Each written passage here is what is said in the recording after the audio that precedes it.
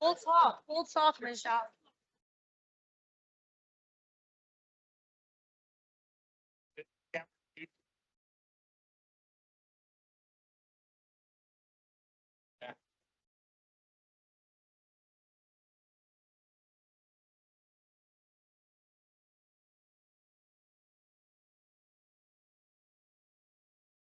All right, everyone, we're about to get started. If we can silence our cell phones, find our seats, close the back door and side doors, I greatly appreciate it.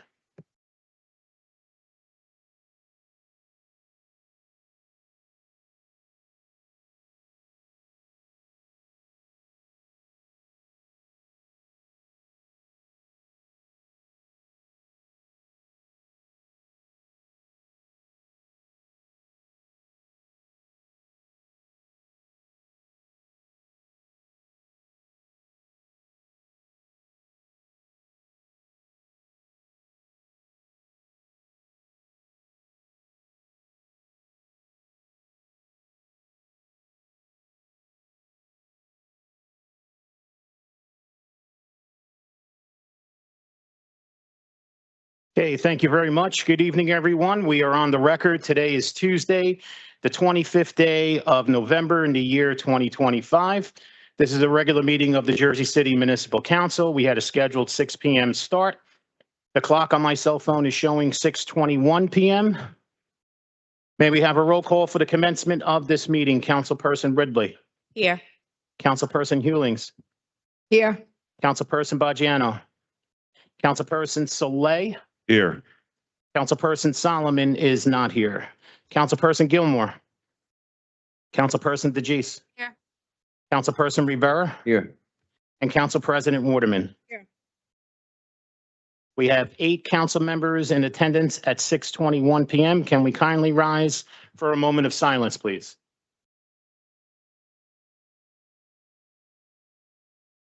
Lynn Ruiz.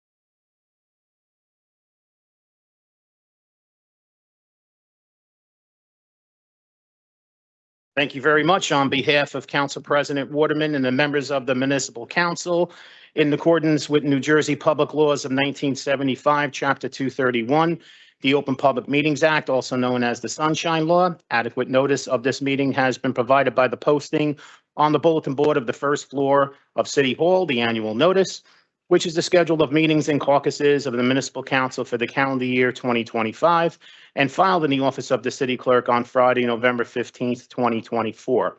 In addition, at its time of its preparation, the agenda of this meeting was similarly disseminated on Friday, November 21st, 2025 at 5:05 p.m. to the mayor, municipal council, business administrator, corporation council, and the local newspapers, and posted on the city's website so I can certify as to our total compliance with the Sunshine Law. Council members, before we move on to our regular business, we have 2 items that we are adding to the agenda. First item is an item that was spoken about at the caucus yesterday. Item 3.5, City Ordinance 25-131, is an ordinance establishing the Jersey City Accessibility Advisory Committee.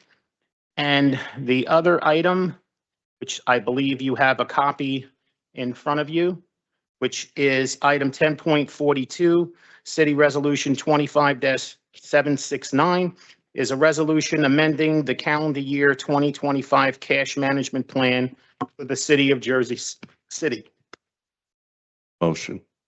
Motion made by Councilperson Soleil, Second. seconded by Council President Waterman to add items 3.5 and 10.42 to the agenda.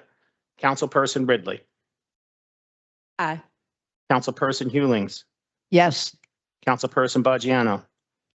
Councilperson Soleil. Aye. Councilperson Gilmore. Aye. Councilperson DeGise. Aye. Councilperson Rivera, Aye. and Council President Waterman. Motion carries 8-0 with Councilperson Solomon absent to add items 3.5 and 10.42 to the agenda. And council members, if you would allow me, we're going to start with our first reading ordinances. Read them to the record. First reading ordinance, item 3.1, City Ordinance 25-127 is an ordinance amending Chapter A 350, Council Rules of Order.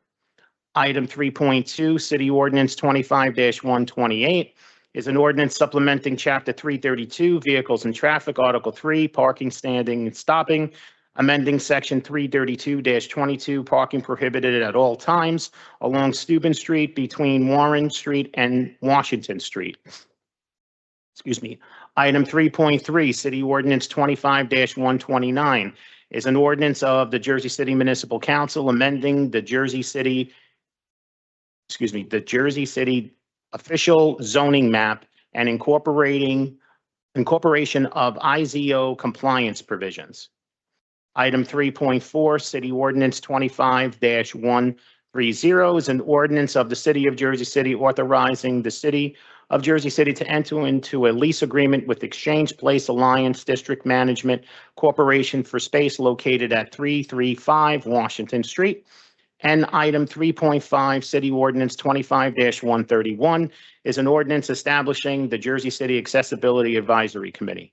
Council members are going to be taking a vote on items 3.1 through 3.5. Councilperson Ridley. I'm going to vote aye for all, but on 3.1, I know we're making changes to the council's rules of orders. I think that maybe that should be something we leave up to the next council, but I'd like to have further discussion. So aye for all. Councilperson Hewlings. Aye for all. Councilperson Bajano. I want to say aye for all, and I want to thank again the planning, the Sergeant B. Anthony Group, and the Persian Field Group for getting this through on 3.3. And aye for all. Councilperson Saleh. Aye for all. Councilperson Gilmore. Aye for introduction.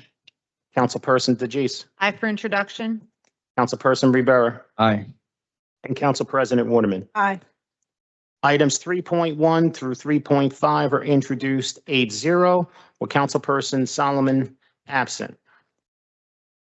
On to our second reading ordinances. As discussed at the caucus, council members, because we just introduced City Ordinance 25-129, the second reading ordinance is pretty much the same ordinance. The new one is new and improved. So as discussed at the caucus, I'll read it into the record, and then we're going to make a motion. Item 4.1, City Ordinance 25-112 is an ordinance of the Jersey City Municipal Council amending the official zoning map and incorporation of IZO compliance provisions. I need a motion to defeat City Ordinance 25-112 without conducting a public hearing because we introduced City Ordinance 25-129. Motion. Motion made by Councilperson Rivera. May I have a second? Second. Second by Councilperson Saleh. On the motion to defeat City Ordinance 25-112 without conducting a public hearing, Councilperson Ridley. Aye. Councilperson Hewlings. Yes. Councilperson Bajano. Aye. Councilperson Saleh. Aye. Councilperson Gilmore. Aye, I just want to say, because I know some people be watching, they don't know exactly what's going on. So essentially what we did was we voted in 3.3 for introduction. 4.1 was essentially a duplicate, but it was different demographics as it relates to what can be built and stuff like that. So I just wanted to say that because I know a lot of time people be saying, we don't even know what y'all talking about and y'all take for granted that everybody understands. So I just wanted to reflect. That's what we were doing. Okay. Aye. I thought I did explain that, but it's okay. Councilperson DeGise. Aye. Thank you, Councilperson Sean. Rivera. Aye. And Council President Waterman. Aye. Motion to defeat City Ordinance 125 without conducting a public hearing is approved 8-0, with Councilperson Solomon absent. So with that being said, we're going to be taking a vote to defeat City Ordinance 25-112. So when you're voting, you should be voting nay. Councilperson Ridley, No. Councilperson Hewings, Aye. Oh. Yeah, I thought you said everybody understood, Sean. if everybody listened. Councilperson Hewings, we're voting to defeat City Ordinance 25-112. So when you're No. looking to defeat an ordinance, your vote should be nay or no. Would you like my Councilperson answer? Hewings, No. Councilperson Bajano, I say no? did you vote? No, no. Councilperson Saleh, I'm joking, no. Councilperson Gilmore, No. Councilperson DeJeece. No. Councilperson Rivera, No. and Council President Waterman. No. City Ordinance 25-112 is defeated 0-8 with Councilperson Solomon absent. Guys are killing me, Smalls, killing me. All right, next ordinance, item 4.2, City Ordinance 25-119 is a bond ordinance providing for various capital improvements by and in the city of Jersey City and the county of Hudson, state of New Jersey, reappropriating $58,393,447.96 in excess or bond or note proceeds from various bond ordinances not needed for their original purpose to finance the cost thereof. I believe we're going to make a motion to carry City Ordinance 25-119 to the December 10th, 2025 meeting. But before we do that, I'm going to allow our acting business administrator to address the council. Thank you, Sean.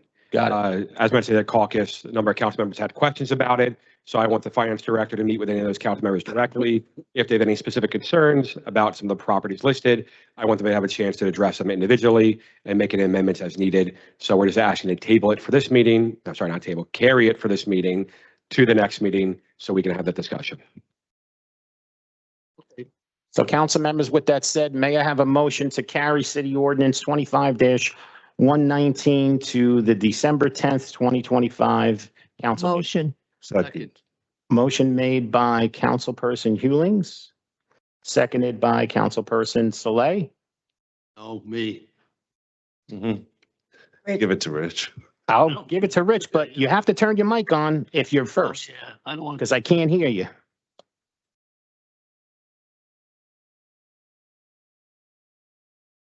All right. Motion to carry City Ordinance 25-119 to the December 10th, 2025 meeting. Motion was made by Councilperson Hewling, seconded by Councilperson Bacciano. On the motion to carry City Ordinance 25-119 to the December 10th meeting, Councilperson Ridley, Aye. Councilperson Hewlings, Aye. Councilperson Bajano, Aye. Councilperson Saleh, Aye. Councilperson Gilmore, Aye. Councilperson DeJeece, Aye. Councilperson Rivera, Aye. and Council President Waterman. Motion carries 8-0 with Councilperson Solomon absent. On to our next second reading ordinance, item 4.3, City Ordinance 25-120 is a franchise ordinance granting permission to 201 Newark Avenue Property LLC, its successors and assigns to construct private improvements within the sidewalk area of the Jersey Avenue public right-of-way adjacent to Lot 5, Block 12702 on the official tax assessment map of the city of Jersey City. I believe this is also going to be tabled prior to conducting a public hearing, and I believe our acting corporation counsel would like to address the city council. Sure, Sean, we did receive communication from the attorney for the applicant, and he would like it tabled or however we can do it. So we're going to, and I did speak to the attorney as well, we're going to table City Ordinance 25-120 prior to conducting a public hearing. May I have a motion? Motion. Second. Motion made by Councilperson Rivera, seconded by Councilperson Saleh. On a motion to table City Ordinance 25-120 prior to conducting a public hearing, Councilperson Ridley. Aye. Councilperson Hewlings. Aye. Councilperson Baggiano. Aye. Councilperson Saleh. Aye. Councilperson Gilmore. Aye. Councilperson DeJeece. Aye. Councilperson Rivera. Aye. And Council President Waterman. Motion carries 8-0 with Councilperson Solomon absent. On to our next second reading ordinance, item 4.4, City Ordinance 25-121 is an ordinance amending Chapter 3, Article 10 of the Jersey City Municipal Code. This is a public hearing on this ordinance. Any member of the public wishing to be heard, please come up to the podium and state your name for the record. Motion. Second. Motion to close the public hearing on City Ordinance 25-121 was made by Councilperson Rivera, seconded by Councilperson Saleh. On the motion to close the public hearing on City Ordinance 25-121, Councilperson Ridley. Aye. Councilperson Hewlings. Aye. Councilperson Baggiano. Aye. Councilperson Saleh. Aye. Councilperson Gilmore. Aye. Councilperson DeJeece. Councilperson Rivera. Aye. And Council President Waterman. Motion carries 8-0 with Councilperson Solomon absent. For final consideration and adoption of City Ordinance 25-121, Councilperson Ridley. Aye. Councilperson Hewlings. Aye. Councilperson Baggiano. Aye. Councilperson Saleh. Aye. Councilperson Gilmore. Aye. Councilperson DeJeece. Aye. Councilperson Rivera. Aye. Council President Waterman. City Ordinance 25-121 is adopted 8-0 with Councilperson Solomon absent. On to our next second reading ordinance, item 4.5, City Ordinance 25-122 is an ordinance supplementing Chapter 254, Property Maintenance, Article 9, Maintenance and Responsibilities of Owners and Managers, amending Section 245-45, General Safety and Sanitation, to align the facade inspection standards with best practices. This is a public hearing on this ordinance. Any member of the public wishing to be heard, please come up to the podium and state your name for the record. Before you do that, just give me 1 second, Kev.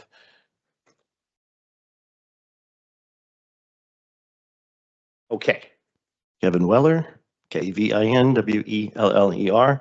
I won't need the whole 3 minutes, not even close. I read it last night for the first time. I noticed that it's essentially taking the 5-year inspection and moving it out to a 10-year inspection. As people in the room may remember, the reason this ordinance came to be in the first place is when there was a collapse in Florida due to leaks in a building that wasn't managed properly. And so lots of municipalities, including Jersey City, put in place a mandatory facade inspection to avoid that kind of a problem. At Portside, we have just such a problem. We've had leaks because of this ordinance. The facade had been inspected and repairs have been made, and we are safer because of it.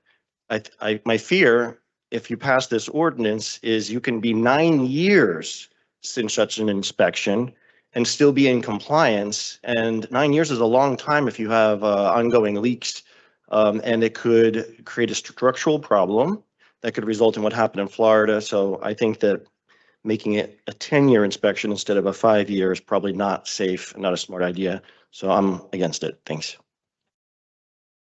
This is still a public hearing on City Ordinance 25-122. Any member of the public still wishing to be heard, please come up to the podium and state your name for the record. Motion. Second. Motion to close the public hearing on City Ordinance 25-122 was made by Councilperson Saleh, seconded by Councilperson Rivera. On the motion to close the public hearing on City Ordinance 25-122, Councilperson Ridley. Aye. Councilperson Hewlings. Aye. Councilperson Baggiano. Aye. Councilperson Saleh. Aye. Councilperson Gilmore. Aye. Councilperson DeJeece. Councilperson Rivera. Aye. And Council President Waterman. Motion carries 8-0 with Councilperson Solomon absent. For final consideration and adoption of City Ordinance 25-122, Councilperson Ridley. Just a quick question, because a good point was brought up. What is, I guess, the basis for us switching to the 5? So this came from the construction and buildings department themselves. This brings us in line with the state regulations. The state actually has the 8 years compared to what we currently have. So we're just trying to bring our code of regulation with the building standards at the state level. You said that the state, how long is the state, Peter? We're essentially just copying what the state promulgates for the whole state. Okay. Aye. Councilperson Hewlings, Aye. Councilperson Bajano, Aye. Councilperson Saleh, Aye. Councilperson Gilmore, Aye. Councilperson DeJeece, Aye. Councilperson Rivera, No. and Council President Waterman. City Ordinance 25-122 is adopted 7-1, with Councilperson Rivera voting no and Councilperson Solomon absent. On to our next second reading ordinance, item 4.6, City Ordinance 25-123 is an ordinance of the Jersey City Municipal Council amending the Jersey City Land Development Ordinance, Chapter 345, Article 1, Section 6, Definitions, Chapter 345, Article 5, Section 62, Residential Design Standards, and Chapter 345, Article 5, Section 63, Non-Residential Design Standards. This is a public hearing on this ordinance. Any member of the public wishing to be heard, please come up to the podium and state your name for the record. If we're going to have many people, just line up in an orderly fashion. And I would just need for you to come up to the podium and spell your name for our court reporter. My name is, Just give me 1 second because I got to get the camera on you.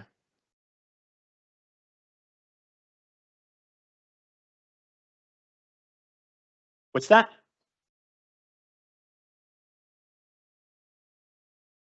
I'll try to look at that when they're speaking. Your name?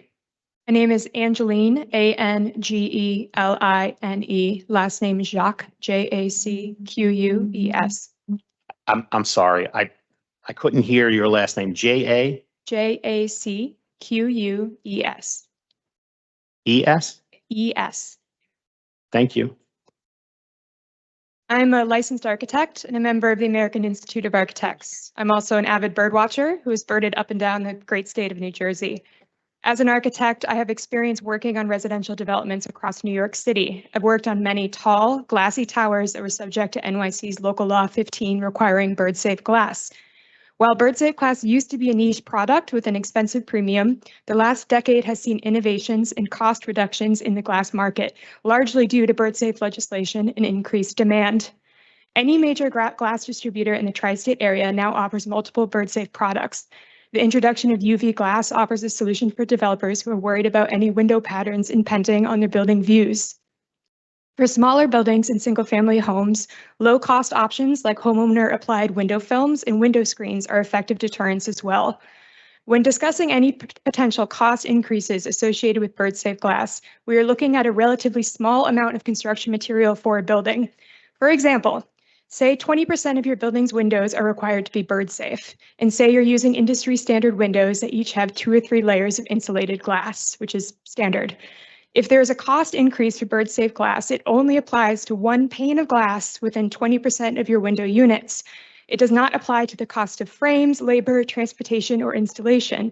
It is a fraction of your window budget and a smaller fraction of your overall construction budget. In return, bird-safe glass can help developers seek sustainability credits for their projects. Bird-safe glass is a qualifying credit in the LEED benchmark system for sustainability.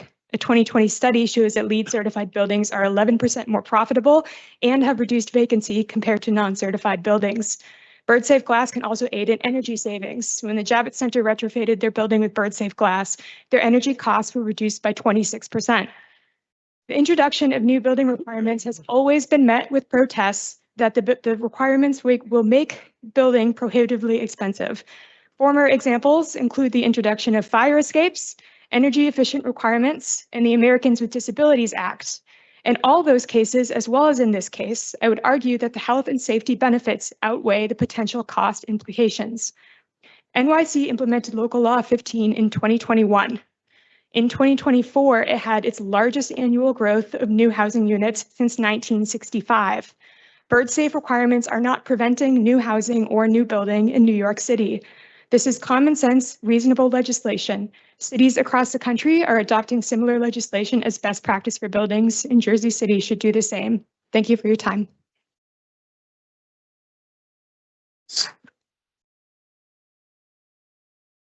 You can just state your name and spell your name for the record. Hi, my name is Saman Mahmood. Spell that S-A-M-A-N. My last name M-A-H-M-O-O-D. M-O-O-D. D. Thank you.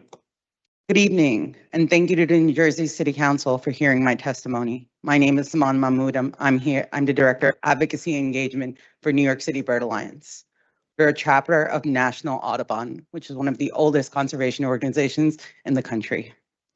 My organization protects birds and biodiversity through science research and community engagement. While our work usually focuses on the other side of the Hudson River, birds are not limited to city or state lines. What affects New York City's birds affects New Jersey's birds and its people. Birds are a critical part of a healthy and functioning ecosystem. They control pests, pollinate plants, and disperse seeds. That's even true in urban environments like Jersey City. More than 350 birds pass through the metropolitan area as we are along the migratory flyaway. But birds are in steep decline here and across the country. Our urban landscapes pose a serious threat and risk to birds. Collisions with glass and building structure kill over 1 billion birds. Yes, that's billion with a B per year. Collisions affect humans as well, as many people can find their first connection with nature through birds. And it's a stressing experience to enter your home, business, or school to step over dead birds in the way.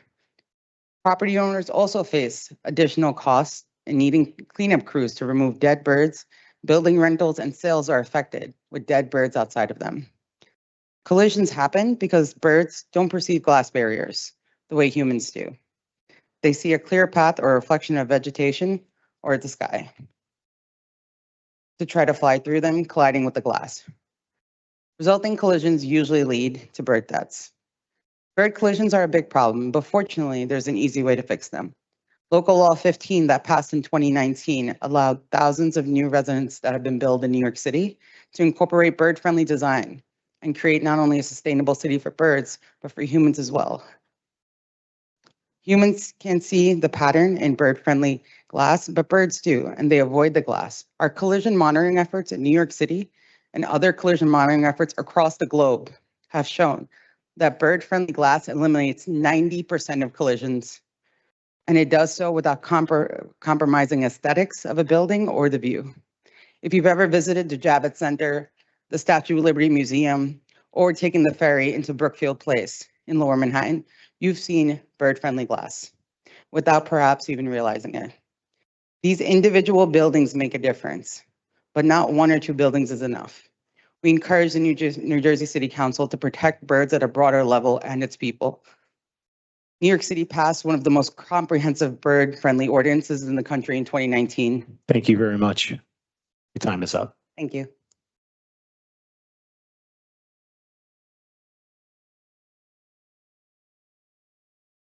Hey, Danielle. Danielle, D-A-N-I-E-L-L-E, D'Adamo, D as in David, A, D as in David, A-M-O. Thank you. Good evening, Council President and members of the Municipal Council. This ordinance is simple, effective, and long overdue. It introduces clear science-based definitions like bird-friendly materials, bird hazard installations, and threat factor, and applies these standards to new construction, major rehabilitation, and additions up to 100 feet. These guidelines follow proven national models and reflect decades of research on how reflective glass, transparent corners, and certain lighting patterns contribute to preventable bird deaths every year. What I appreciate most is that this amendment is not a burden. The fact sheet demonstrates that bird-safe materials typically add well under 1% to construction costs. Developers get clarity, planners get consistency, and residents get buildings that reduce collisions, support healthier habitats, and align with our city's environmental and sustainability goals. As someone who works on community forestry, green infrastructure, and long-term environmental planning in Jersey City, I see this ordinance as a key piece of a larger picture. We cannot talk about climate resilience, biodiversity, or healthy neighborhoods without also embracing responsible design. Cities across the country have already adopted these standards. Tonight, Jersey City has a chance to join them in a way that is practical, affordable, and meaningful. I also want to briefly address a misleading email circulated to council by Better Blocks New Jersey. It contains incorrect information, and most concerning, it twists the work of Jim Cubby, one of the researchers on the Muhlenberg Bird Safe study. Jim reached out to express his concern in writing.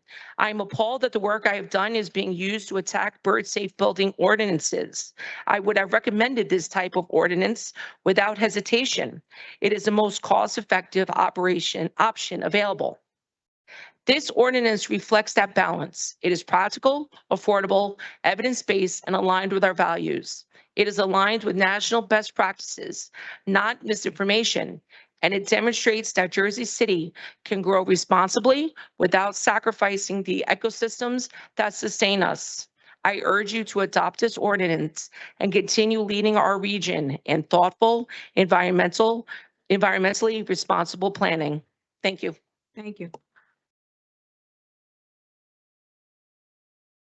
Name? Lauren Morse, Morse, like Morse code. Lauren? Lauren And say that again. Morse, Morse. Thank you. Thank you. Good evening, council members. I'm here to speak in favor of the bird-friendly design standards. Like New York City and Newark have, we should take the step of ensuring new construction is bird-friendly. As others have noted, an estimated 1 billion birds die annually in the US from window strikes, thousands of them here in Jersey City. Birds collide with windows because reflections in the solid glass look like open sky or trees. Many die immediately on impact. As a volunteer with For the Birds, I've picked up many dead, including 3 species I'd never seen in Jersey City before. I should have seen them foraging in the wild or flitting among the trees, not dead on a sidewalk. Sometimes the bodies we collect are warm. Sometimes we collect so many that the bags feel heavy, and birds don't weigh very much. Many weigh between 10 and 20 grams, which is just 10 or 20 paper clips. As horrible as it is to find so many of our feathered friends dead, it's also devastating and heart-wrenching to find them injured. When a bird strikes a window, they can get concussions, hemorrhage, or injure their spines. Seeing a bird with a broken neck, even once, is too many times. After the first strike against the window, there's also a second impact when the bird falls to the ground that can further injure or kill them. I found one bird, a gray-cheeked thrush, a shy bird with a buzzy flute-like song, on his back after a window strike when I was monitoring in September. His chest was heaving as his body rushed oxygen through his system, responding to the traumatic strike and fall. Within seconds, he was fighting to stand, his eyelids half up and body shaking. I grabbed him and put him in a paper bag to take him to Wild Bird Fund, a rehab facility in New York City. He fluttered the whole way there, probably terrified, nauseous, and in pain, adrenaline rushing through his body. Imagine being in a terrible car accident and a giant creature picking you up and stuffing you in a bag, setting you down in a car. You feel every bump in the road, not knowing why you are suffering or what will happen next. I was relieved because he arrived alive at the rehab facility. Many do not. I hoped he would live. But he had a broken bone in what is similar to our hip bone, and there was no hope of repair. So after he filled a forest with his sweet spring song, after he foraged for berries and insects, and after he flew thousands of miles under the cover of night from Canada, drawn to South America by an ancient call, he was euthanized because he hit a window in Jersey City. It is senseless. We can do better. This ordinance is a clear, common sense solution. It will build a better city for us, our children, and generations to come. Do this for the birds. but also do this for us. Thank you. Thank you. On, go on. On. Hold on. Your name? Hi, it's UTYU. Say that again. I'm sorry. UT? Yeah, UTYU space TI. You're too far away from the mic? Because Hi. remember, I'm hearing what is being broadcasted forward, not back this way. Okay, it's YUTI. Thank you.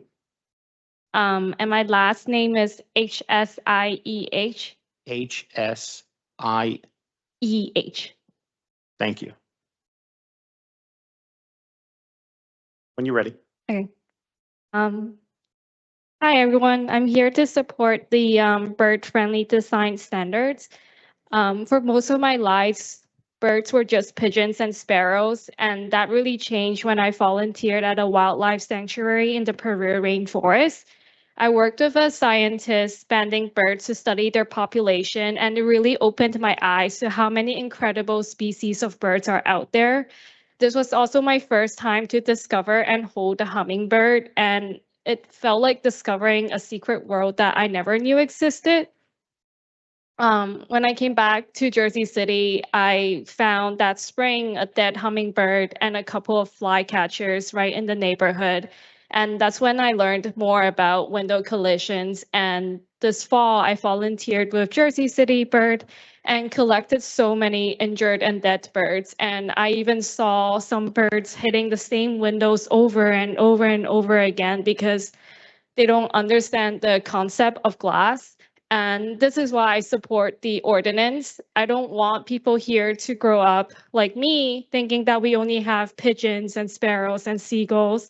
I don't want the first time that someone notices a white-throated sparrow or a junco or a hummingbird to be when it's lying on the sidewalk. It's a very traumatic experience. And I really want our community, especially future generations, to have the chance to see those birds alive, to enjoy bird watching, and maybe even volunteer and learn more like I did. And I truly believe that this ordinance is a simple step that will save birds and help keep our city full of life. And I hope you'll vote yes. Thank you. Thank you.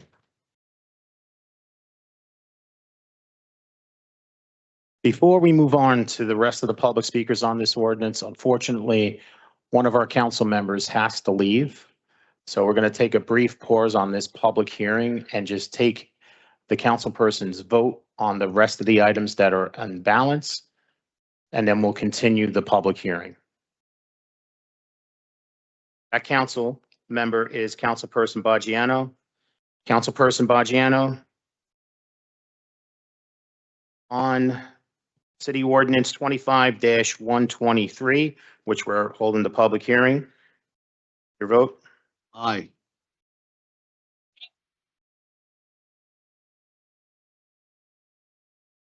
We're going to carry City Ordinance 25-124 to the December 10th meeting. So I won't ask your vote on that. The next vote will be Ordinance 25-125. I'm gonna abstain on it now. Hopefully there's gonna be a change and it's gonna come back. Okay. And on Ordinance 25-126. Aye. No. Which one is it? No. Okay, Aye. hold on. Your vote on claims and addendums number 1, 2, 3, and 4. Aye. Your vote on city resolutions, items 10.1 through 10.13. No on 10, 11. No on 10, 11, aye on all the rest. Yes. Your vote on items 10.14 through 10.23, 10.17, there was a minor change for unhoused by obtaining, instead of 1 mobile outreach units, it's 2 mobile outreach units. So your vote on items 10.14 through 10.23. Aye.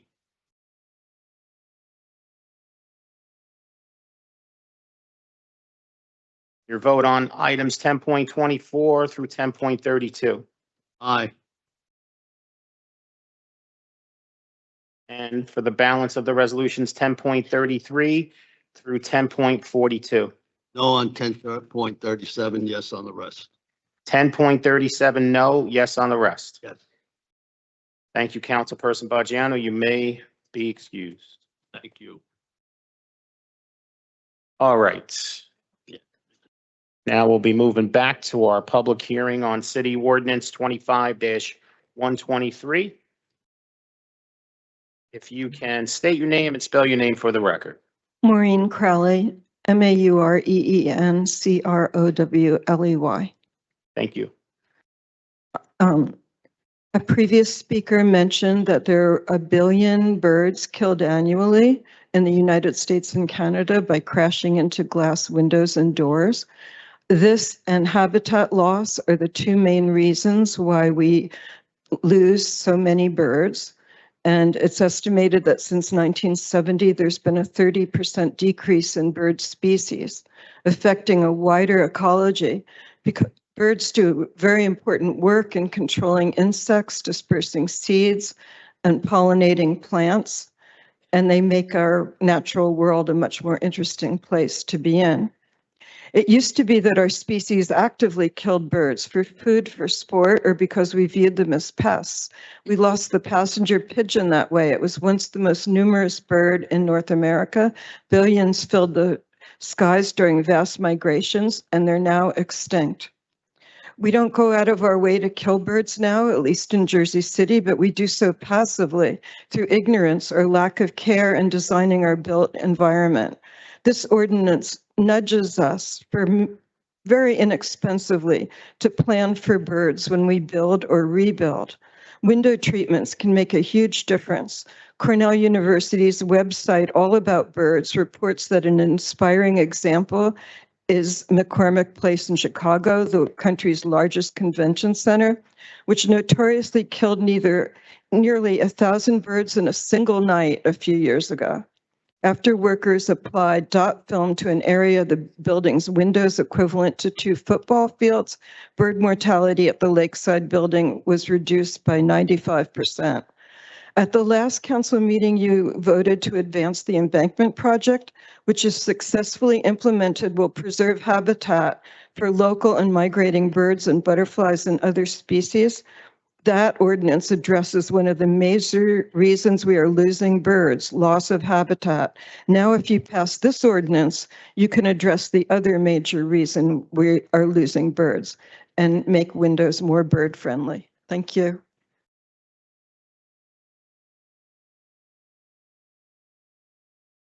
Come on up. If you can just raise the mic.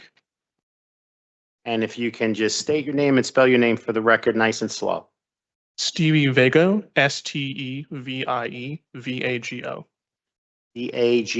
Yep, V is in Thank you. violin. Good. Okay. My name is Stevie, and I'm speaking on behalf of For the Birds, which is a collision monitoring project in Jersey City. New York City Bird Alliance estimates that between 90,000 and 230,000 birds are killed each year in New York City from window collisions. Like New York, Jersey City is on the Atlantic Flyway, a major migratory route. Volunteers from Project Safe Flight have been monitoring window strikes in New York City since 1997, collecting data on dead and injured birds. We do not yet have data on how many birds die in Jersey City each year. It will take a long-term effort like Project Safe Flight to get real estimates, but the numbers keep growing year after year as more and more buildings go up and our city expands. We can tell you what we have seen during our monitoring this past fall. We have a small group of volunteers that goes out during migration to patrol 2 routes.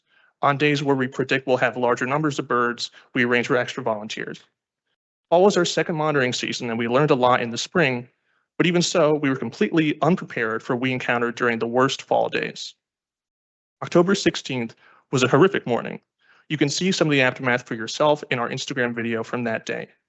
That footage was taken at just one building over the space of about 45 minutes, and dozens of dead birds littered the ground when we arrived. More kept crashing as we recovered the injured ones. That morning, in addition to collecting at least 60 dead birds, we transported more than 20 injured birds to Wild Bird Fund. All along the waterfront route, our volunteers collected dead and injured birds. The birds we recover are only a fraction of the story. Many fly away in a burst of adrenaline only to die later from injuries, concussions, head trauma, or broken bones. American Bird Conservancy estimates that only about 20% of birds killed on impact are actually found by people searching for them. Others get swept away or scavenged before anyone finds them, or they blend into their surroundings. Many collision victims fall into spaces where they can't be retrieved: ledges, awnings, greenery, fenced areas that are inaccessible. Building workers are out early, sweeping whatever they find into the trash. That includes dead birds and sometimes injured ones. These workers are just doing their jobs, and some talk to us about what they see and the numbers of dead birds they find. Many of them, too, want to know how to prevent this. This problem is not restricted to a few collision hotspots or the most built-up areas of the city. Birds can collide with windows anywhere, but there are solutions for all aspects of this problem. That fact is hopeful and empowering. Jersey City can do so much better, and yes, it will take a little effort, but that effort is worth it, not just for the birds that are immediately saved from colliding with windows, but from the generations of birds that will come from those saved. I'd like to thank you for your attention, and I hope you'll vote yes and help us protect Jersey City's birds. Thank you.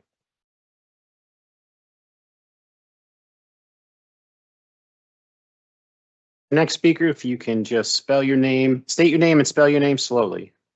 Good evening. My name is Eric Connor, ERICCONNER. Thank you, Eric. I am the co-founder of Better Blocks, New Jersey, a longtime resident of Jersey City, and an Eagle Scout. Conservation, environmental protection, green space are important to me. We have heard from advocates in favor of this ordinance that the loss of land is a leading contributor to bird deaths. I do not dispute that bird strikes happen against glass windows. What I am concerned about is that the City Council has not taken the time to do proper due diligence on the costs associated with this ordinance. Jersey City is proposing to put in place the most restrictive bird safety glass law in the country, more restrictive than our neighboring city in Newark, more restrictive than our neighboring city in New York, more restrictive than Toronto, Canada, the only site where a comprehensive study has been done on this type of ordinance. Now, we all, of course, want to protect the environment, but we also have to consider the human and financial costs. Glass of this type is 2 to 3 times more expensive than ordinary glass. This ordinance not only applies to new construction, new commercial construction, new residential construction, it technically applies to all buildings, which means it will be increasing costs for existing homeowners as well as future homeowners and renters. This is something you have to consider very, very carefully before voting yes. Are you willing to increase the cost to live in Jersey City? Are birds, no matter how important, how vital to our environment, more important than raising costs here? Now, if we raise costs here, what happens? More people move out into the suburbs, more green space is despoiled, more trees cut down, more homes, more McMansions built elsewhere in New Jersey. I love our cities. I want our cities to thrive and be successful. I want more people to live here because it is environmentally one of the best things you can do. Now, is there a compromise where bird glass might make sense? Yes, but let's look at the successful implementations. Let's look at what Toronto did. Let's look at what Newark did. Let's not surpass what other cities have done with an untested ordinance when, as the advocates admit, they do not have reliable numbers on what is happening here in Jersey City. I ask you, if Jersey City were to foot the bill for this, would you vote for it? If you were given a number of the cost to replace or put new windows in, would you vote for it then if the city footed the bill? Why are you passing it on to the taxpayers? That's all I ask you to consider. Vote no. Thank you.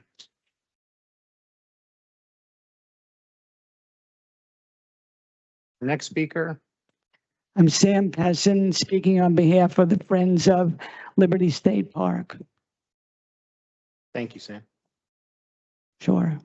I'll leave it to others to counter the economic points that the previous speaker made. Internationally, bird numbers are declining fast and window collisions are a major factor.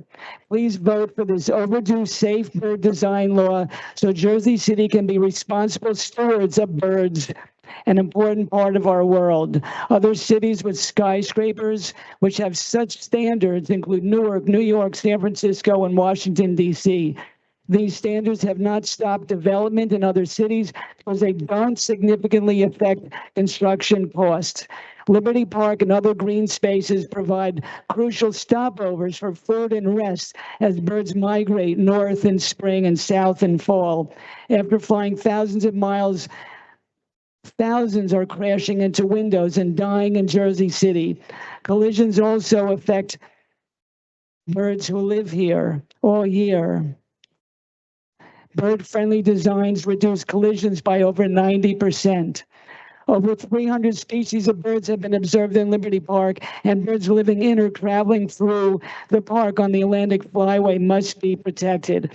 I bet if you asked all the school children in Jersey City and all teachers and all clergy members if they would want to protect birds from being killed by collisions, they would all want you to support this compassionate law. St. Francis saw all creatures as brothers and sisters because they are all created by God. And he preached that humans have a duty to praise and love them. Dr. Martin Luther King viewed nature as sacred and wrote, although God is beyond nature, he's also inherent in it. On Thanksgiving, we mark the Harvest Gratitude Party with Native Americans and pilgrims. Native Americans' philosophy emphasizes deep respect, stewardship, and a sense of kinship with the natural world. We know the American history of Native Americans being killed, given diseases, having their land taken, and being forced onto reservations. Near where the Science Center is, in 1643, the Dutch massacred 120 Native Americans. Maybe their spirits are in this room tonight. So to honor the lives and the philosophy of Native Americans, I urge you to pass this law. So please keep birds safe. Please do this right thing. It's a no-brainer. This is a righteous law. And as Christmas is coming and all year round, we should be doing what's in the best interest of nature and of beautiful birds. So thank you very much.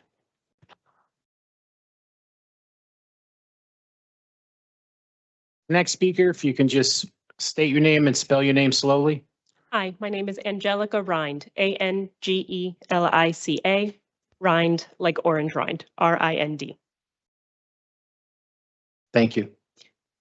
Good evening. My message is to kindly and truly request your support for this ordinance. As a born and raised resident of Jersey City, one of my favorite qualities about the place we live and work is its diversity.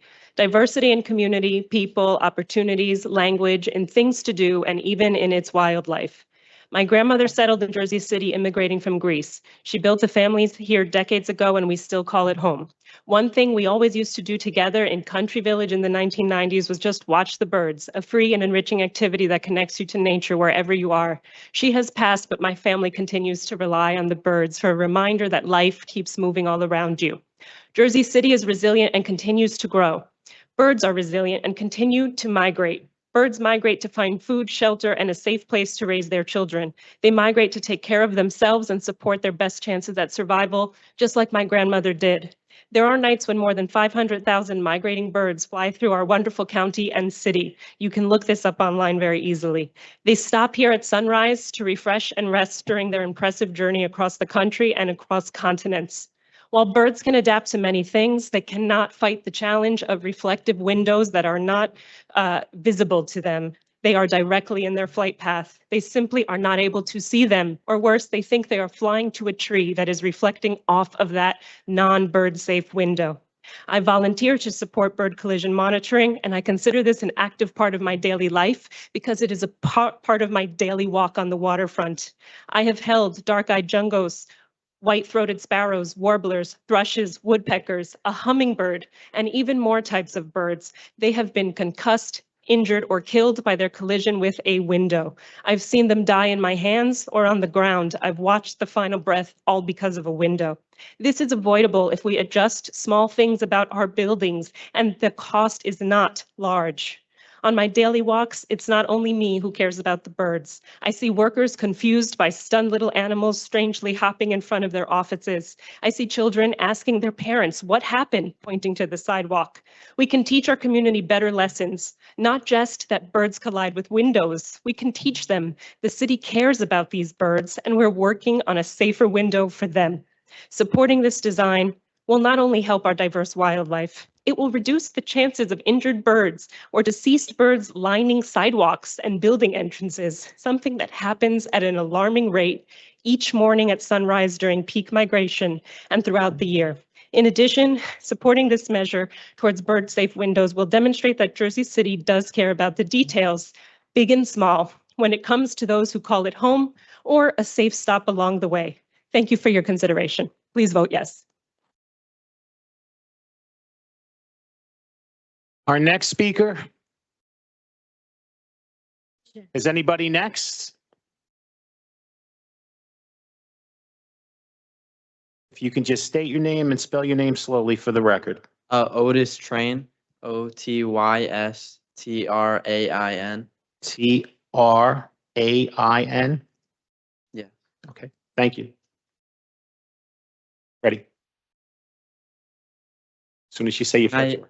I'm an environmental science major at High Tech High School, and I love birds and want to protect them. And there was a morning when I woke up and there was a bird called a Swainson's warbler that was found in Brooklyn Bridge Park.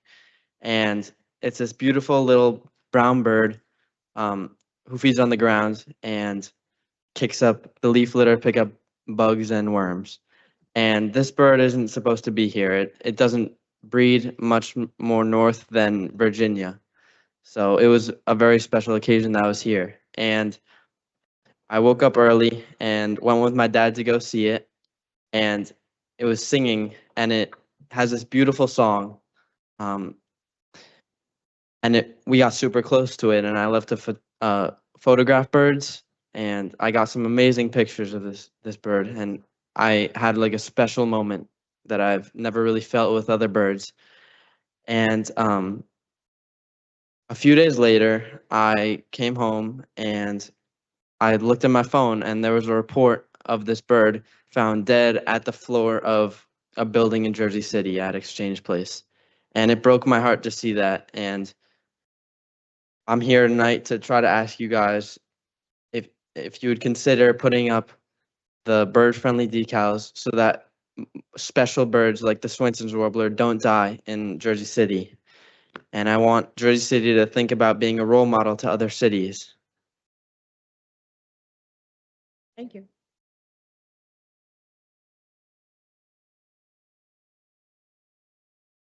You can state your name and spell your name for the record slowly. Okay, it's a Marshall Carrero, Marshall Correro. E-R-O? Thank you, Marshall. Thanks. Thank you, Council. I strongly urge you to vote yes on this ordinance. I want to share a story about Victory the Hawk. You could show everyone Victory the Hawk. Turn around and show everyone. This is Victory. Victory was found on Halloween, grounded and unable to fly on Pavonia Avenue between Summit and Baldwin. He was discovered by my 8-year-old twin neighbors, Juno and Veda. They immediately recognized that something was wrong. Viking was disoriented, unable to stand steadily, and showing clear signs of trauma, all classic indicators of a high-impact collision. They called Jersey City Animal Shelter, who responded quickly, but our shelter is not equipped to treat wild raptors. My wife, Kim Carrero, and Carol McNichol drove Viking to the Wild Bird Fund in New York City because it was clear he needed urgent medical care. There, veterinarians diagnosed him with a concussion, dehydration, and a fractured beak. They suspected he had struck a glass window, a leading cause of injury and death for birds in urban environments. A broken beak is life-threatening for a hawk. It prevents feeding, invites infection, is painful, and requires immediate intervention. Viking received IV fluids and supportive care, and after 2 weeks in New York City, he was transferred to the Raptor Trust in Millington, New Jersey, where he continues treatment. Viking is one of hundreds of injured birds transported to medical care by Jersey City Birds this fall alone. Jersey City sits directly on the Atlantic Flyway, which is one of the most important migratory routes of the East Coast. Millions of birds pass through our city every year. Collisions with glass kill up to 1 billion birds annually in the United States. This is a crisis, but unlike many environmental challenges, this one has a proven and highly affordable solution. Bird-safe building design works. Cities across the country, including New York, Newark, Chicago, San Francisco, Washington, D.C., have adopted similar standards with great success, often at less than 1% additional cost when incorporated during design. So the millions that developers are making, this little amount can go so far. Viking received his name from Juno and Veda for his strength and resilience. With one vote, we have the opportunity to prevent countless injuries and deaths, protect migratory wildlife, and demonstrate that Jersey City is ready to lead New Jersey in sustainable urban design. I respectfully ask you to vote yes on this ordinance. Thank you.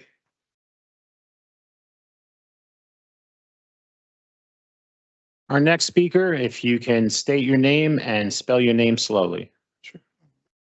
My name is Dario Gutierrez. My last name G-U-T. You got to spell your first name for me too. D-A-R-I-O. And last name is G-U-T-I-E-R-R-E-Z. R-R-E-Z? Yeah. So, I also belong to Better Blocks, New Jersey. I have a few people up here. We're going to spare you, have all of us having a talk. But I wanted to add a couple of things to what Eric said before. Just bring the mic up towards you. I just wanted to add a couple of things to what Eric said before. Okay, so first of all, I just want to address some comments. Jim Kuby, okay, we never used his study. We never said that we're using his study to say that the costs are high. I talked with Jim Kuby and he basically told us that it was not appropriate to use this 0.4% cost estimate for residential construction and for construction today, because the cost today, he was assuming a 25% upcharge or premium for the glass. Right now, as Eric mentioned, that premium is about 100% to 300%. I actually called a distributor of this glass on Long Island, and I asked them how much this would cost extra. They said about $15 a square foot to $20 a square foot. That doesn't sound, like anything to any of us, right? So just like to think about it concretely, I thought about my own house. I don't live in a glass condo. I live in a vinyl siding house with 11 windows. The cost for those 11 windows, at $15, $20 a square foot, it comes out to about $2,400 to $3,000. All right. And, I live in a house, again, it's not that much glass. I've never seen a bird crash into any of my windows. Okay. But you're saying that for that amount of glass, a $3,000 cost to save a number of birds that we don't even know, right? Again, talking about Jim Kuby, who came up with this cost estimate, in an email that was sent to you today, Council, he estimated that 5 buildings would save 360,000 birds a year. Okay, somebody else, I think his name was Stevie, mentioned that in all of New York City, 90,000 to 230,000 birds die a year. Okay, so this is their expert for cost estimates is a guy who's saying that 5 buildings would save 360,000 birds a year, when only 230,000 at most birds a year are dying in all of New York City. So, I think you should really look at those numbers with skepticism. The other thing I wanted to say again is New York City's ordinance doesn't cover a lot of the things that we're covering here, which is like renovations, new construction above, so New York City's ordinance only goes to 75 feet. This goes to 100 feet. Somebody mentioned Toronto. Toronto doesn't cover buildings that are 3 stories or lower. Toronto only covers the first 39 feet or 12 meters. This would cover 100 feet. Okay. This ordinance is more expensive than the one in New York. It's more expensive than the one in Toronto. It's more expensive than the one in San Francisco. Okay, and the one in Chicago, and all the ordinances that you can see on the American Bird Conservancy website, none of them is stricter than this one. Okay, and the last thing I wanted to say is, I just ask you to carry this and Thank the you. ordinance. Your time is up. Thank you.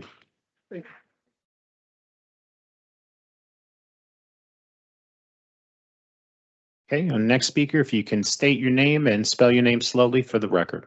Yeah, Harriet Bailey, Harriet Baile. Sorry, Harriet Iet, Bailey.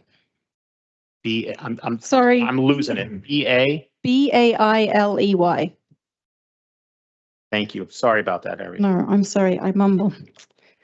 I'm Harriet Bailey, and I'm one of the leaders of the Jersey City chapter of the Feminist Bird Club, as well as a part of the For the Birds project. Birds are indicator species. They are expressions of landscapes. When they fall dead at our feet, we know something is wrong. We are here to ask you to vote yes on Ordinance 25123. You have heard a lot from us over the past few weeks. That's because we want to make sure we are addressing questions and concerns about costs, affordability, and the impact of bird-friendly design, using the wealth of research and expertise that confirms the benefit of these measures.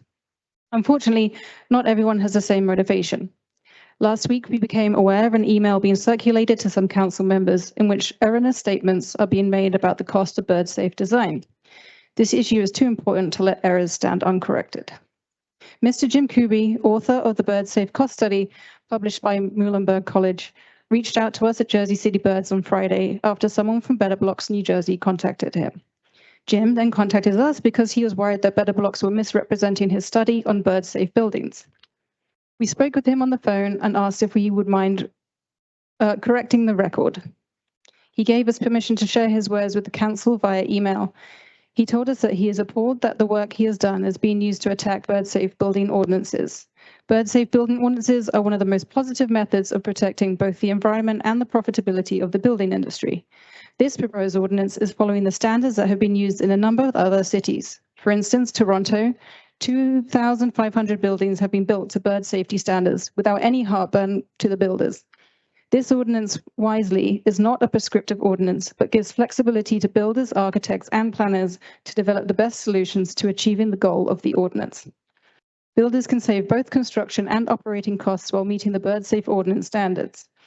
If Better Blocks wishes to rely on my study, Jim Kuby's study, he should have informed the council and other involved that the study recommended bird safe building ordinances because they will have a minimum impact on the construction industry. Better Blocks email also mischaracterized the ordinances in neighboring cities. Neither New York City nor Newark ordinance phased in the requirements over years. Both New York City and Newark have implemented bird-friendly design standards and have seen increases in construction, not decreases. Pallavi Shinde, Newark's Director of Planning and Zoning, testified before the Planning Board that it's a win-win before they unanimously voted in favor of these design standards. For larger construction, there are many affordable options that can also lead to long-term energy savings and help buildings reach sustainability goals, like reducing glass in a design or using ceramic fritting. To restate Mr. Kuby, this ordinance gives flexibility to builders, architects, and planners to develop the best solution to achieving the goal of the ordinance, rather than recommending any one particular type of glass or material. Thank you.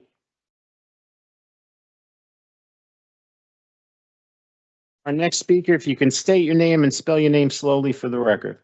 Rachel Emmett, RACHEL EMMET. You're not going slow. What is your last name again? Emmett, EMMET, like the first name. Thank you. All right. Every generation of school children in Jersey City has grown up with fewer birds in the sky than their parents. We often think saving species requires big national laws or the UN, but small changes can make big effects in our little own city. I'm a volunteer with For the Birds. We started our monitoring project a few years ago to be able to bring evidence to different groups, such as the Planning Board and to you, the City Council. We've had a help from a mix: animal lovers, birders, nature lovers, gardeners, some homeowners, some renters, parents of Jersey City youth.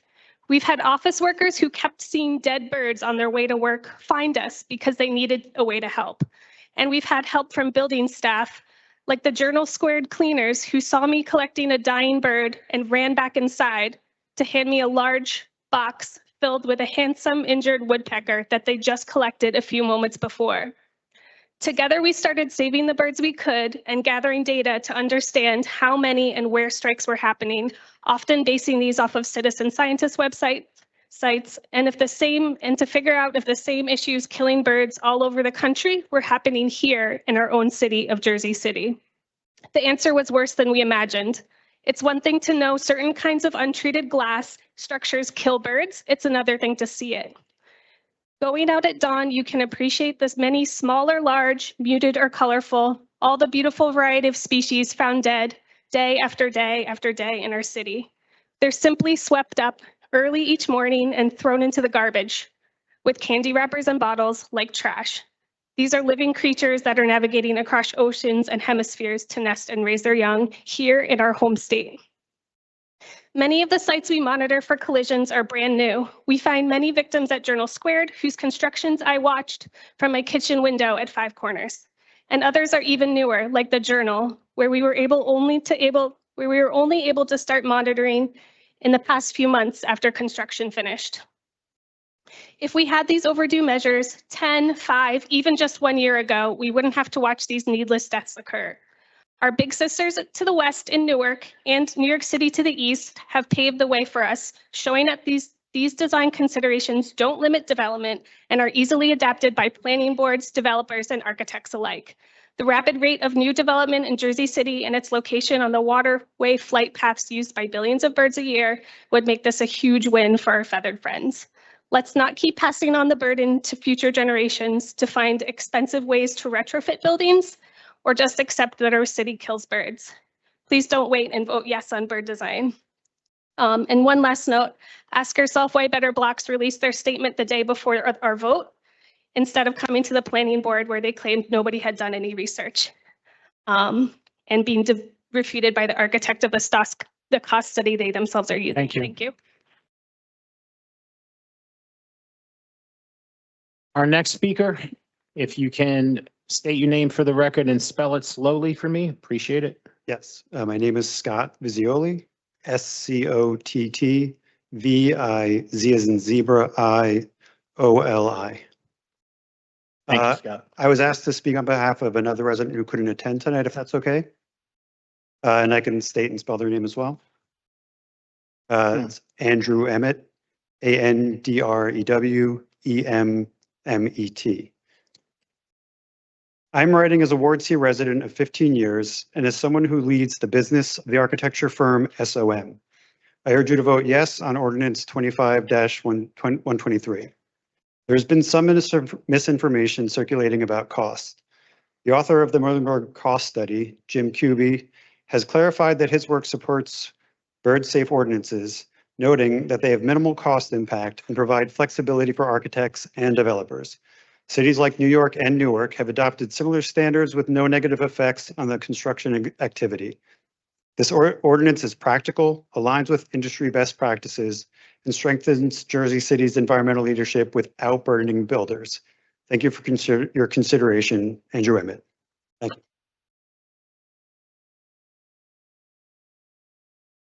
Our next speaker, if you can just state your name for the record and spell it. Jeffrey Train, Jeffrey-Train, like choo-choo. Thank you, Jeffrey. You're welcome. You ready?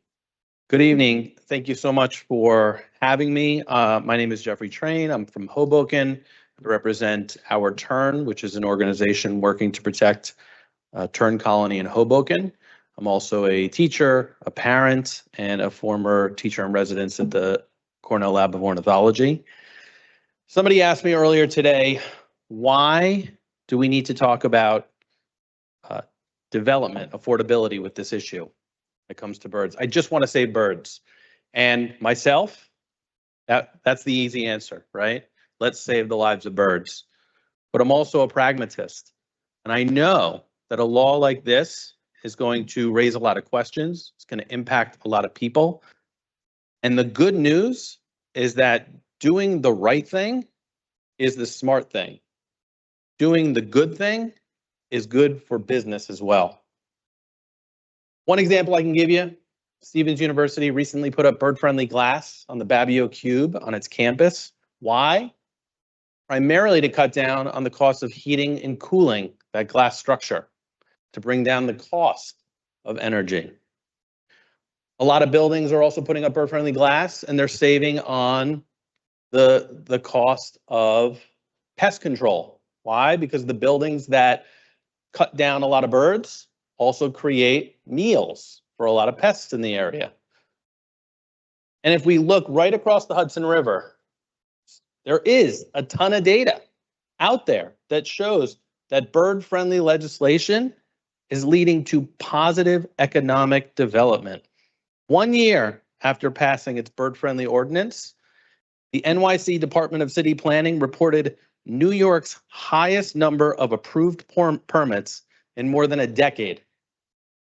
In 2024, 3 years after the legislation, the New York City Department of City Planning reported the highest number of completed units in 15 years. 2 current projects, which comply with New York's local law 15, rent for 30% above market, which is setting a new standard for asset quality. What does that show us? It shows us that this is not a have to. These buildings, these glass structures are now a desirable thing that people want to live in. Please pass this legislation tonight. It is good for birds. It is good for business. It is good for Jersey City. Thank you.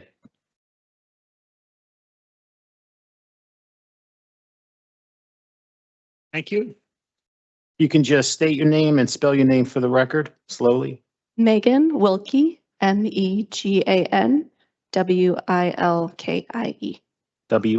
Wilkie. IE. Thank you. Thank you, Council. I just wanted to speak briefly to expand on Better Blocks New Jersey's position. We are a pro-housing group. We think Jersey City has a housing shortage, and because of that, it's caused skyrocketing costs in Jersey City.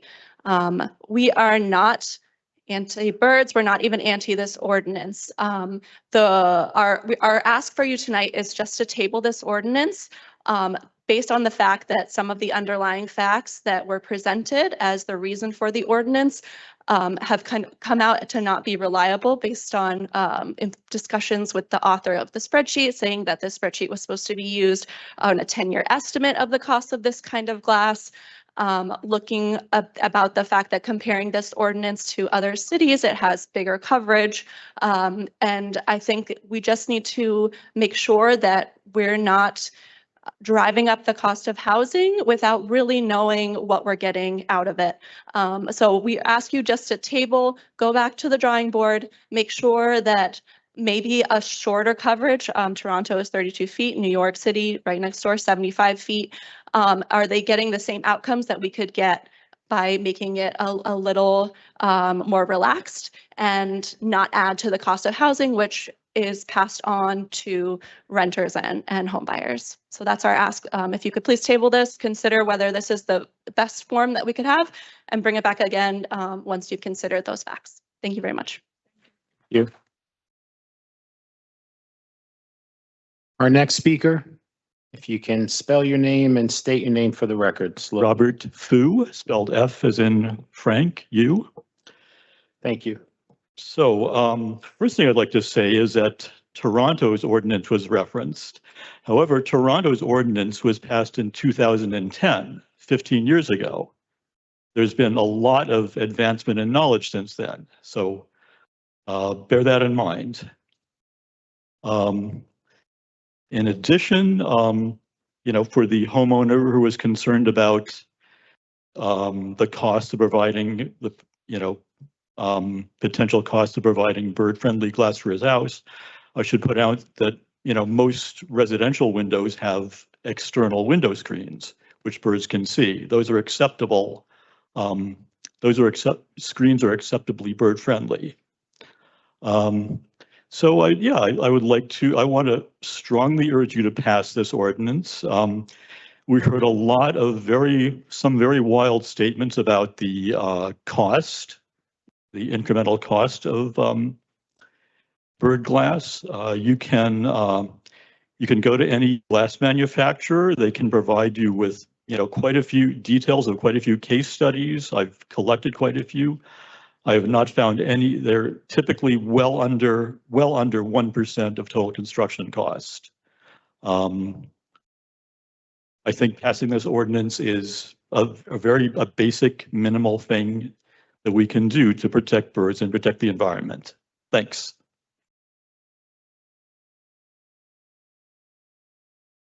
Our next speaker, if you can just state your name and spell your name slowly for the record. Hi, my name is Irina Graziani, and I'm sorry. Irina, I-R-I-N-A, I-R-I-N-A. and last name Graziani, G-R-A-Z-I-A-N-I.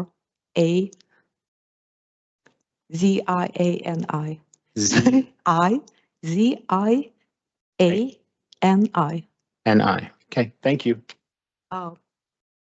Thank you, councilman member, for bringing this ordinance. As a design professional, licensed architect in New York and New Jersey, and lead accredited professional, I can tell you that one of the points that we are living in ecosystem, and that we have to appreciate sustainable approach that we bringing in the city.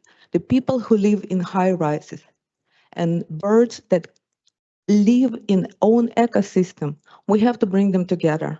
This ordinance will help all of us to understand that nature is a part of our life, and all we want to make in this city is improve quality of our life. As a design professional, I can tell you, we're dealing with this bird safety in measurement on every project. And there is no any evidence that there is increase on construction. There are only few small details that we have to add. This is surface of the glass has to read by birds that this is surface. And it's very minimum, very achievable, because we have to give a benefit of in industry, in construction, that they can do this easily as implementing this ordinance. It just allowed us to bring this quality of life and balance in design, in nature, in one city. And I want to tell you that this ordinance will allow design professional to implement more design, better solution than what we can see right now. You will see that it's going to be improving in every aspect that you can see in the future for the Jersey City. So I urge you to approve this ordinance. Thank you.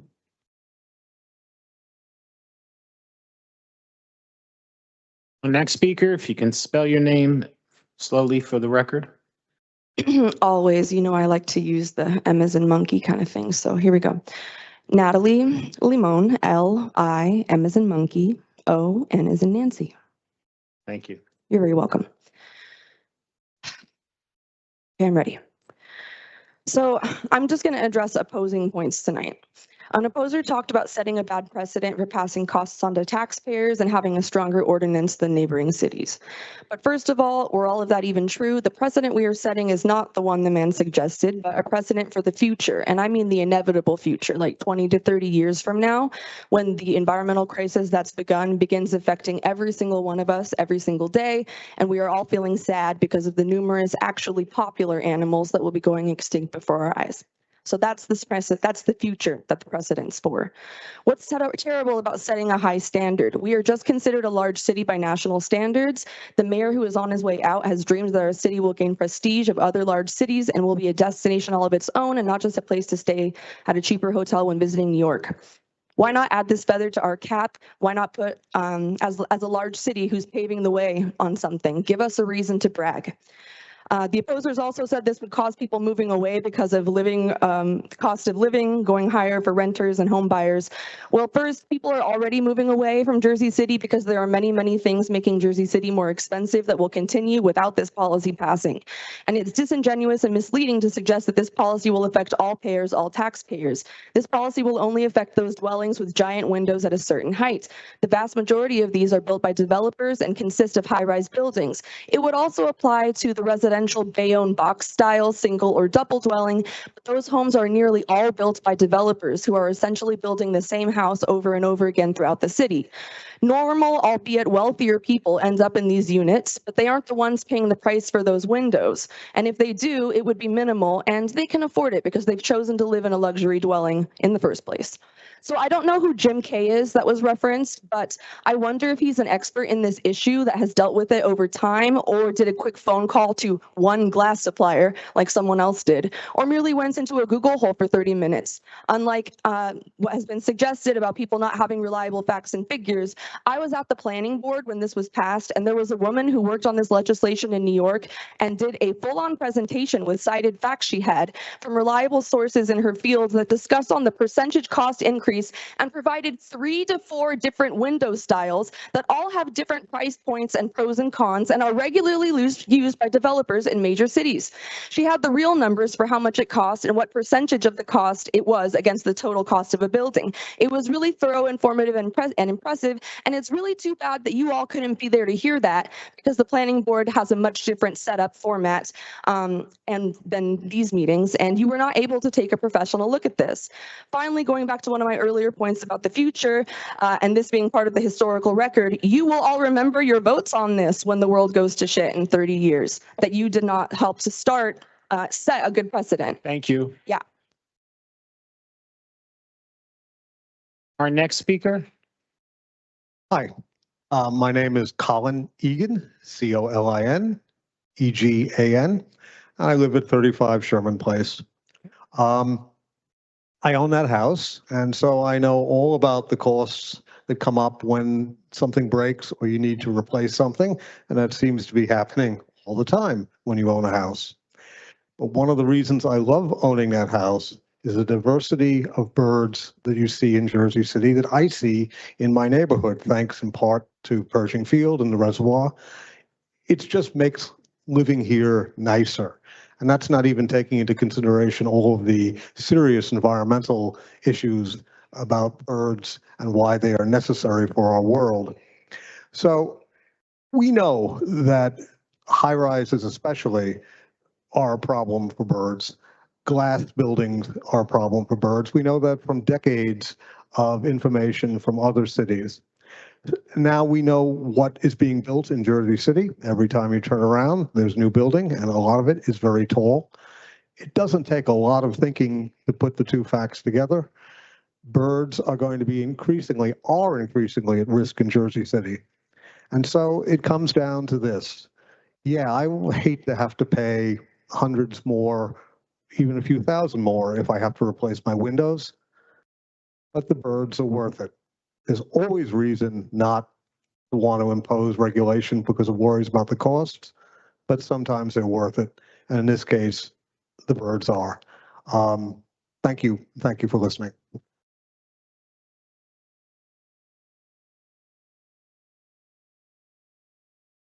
Good evening. My name is Karin, Karin. Van Open, V as in Victor, A, N as in Nancy, O, P as in Patrick, B as in Patrick, E, N as in Nancy. Thank you. I wasn't planning on speaking on this, but after hearing all of it and knowing that I use that Merlin app all the time, I started looking at how much it would cost to replace the glass in the unit that we own, if we ever have to, with this bird-friendly glass. And I believe in the scheme of things that we will be okay. If we ever have to leave this place, it's probably because of the high taxes and not because of having to replace a couple of more expensive windows. Please keep that into account. Thank you.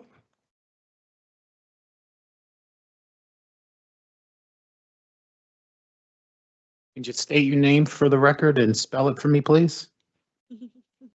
Lorraine Freeney, Lorraine Freeney. Way too fast. I'm sorry. Lorraine Freeney, And your last name? Freeney. Thank you, Lorraine. Good evening, Council. I hadn't intended to speak this evening. I have a speech impediment that makes public speaking hard, but after hearing everyone, I feel I have to speak. I wish that all of you had been at the planning board in September. As others have said, the speakers there were compelling, and the arguments and numbers were irrefutable.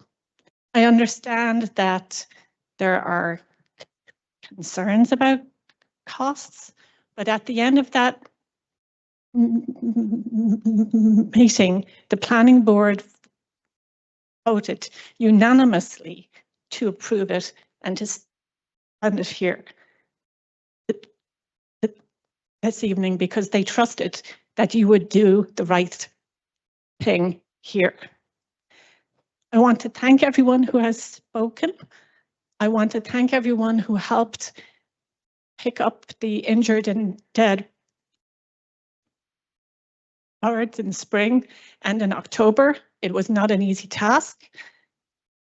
And even though it's not easy, we will be out again in the spring, and we'll be out again next October too, and we will keep at it every year.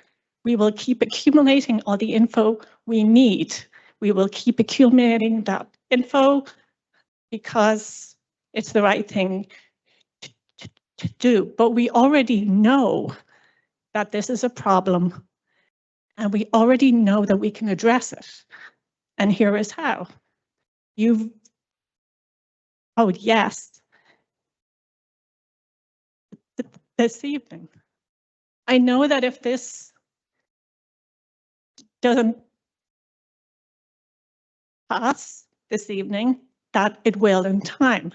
It has to, because it's happening everywhere else, and it will happen here in time as well. But I ask you to please say yes now, this evening, so that we can protect generations of birds from needlessly crashing into buildings every day. I thank you. Thank you. Thank you. Good job. Motion. Oh, come on. Oh. Good job. Our You did a next terrific job. You really did. Takes a lot to speak in front of public. Go ahead. Great job, Lorraine. Mark Boyles, Mike Alpha Romeo Kilo, Bravo Oscar Yankee Lima Echo Sierra. Okay. I don't truly understand why this is such a big deal.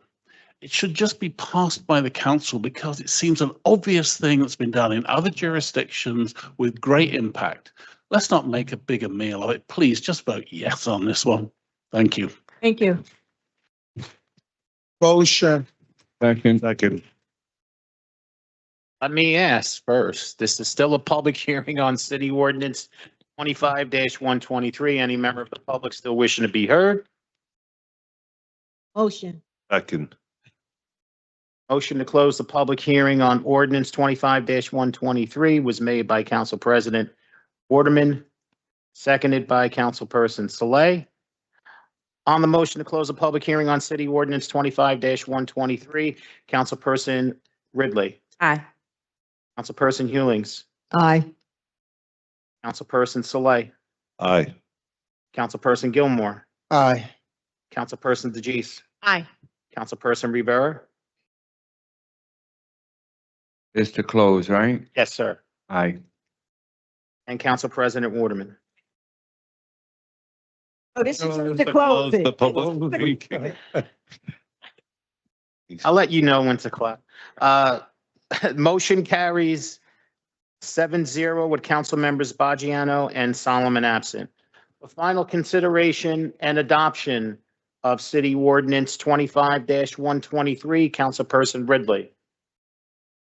I think there were good points on both sides. I'm going to vote yes to protect the birds, but what I would like to see happen is for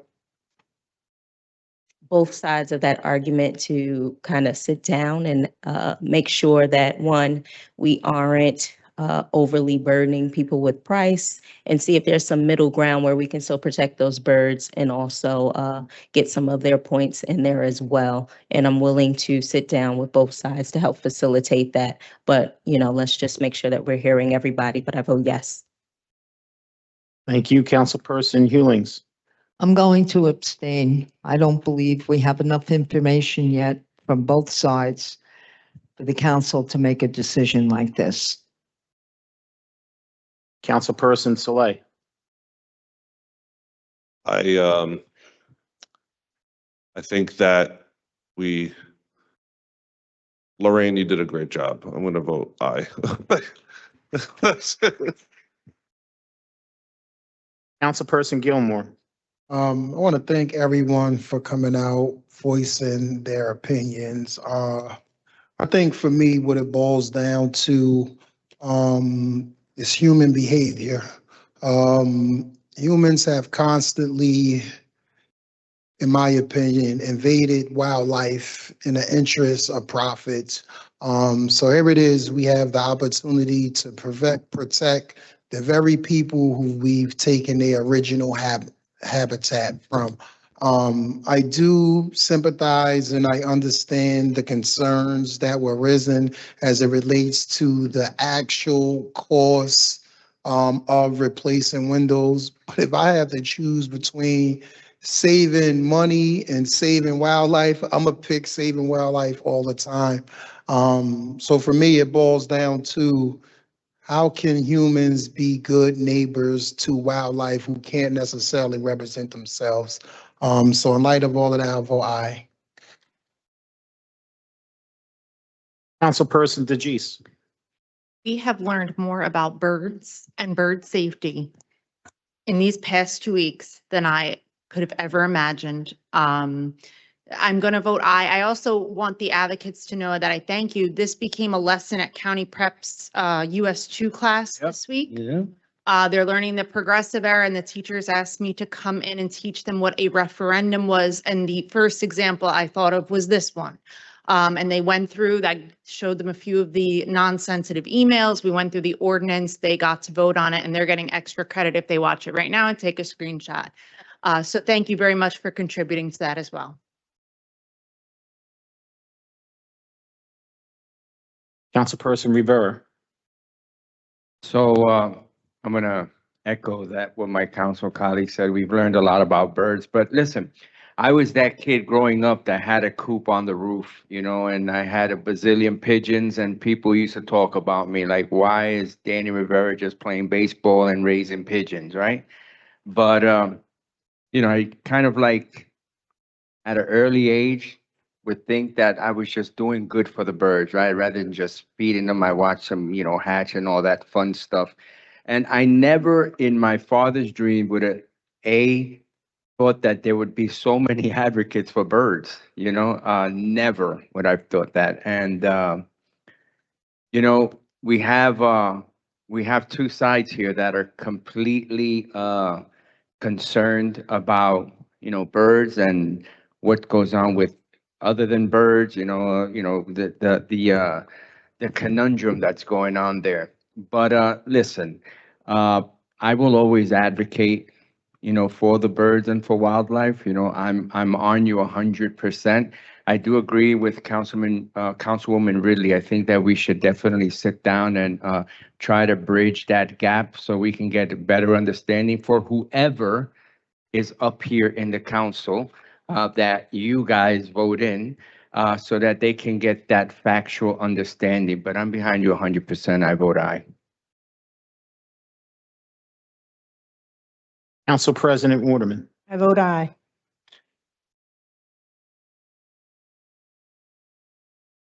City Ordinance 25-123 is adopted 7-0-1 with Councilperson Hewlings abstaining and Councilperson Solomon absent.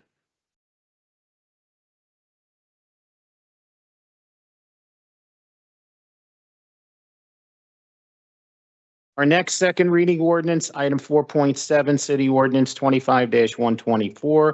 It's an ordinance amending Chapter 345 zoning, Section 52 regarding permitted uses in the medical zone. As discussed at the caucus meeting, I believe it's the council's intention to carry this ordinance to the December 10th meeting. So may I have a motion to carry City Ordinance 25-124 Motion. to the December 10th meeting? And I have a motion made by Councilperson Gilmore. May I have a second? Second. Second by Councilperson Saleh. On the motion to carry City Ordinance 25-124 to the December 10th, 2025 meeting, Councilperson Ridley. Aye. Councilperson Hewlings. Aye. Councilperson Saleh. Aye. Councilperson Gilmore. Aye. Councilperson DeGise. Aye. Councilperson Rivera. Aye. And Council President Waterman. Aye. Motion carries 7-0 with council members Baggiano and Solomon absent.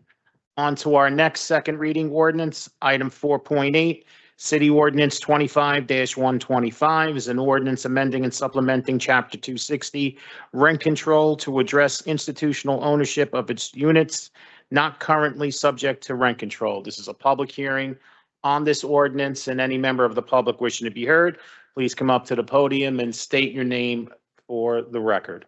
Kevin Weller, Kevinweller. Good evening, Council President Waterman and members of the council. I'm Kevin Weller from Portside Towers East. I'm here to speak on Ordinance 25-125. First, I want to be clear, I support the intent of this ordinance. Stopping institutional investors from masquerading as small landlords by fracturing their portfolios into LLCs is critical. This ordinance is a necessary shield for Jersey City tenants, and I thank Council President Waterman for championing it. However, I must express some regret regarding the final text before you today. And I did note Baggiano said he was hoping it would perhaps be changed, and he abstained. After the first reading, Mark Boyles and I, along with a team of tenant advocates, spent over 20 hours analyzing the legislation. We didn't just offer complaints, we offered solutions. We drafted specific opposition-proof language designed to close the gaps that sophisticated corporate landlords will exploit. We provided language to capture properties hidden under children or siblings, not just spouses. We provided language to catch business partnerships, not just individuals. We provided clauses to ensure that once a property loses its exemption, it stays rent controlled permanently, preventing the shell game of buying and selling to reset the clock. To our knowledge, none of that feedback was incorporated. By ignoring these protections, the city is leaving itself open to liability and litigation. You are passing a law that is good in spirit, but legally porous. You're inviting the very bad actors we are trying to stop to simply restructure their paperwork and continue business as usual. So we are in an unnecessary bind. Do we kill a good idea because it isn't perfect? No. My recommendation is this: pass ordinance 25-125 tonight. Then we'll get some basic protection on the books. But this should be version 1.0, and it's buggy. To Councilman-elect Gilmore and the future council, we're handing you the blueprint to fix this. We have amendments ready. We have legal rationale ready. If this council passes this tonight, the work is not done. We'll be back in January to patch the holes that were left open today. So I would say let's pass it to stop the bleeding. Good intention, but let's commit now to performing the surgery needed to actually fix the patient next year. Thank you.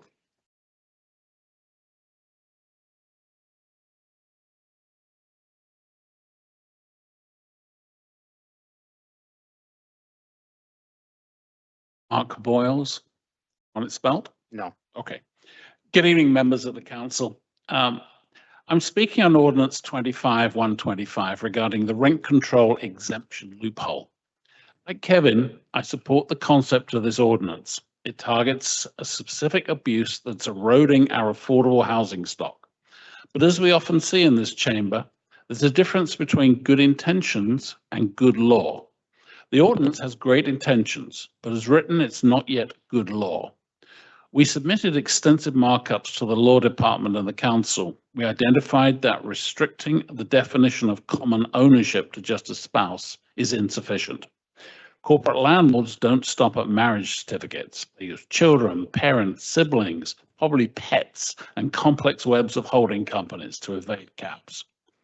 We specifically recommended language to capture beneficial interest and voting control, not just names on a deed. We recommended a permanent ineligibility clause so that a landlord cannot simply divest a few units to jump back out of rent control.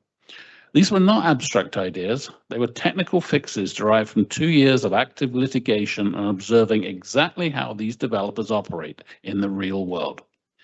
It's frustrating to see that work left out on the cutting room floor, knowing that in 6 months or a year, we'll likely be standing here again because a landlord found the exact loophole we warned you about. However, a flawed shield is better than no shield at all. I urge you to vote yes, but with a heavy asterisk. Treat this as a living document. I asked the council president and the incoming council members to review the memo we sent on November the 11th. Don't let perfect be the enemy of the good, but do not let the good enough become the standard. Pass this tonight, please, but invite us back to the table to tighten the screws so this ordinance actually does what you intend it to do. Thank you.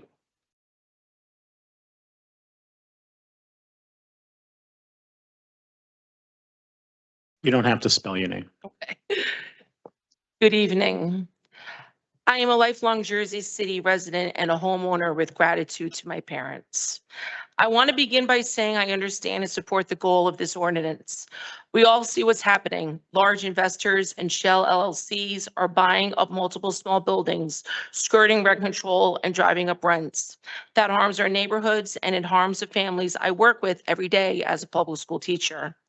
But I'm here to ask you to make sure that in closing that loophole, you don't unintentionally harm the very people who aren't the problem. Small owners who live here, maintain our properties, and contribute to the fabric of this city. This ordinance uses an extremely broad definition of a common ownership. It means that if I own a 3-family and my spouse or family trust owns a 2-family, suddenly we're treated like an institutional landlord with a portfolio, subject to rent control and all the administrative burdens that come with it. That could happen through inheritance, a partial interest in an LLC, and even 1% of a shared property. And for small homeowners, that has real consequences. It lowers property value. It makes refinancing harder. It creates complex paperwork, petitions, and complex requirements we were never intended to navigate, and it discourages investment in our own buildings. I support protecting tenants. I support stopping corporate owners from gaming the system. What I'm asking is that you draw a clear line between a Wall Street-backed LLC buying 10 3-families and a lifelong resident with 1 home and maybe a second inherited property. We are the people who stabilize neighborhoods. We're not driving rent spikes. We're not hiding behind shell companies. We're living here, working here, raising families here, and maintaining the housing stock the city relies on. Please tighten the ordinance so it targets true institutional ownership without sweeping small homeowners into a regulatory net that was never meant for us. Thank you. Thank you.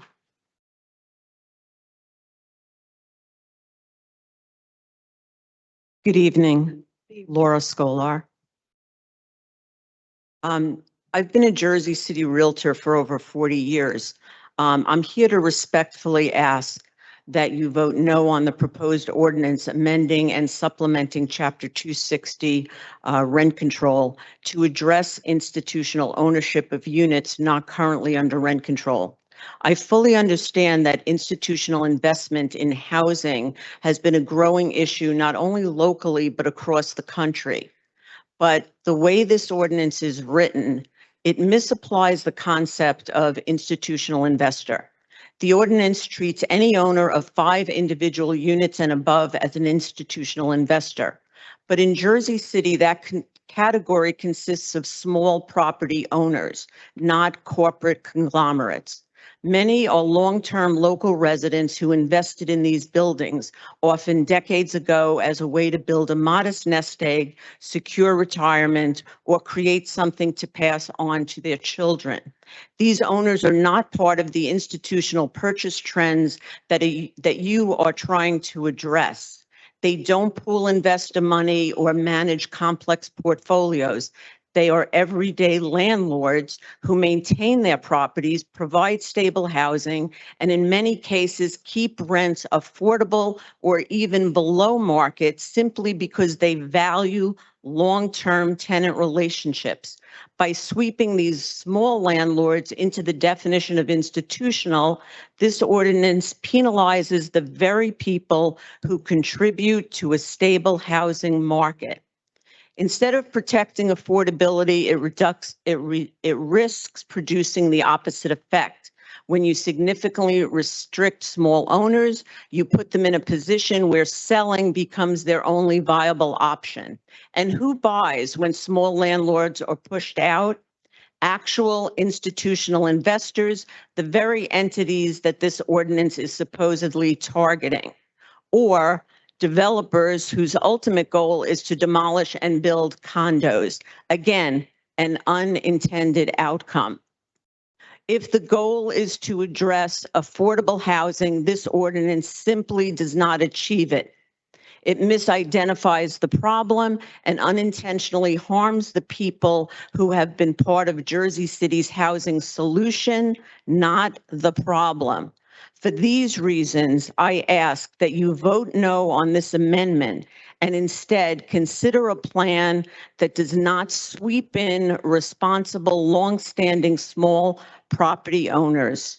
Thank you and have a happy Thanksgiving.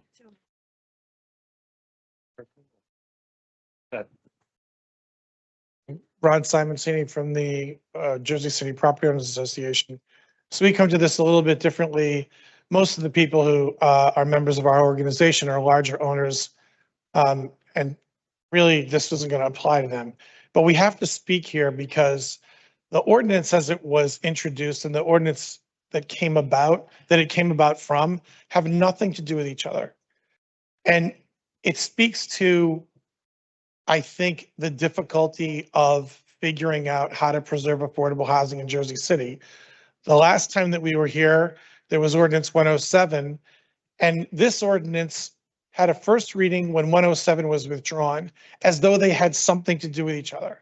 They had nothing to do with each other. This isn't remotely like 107, doesn't address the same problems, and it doesn't fix anything. What this ordinance is going to do, and the last couple of speakers have covered it well, this city was built, the housing stock in the city was built by these types of owners. My family came, they built their own house. They built a house next door for my aunts and uncles, et cetera, et cetera. And they ended up with being small landlords, and then they were business people, and then some of them became larger landlords. You've just extinguished the opportunity for anybody to do that. That just doesn't make any sense. The second part of it that doesn't make any sense is the tax consequence. Why do you think these people who occupied for a long time as owner occupants left? Because the appreciation of these units went so high, and the ability of corporations to come in and depreciate the value of their purchase was so attractive that our people left. Taxes went up over 30% in 3 years. People could not sustain their own ownership in their own house. And so when they came to leave, who succeeded them? Someone who had the capital to improve that home and attract a tenant who could pay that rent. You don't want them here. I mean, that's a value judgment. You would rather have those homes be owner occupied, but you have to look much deeper into the reason that those homes were sold and the benefit to the people who actually sold the homes. Do we want to restrict the opportunity for somebody who lived here for years to cash out of their house because we don't like the person who's going to buy it? And what research was undertaken in order to determine how many of these units there were and what the true market impact of eliminating this purchase option would have been? None. We've been advocating for a long time, since 2018, that a substantial housing research project be undertaken to understand how many rent control units are there and how many are actually being regulated by your rent control department. Do you think you can put 40,000 more units under your regulations? You can't. So this has to stop, and it has to be based on intelligent discussion. Thank you for hearing. Thank you. So I could go ahead. Next, if you can just state your name and spell your name. Hi, good evening. My name is Roberta Tarkan, Roberta Tarkan. I'm an attorney who practices in Jersey City for over 30 years. I concentrate in landlord-tenant law. And I just found out about this this amendment to the ordinance yesterday. And I was shocked when I read it because it doesn't seem to me that this ordinance is going to accomplish what you're trying to accomplish. As I see it, it's going to create absolute chaos. I don't see how this ordinance is something that it can effectuate and accomplish the goal of keeping rents low. You know what? You know why rents are high? Taxes, water bills, insurance. Everyone seems to forget that landlords have to cover these expenses. You know why there are illegal apartments? I represent landlords and tenants, and people always think, oh, the landlords are so greedy that they rent out those illegal apartments.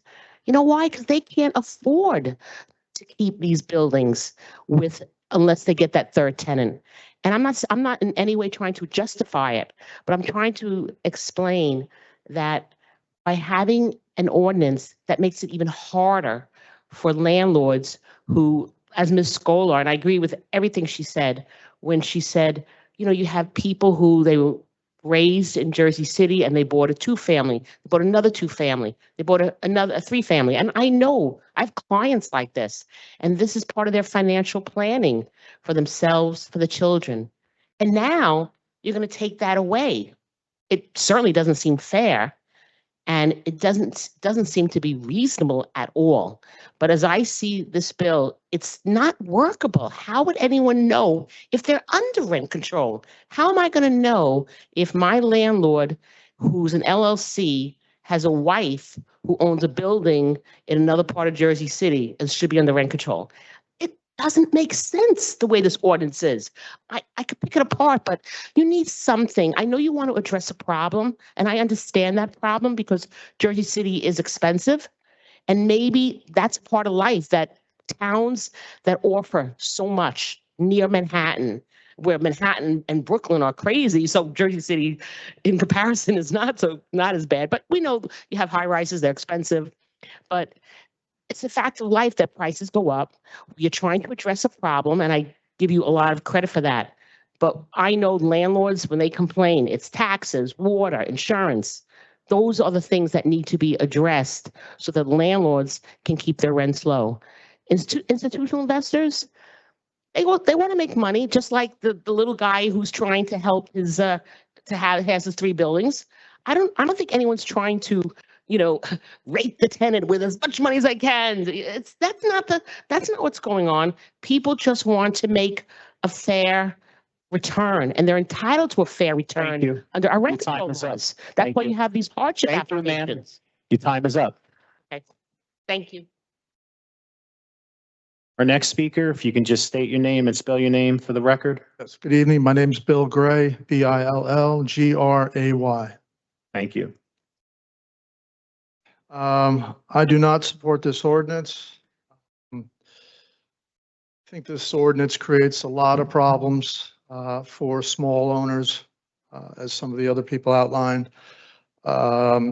People work really hard to own their properties, and I do understand there is a problem with the rent structure in Jersey City, and I can understand what this ordinance is trying to do, but it doesn't solve the problem, and it creates a whole bunch of other problems. So I just want to kind of go through this quick.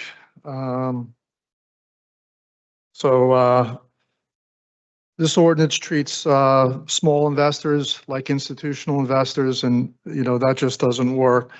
It's too complex to enforce. It forces the city to go through to figure out what LLCs, who owns what. The complexity would be, I mean, how do you do that? And who's going to do that? It throws all these properties into rent control.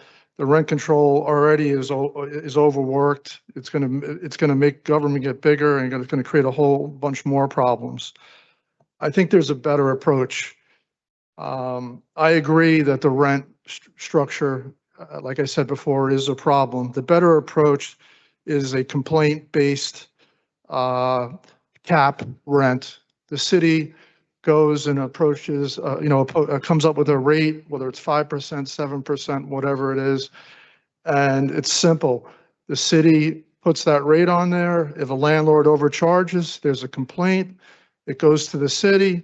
The city finds that landlord, and the city has a revenue source, but they're not dealing with the complexity of rent control and figuring out who owns what, which makes it very, very, very, very hard and very, very complex. I'm not sure how the city would manage that. So I would hope that the city would take a little bit more time and try to get input from the property owners. This was just put forward. I don't think anybody that I know that owns buildings even knew about it. There was a lot of emails that were going around today about people talking about it. I don't think that it's fair that you put this up so quick without the building owners and business owners having some sort of input in this. I mean, it's just not right. So I'd ask that you table this or vote no. And I think there's some good ideas out there that could work for everyone. It could work for the small, landlords, and it could work for the tenants, and it could work for the city as a new revenue source, but not creating all this complexity and complex things that the city would have to deal to enforce this. So I hope you can listen to what's going on here, and Thank you. hope the better idea. Thank you. Thank you. Next speaker. Hi, good evening. Melissa McCarthy, MCCARTHY. Okay, so I oppose this ordinance. It puts a lot of pressure on small landlords. I am a small landlord. I own 2 buildings. I own a 7-unit rent control building that I've had for almost 30 years. I'm a writer. My husband's an artist. Do the math. It was the only way we could stay here. We also own a 4-unit building not under rent control. So that building would now be under rent control. How is that even fair? We barely get by. Everyone says, oh, you're a landlord, you make a lot of money. Well, I have 2 other jobs and we just barely get by. It's expensive being a landlord. It's not easy. And we're good landlords. I'm hurrying home to feed one of my tenants' cats tonight. What's expensive is the really high taxes, insurance, which is going up thousands of dollars every year. I could go on. But anyway, getting back to the ordinance, well, it would push a lot of small landlords out. And then I hadn't even thought of it. One of the other speakers said that provides an opportunity for the institutional people that you're trying to prevent to come in because they're the only ones now who can afford these properties. Another thing about this ordinance, it interestingly puts owners under rent control and not properties. So how would that work? Because rent-controlled units are 5 or more. They are commercial properties. They are assessed on income and expense. But if you own a few small 2-family homes, they're assessed at market rate. So if they're suddenly under rent control, would they get to be reassessed under a different model? There's a law for that. Don't know if that would work. You would have to change the law. And then actually, I was thinking there's no guarantee for long-term stability because if that owner decides to sell the 2-family home, it's no longer under rent control because somebody else bought it. How does that create any stability for tenants? It doesn't. Oh, other questions. Market research. What kind of market research went into this? How many units are there that this would even affect? Do we even know? I would really like to see that information. I couldn't find it anywhere. And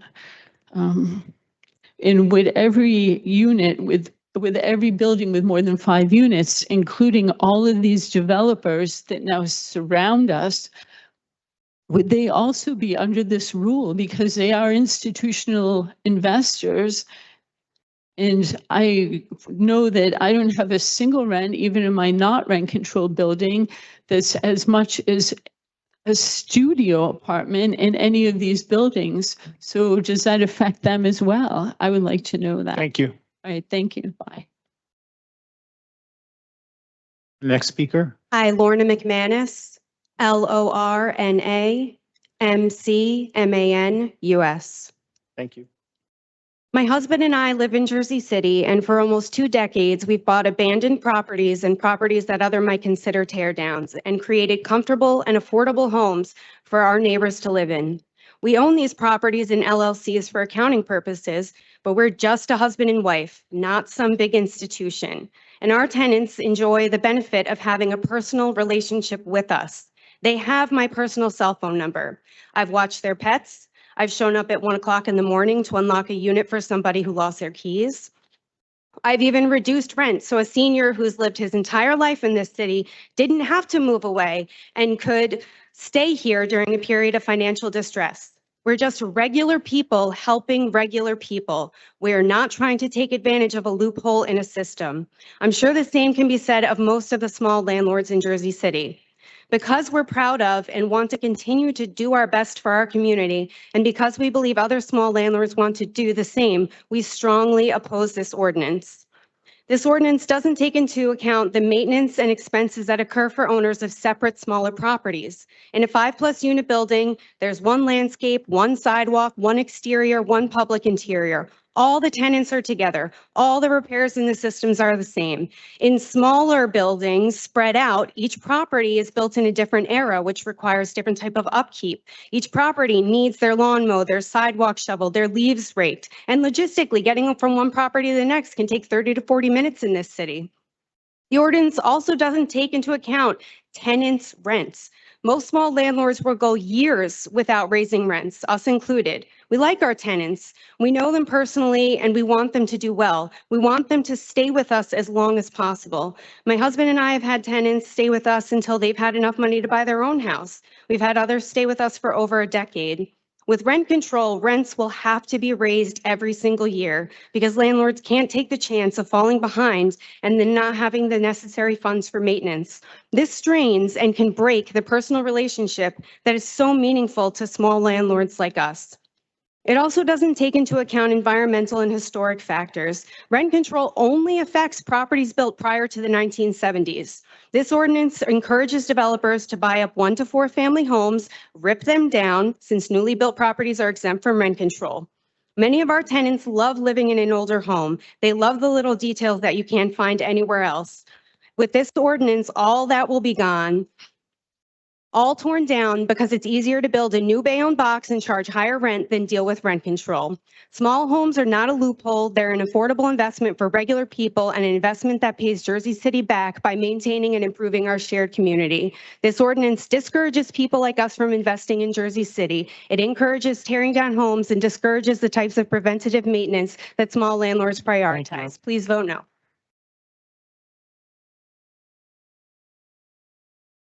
Our next speaker, if you could just state your name and spell your name for the record.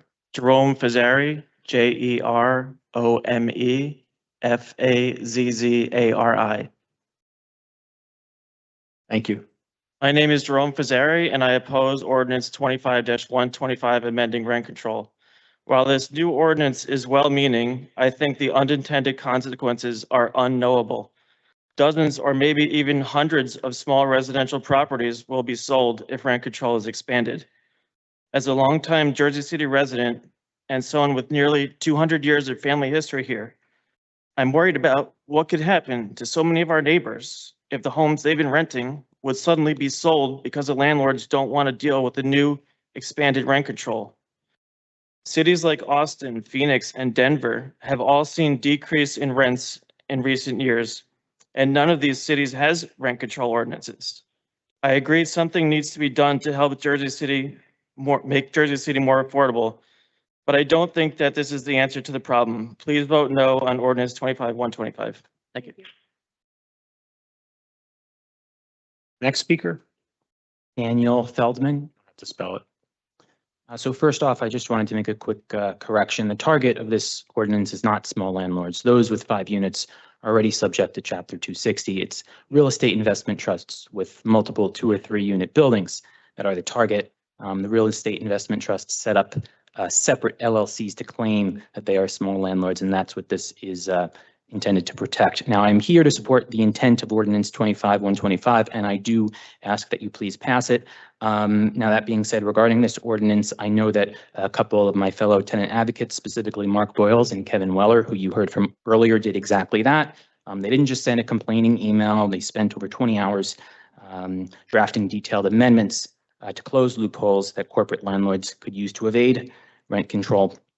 And they did this actually for an ordinance that doesn't even apply to their own building, but because they care about the integrity of the law here in Jersey City. And unfortunately, that feedback does appear to have been ignored. And it is pretty discouraging when residents such as Kevin and Mark put in that level of work, offering solutions to problems they've spent years fighting for in court, only to see the final draft remain unchanged and vulnerable. And unfortunately, does send a message that you want our votes, but perhaps not our voices. So I do ask that you please pass this ordinance. The renters of Jersey City need this protection immediately. We've seen what happens when they don't get this protection. But unfortunately, Councilman Gilmore isn't here, but I will ask of him, hopefully he can watch this recording later, to take that work that Mark and Kevin and others have submitted, not to let this ordinance die in the bureaucratic drawer, but to commit to revisiting this ordinance, pass it, and to revisit this ordinance in the new session, because we know for a fact he will still be here, and to add the anti-loophole language that was unfortunately ignored this time around. We'll need Mr. Gilmore to finish the job that this council started but didn't quite complete. That being said, again, please do pass this ordinance. The renters of Jersey City need it very desperately. Thank you. Next speaker, if you could just spell your name for the record. My name is Abe Hidaya. I can't hear you. Abe Hidaya, last name Hedaya. What is your first name? Abe. Abe? Yes. And that last name again? Hidaya, Hedaya. Hedaya? Yes. Thank you, Abe. Hi, so good evening, council members and members of the public. My name is Abe Hidaya. I'm a small, full-time real estate investor in Jersey City. For the past 7 years, I've done my part to transform Greenville by creating affordable and safe homes for people to live. I have bet my life and my financial future on the success of Jersey City and a neighborhood that until recently, nobody seemed to care about. On the 30 units that I've worked on, 15 were created from nothing. Vacant land, fire-damaged houses, drug dens, 15 homes and apartments, safe places for new and existing families to live. Ask yourselves, do 15 additional units make Jersey City more or less expensive? I don't have a fancy office. I work from my bedroom. How am I an institutional investor? When did I become a bad guy? I don't make money by buying 100 houses and apartments and raising the rents, chasing just a few basis points of yield. I make money by investing in the community and creating affordable, safe housing where there previously was none. Most of my units are rented for around 30% below market. I have a great relationship with my tenants. I don't think about avoiding repairs or raising rents because I know that I'll be better off in the long run avoiding turnover. It's not a payday for me when someone moves out. I know that I can raise rents if I need to, so I'm not watching every penny. My tenants are partners in my future, not some resource to be exploited. Rent control undermines the relationship between me and my tenants. They become obstacles to my growth and financial security. I need to start worrying about big future increases in my costs, like real estate taxes and insurance. I need to start positioning in advance, raising rents as much as I can, so I don't risk being left in the red in the future. I'm forced to start thinking about how I can encourage people to leave by doing the absolute minimum, or if I become desperate, even less. That's not what I signed up for when I started my business. It's why I avoid rent control buildings entirely. Everything I own is free market because I don't have the interest, energy, or heartlessness to treat my tenants as a liability or an obstacle. Pass this resolution in its current form, and you'll push away the good landlords you never hear about. The small mom and pops not chasing every last dollar. Instead, you'll just attract more of the worst. The large institutions that start evicting on day 6. The slumlords who are good at the exact management style that I have been happy so far to avoid. The people who base their business on torturing the little old lady paying $1,500 a month so that when she moves out, they can double the rent. Please vote no on this. Our next speaker, you can spell your name for the record. Stephen Gucciardo, Stephen, Gucciardo.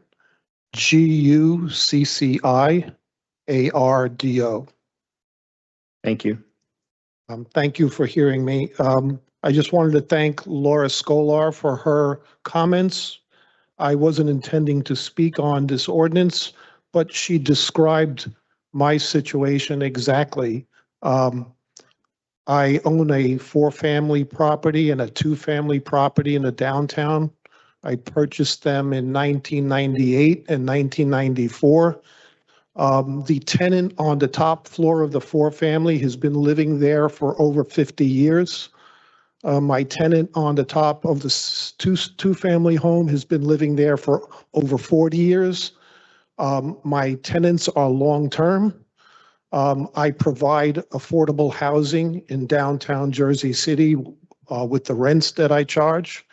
I clean my own buildings. I shovel snow. I change light bulbs. I'm an owner. My wife and I do the same thing, and we bought these properties as a nest egg for our retirement. And I think we're doing a good job and doing exactly what council is trying to do, which is create affordable housing all over the city. I'm not sure the ordinance in its current form is going to achieve what you want, so I would suggest you fix it before you pass it. We know how hard it is to change things once they've been passed. Thank you. I suggest you vote no for now. Thank you. Our next speaker. Hi, my name is David Wilson. You don't have to spell it. That's Anglo privilege, you guys. So, I want to urge you to vote yes on this ordinance. I want to respond to some arguments that have been made tonight that I think are disingenuous. So, who but a landlord could look at Jersey City and decide that the problem is there's too much rent control? It's honestly, it's an absurd position that only makes sense to a landlord. And the idea that landlords set their rent by adding up their expenses and tacking on a modest profit is not how capitalism works. It's not how any business works. And the way that you run a business is you charge as much as the market will bear, and that you can run your business.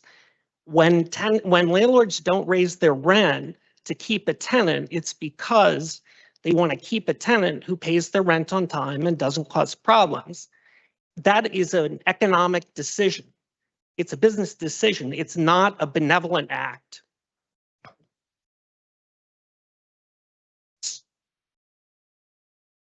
I want to point out here that landlords are, some people have spoken as if, you know, they made an investment and so they want to have a nest egg and they want to retire. I mean, we all do, right?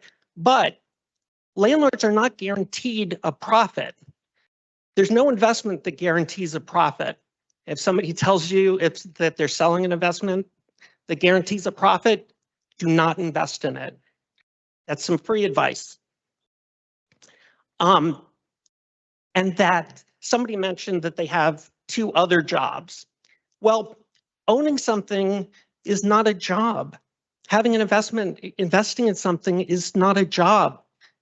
It's something that you do when you have capital and you want to make money. That's it.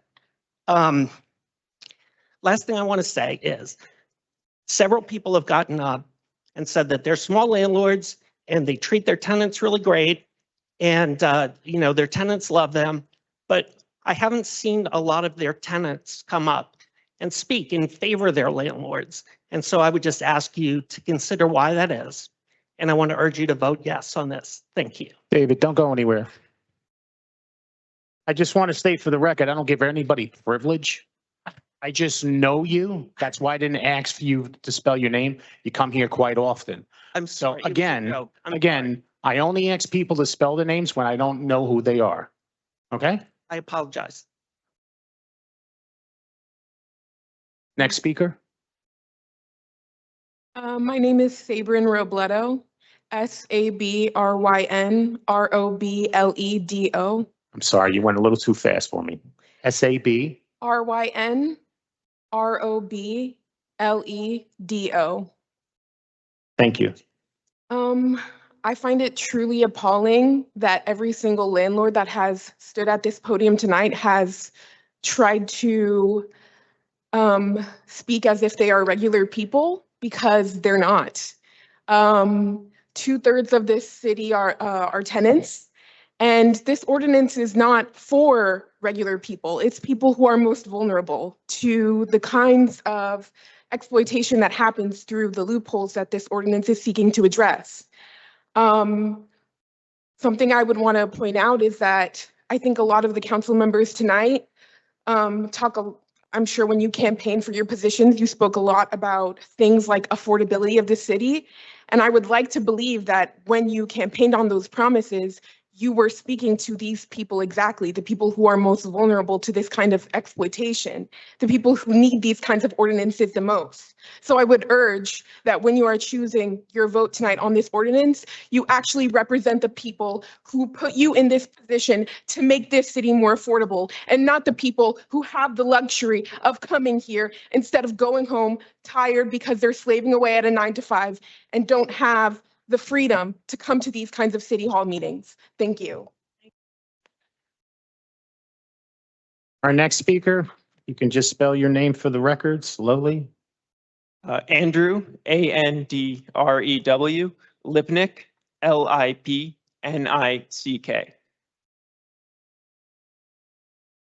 Thank you. So I'm here to speak in favor of the ordinance. I wasn't planning to speak and I'm a little bit nervous, so hopefully what I end up saying ends up making sense. I do want to reiterate what was said at the beginning and some people brought up, but the fact that to me, this looks like there was some loopholes and we're closing the loopholes. And I agree with what I think it was like Kevin started saying, that this is the beginning of a process. There's other loopholes that need to be closed. And I think it's important to also respond to some of the arguments that already have been responded to, but the idea that, there's these small mom and pop landlords that are going to be affected by this. And I really want to emphasize the point about how you're not guaranteed a profit, right? We live in a society where we've agreed that, you can enter the market and make money, but there is a understanding that there's limitations on what you can do. If you decide to open up a restaurant, you have responsibilities to your customers about the safety, about ADA compliance. And this is saying that if you want to enter the landlord business, and if you want to do that on a small scale, that's fine. But the second you start to make this an institution and you have many properties, you have responsibilities. Sorry, quite nervous. What else was I going to say? Yeah, and one of the things that was said is like, oh, this is going to be very complex and hard to enforce. And maybe there's some truth to that, but I don't think complexity is a reason to give up, right? If it was complex to make sure that all restaurants followed food safety laws, we wouldn't say, well, that's going to be hard to follow, so let's not do it. I don't think we should let that be a reason not to do it. I think that should be a reason to sit down with the people that spent hours working on ways to make this law better. That doesn't even affect them because they don't live in buildings that are affected by this, right? There are people there that care about this and understand that this is a process, and we want to work with you to make this a better city that's affordable for the people that are most vulnerable, right? For the 2/3 of the city that are renters, right? And the 1/3 that aren't renters, most of those aren't landlords, right? They just own their own house, right? This population of people that bought houses or inherited houses or married people out of houses is a very small population. And we need to make sure that we're looking out for the people that can't make it here, because that's the vast, vast majority of people. And there's a systemic reason as to why they're not here and why, so many landlords are. Thank you. Our next speaker, you can spell your name for the record. Anna, A-N-N-A, Medyuk, Medyuk8. Thank you. I'm here to support ordinance 25-125. This closes one of the biggest loopholes corporate landlords have been exploiting, buying multiple small buildings through different LLCs and avoiding rent control completely.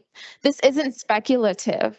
A New Jersey statewide study found that in some cities, institutional buyers purchased 47% of all 1 to 4 unit homes between 2017 and 2020. They do this intentionally to assemble portfolios while dodging tenant protections. I've heard some landlords say rent control harms their relationship with tenants or will make them divest.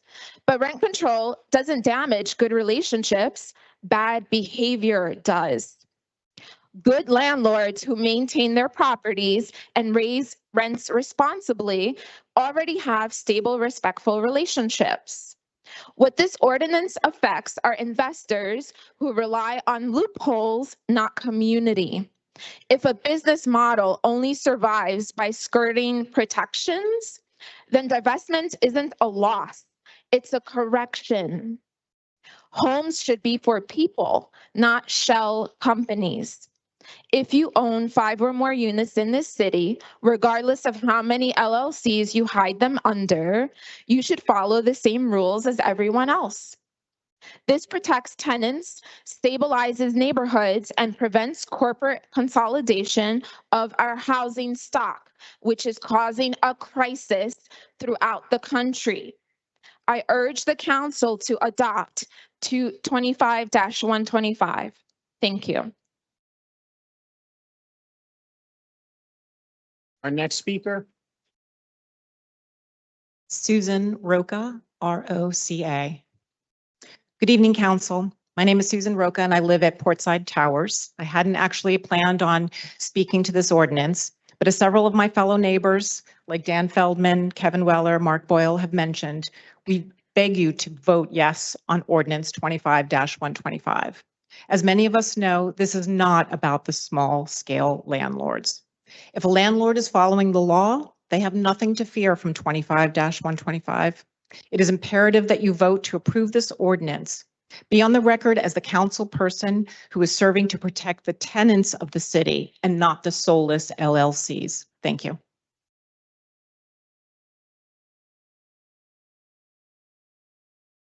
Next speaker. Good evening, Council. As you know, my name is Sonja Kirschner.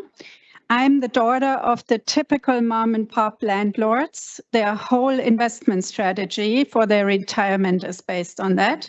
And I rent at Portside Towers, as you know. I've learned from my parents early on and from several small landlords that if a landlord is following the law, they have really nothing to fear in general, and also not from Ordinance 25-125. It is imperative that you vote to approve this ordinance. I trust that you will be on the record as a council person who is serving to protect the tenants. As you just heard, 72% of all residents in Jersey City, that is 72% of your constituents. And if I'm not mistaken, many of you are still in the runoffs. 22-125 needs to be approved.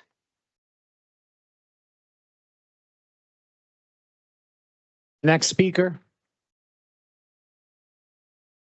Hi, I'm Eve Taylor. Good evening. I want to speak briefly to the concern that ordinance 25125 does not account for landlords' rising costs. That concern is understandable, but it's also already addressed in the existing Chapter 260 ordinance. Jersey City's rent control ordinance is not a flat one-direction system. Chapter 260, Section 10 already contains a full hardship increase process for landlords who can document that their actual costs, mortgage payments, operating expenses, or verified lack of fair return justify a higher rent than the standard increase allows.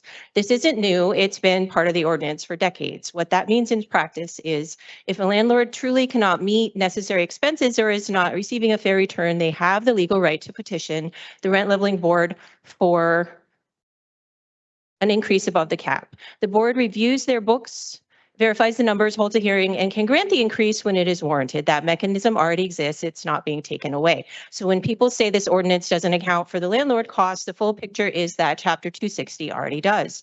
Through a structured, transparent hardship process that protects both sides.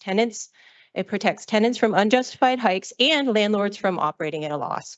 The hardship provision is already there, it's active, and it's the correct place for cost-based adjustments to be evaluated. Please vote yes to ordinance 25125. Thank you. Next speaker. Good evening, Jessica Brand, JESSICA, B as in boy, RA. Oh, yeah. Thank you, Sean.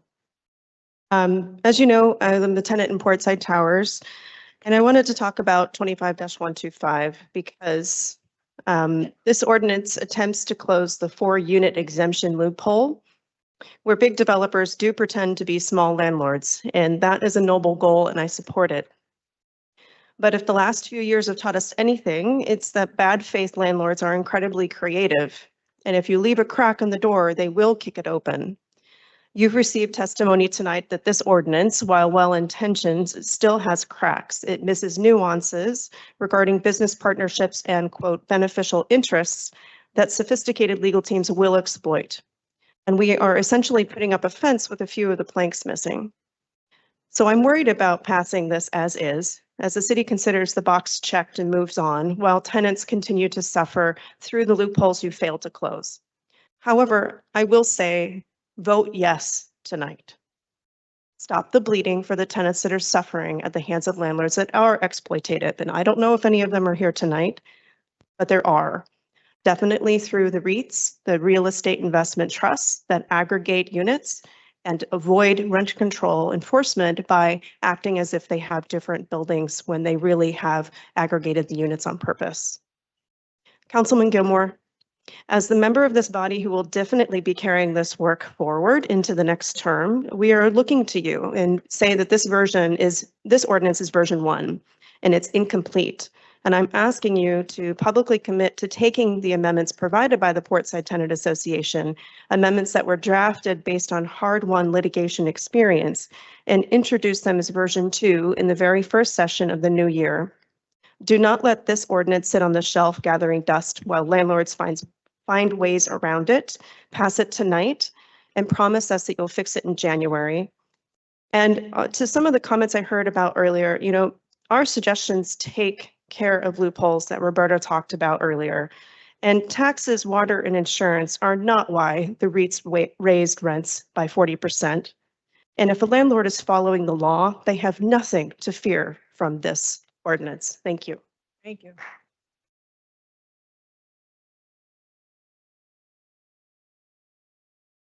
Our next speaker. Hi, Sean. Hi, everybody. I had a couple of. Just got to notes. identify yourself for Oh, the I'm court sorry. reporter. Jody Drennan. There you go. I'm not going to read any of the notes that I wrote down because I think my fellow small business landlords have spoken more than eloquently about what's the experience they have as landlords. And my husband and I have the same experience. We're born and raised in Jersey City. We have a couple of buildings that we definitely use as income because landlords have to make a profit on their buildings, despite what some people might think. Otherwise, there's no point in doing it because it's a really hard job being a landlord. And I identified with everything they said, bringing the keys in the middle of the night, knowing your tenants really well, not raising rents. We have a tenant who has been with us probably close to 20 years. And even after the reval, where our taxes went from somewhere near $17,000 probably to $30,000, his rent was not raised. In fact, nobody in that building, 4 families, was raised. So we do put a really high value on the tenants, on keeping them there, on knowing them. We also, like Steve Gucciardo, shovel the snow and take out the trash and do all the kinds of things that you would do for the people next door, only we own the building. So I think one point that I'll make, and I'm not even sure that any of you considered it, was it seems inconceivable to me that all of the small landlord group would be swept in with this corporate business that I completely understand has been a disaster for many tenants. Not so with the people like me and my husband and the other small-time landlords here. So I think you should feel very comfortable, all of you, voting against this tonight, because it is just, seems like an ill-conceived and not very well thought out ordinance. So I encourage you to remember that we pay taxes here, a lot of taxes in the city, and we want to be considered in the same way, and we hope that you value us in the same way that we value our tenants. Thanks. Our next speaker. Danilo Kirschner, good evening. I have a hard time imagining the arguments I'm hearing tonight of the so-called small landlords, and my definition of small, 5 units and more in Jersey City especially is not small anymore, but that's my personal opinion. What I'm hearing is how great they are to their renters. I wish I had a landlord that is like this, to be honest. But if this is the case, where is the problem? Where is the problem in having accountability? Where is the problem in following the law? Where is the problem in indeed doing what was described multiple times? Instead, again, the idea is to put the burden on the renters, to put the burden on the 72% in the city who should file claims for illegal rents, who should file petitions if something is wrong, who should do ABC to get their rights, which we know is a very cumbersome process, especially for an individual that doesn't have the means to do so. So I urge you to vote yes. It is a very good first step. I also agree that it still has loopholes and it still needs work to make it really watertight, but I think it is a very important first step to close that loophole for institutional renters. And just to make an analogy, if I'm in the trucking business and I have let's say lorries, I have big, small trucks. I know if I'm over a certain weight and size, I have to pay more tolls on the highway. Why should that be different for buildings? Why can't they just break it up into smaller units? If I have a trucking business, I cannot break my truck up into a couple of passenger cars. So it's the same thing. And in my mind, it is very important to close that today and then go the next step and close the loopholes that are still in there. Thank you.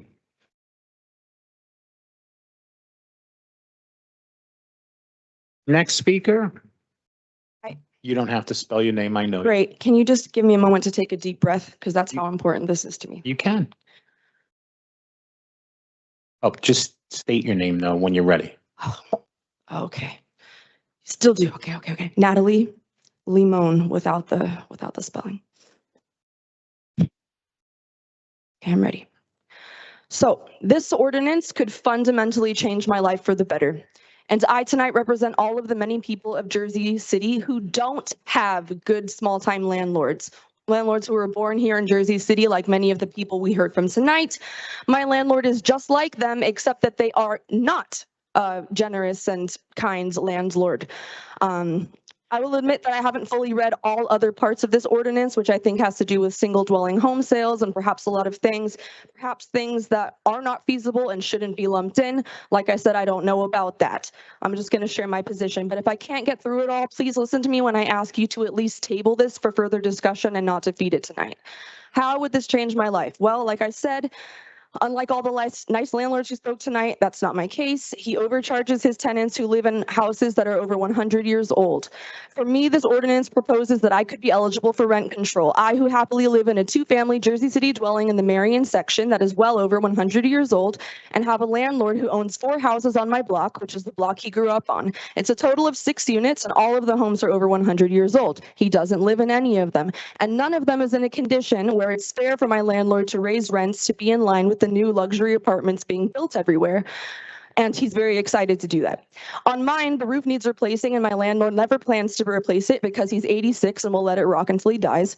So once my closet ceiling broke open and rainwater came straight into my home and all over my clothes, my linoleum is cracking all by itself and I don't understand it. But guess what? I don't mind because I love my garden and my block and I love my home. I'm a simple person. But what I do mind is that my landlord is ecstatic that we are getting luxury high rises in Marion because to him, that means he can raise each of his units to 1,800 for a 1-bedroom and 21 for his 2 bedrooms.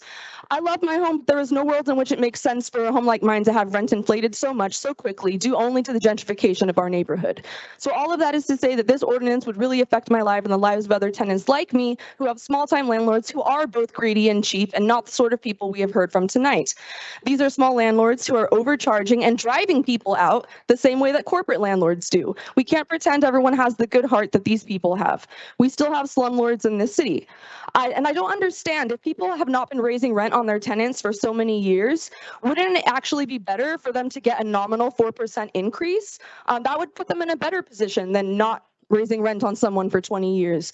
I don't see mom and pop businesses any different than a landlord like mine. They are very old buildings with multiple units, and there should be some accountability on these 100-year-old houses. There are no rules for small-time landlords like this in terms of like, I have no recourse for my life, but I don't want to, I'm not leaving my home. I love my garden and I'm staying there, but he has me over a barrel. If I say one wrong word, he can raise my rent vindictively. Thank you.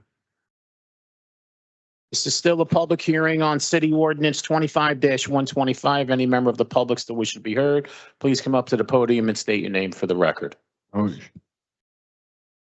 Second. Thank you. We have a motion to close the public hearing on City Ordinance 25-125 by Councilperson Rivera, seconded by Council President Waterman. On the motion to close the public hearing on City Ordinance 25-125, Councilperson Ridley. Aye. Councilperson Hewlings. Yes. Councilperson Saleh. Aye. Councilperson Gilmore. Aye. Councilperson DeJeece. Yes. Councilperson Rivera. And Council President Waterman. Motion carries 7-0 with council members Baggiano and Solomon absent. For final consideration and adoption of City Ordinance 25-125, Councilperson Ridley. I think everybody that came up basically said that this ordinance isn't something that they are in favor of. Even those who asked us to vote it says it needs work, said that there were things that they submitted that was not added into this. And I agree. I don't think it is, I don't think it's ready. I do have an issue, and I think it is going to adversely impact small homeowners who I can understand the hesitation of people who might live in certain areas of the city or who live in high rises, but a lot of the homes on the southern end of the city are 1, 2, 3, sometimes 4 family houses. So just owning 2 of those homes as someone who is not rich then puts you in a position to now have to be under new laws and regulations. So I know that that is not the intent to hurt those small homeowners, but I think doing this right now definitely impacts them. And also, I get that there are landlords who are raising the rent and who are excited about raising the rent. But on the southern end of the city, a lot of the homeowners and small landlords cannot get market rate rent, because there isn't an influx of people coming in there who are willing to pay those prices. So a lot of them are getting lower rents than the rest of the city. So it's not necessarily a cash cow for them the way it is in other areas of the city. And I think that needs to be taken into consideration. I believe that we do have to find a way to protect our renters. And I think that we have to find a way to target who we're really trying to target, who are the big developers and big landlords. I don't think that this does that, but I understand both sides of wanting some protection also. So I am going to abstain on this one. I don't think it's ready. I don't know if the council wants to do more work on it, but I can't vote for this in its current form. Councilperson Hewlings. I agree on a lot of points that Councilwoman Ridley just made. Since I've been on the council, I've had more residents from Ward B reach out to me on this ordinance than anything else that I've been involved in. It's mainly, as she said, they own 2, 3, 4 family houses. We're in the south end, I'm the southwest end, and I agree that this is not ready to be passed, so I'm going to vote no. Councilperson Bajano abstained earlier. Councilperson Saleh. I have listened to everyone and, I acknowledge that there are some holes that need to be fixed with this. I do believe that this is a start and I'm going to have to vote aye. Councilperson Gilmore. This is interesting. I do want to thank everybody for coming to speak out tonight. The problem for me is that I think it presents unintended consequence. And I'm going to be very candid with everybody here. We do not have the capacity to police this, to follow this through. Why do you say that, Councilman Gilmore? Because we don't have control over the rent control apartments that are actually rent control right now, right? So I say all that to say that I don't want you guys to be hopeful, to think that this is the final step. But I do believe that we have to make a good faith attempt to address these greedy landlords. I am so sick and tired of residents being forced out because there's pretty much no regulation, and it really hurts the south side of the city because that's the place where the majority 1 and 2 family homes are. And these landlords, because there's no restriction, they can essentially just do as they please. So I'm not pleased with the totality of the ordinance. I think it needs some more work. But I'm going to vote aye in the sense that it gives us, I guess, a Band-Aid, if you will, to stop some of the bleeding. But like I said, I want to be completely honest. It need a lot more work to done, and we really need to carve out and or amend this to really hit the targeted demographic in which we are trying to target. Thank you. Councilperson DeGise. I think the intentions of this ordinance and what has come out of it are two separate things. And the intention was to protect renters. The intention was to directly address bad landlords or people looking to invest in properties for the sake of just profiting off of them. But I too have been getting the calls, and I live in a section of Jersey City that's mainly 1 and 2 families. People who are being offered a great amount of money to sell their 2 families so they can build 2 condos. So there's no longer a landlord and a renter above them or below them. They're 2 very expensive condos. And this would be the nail in the coffin for them.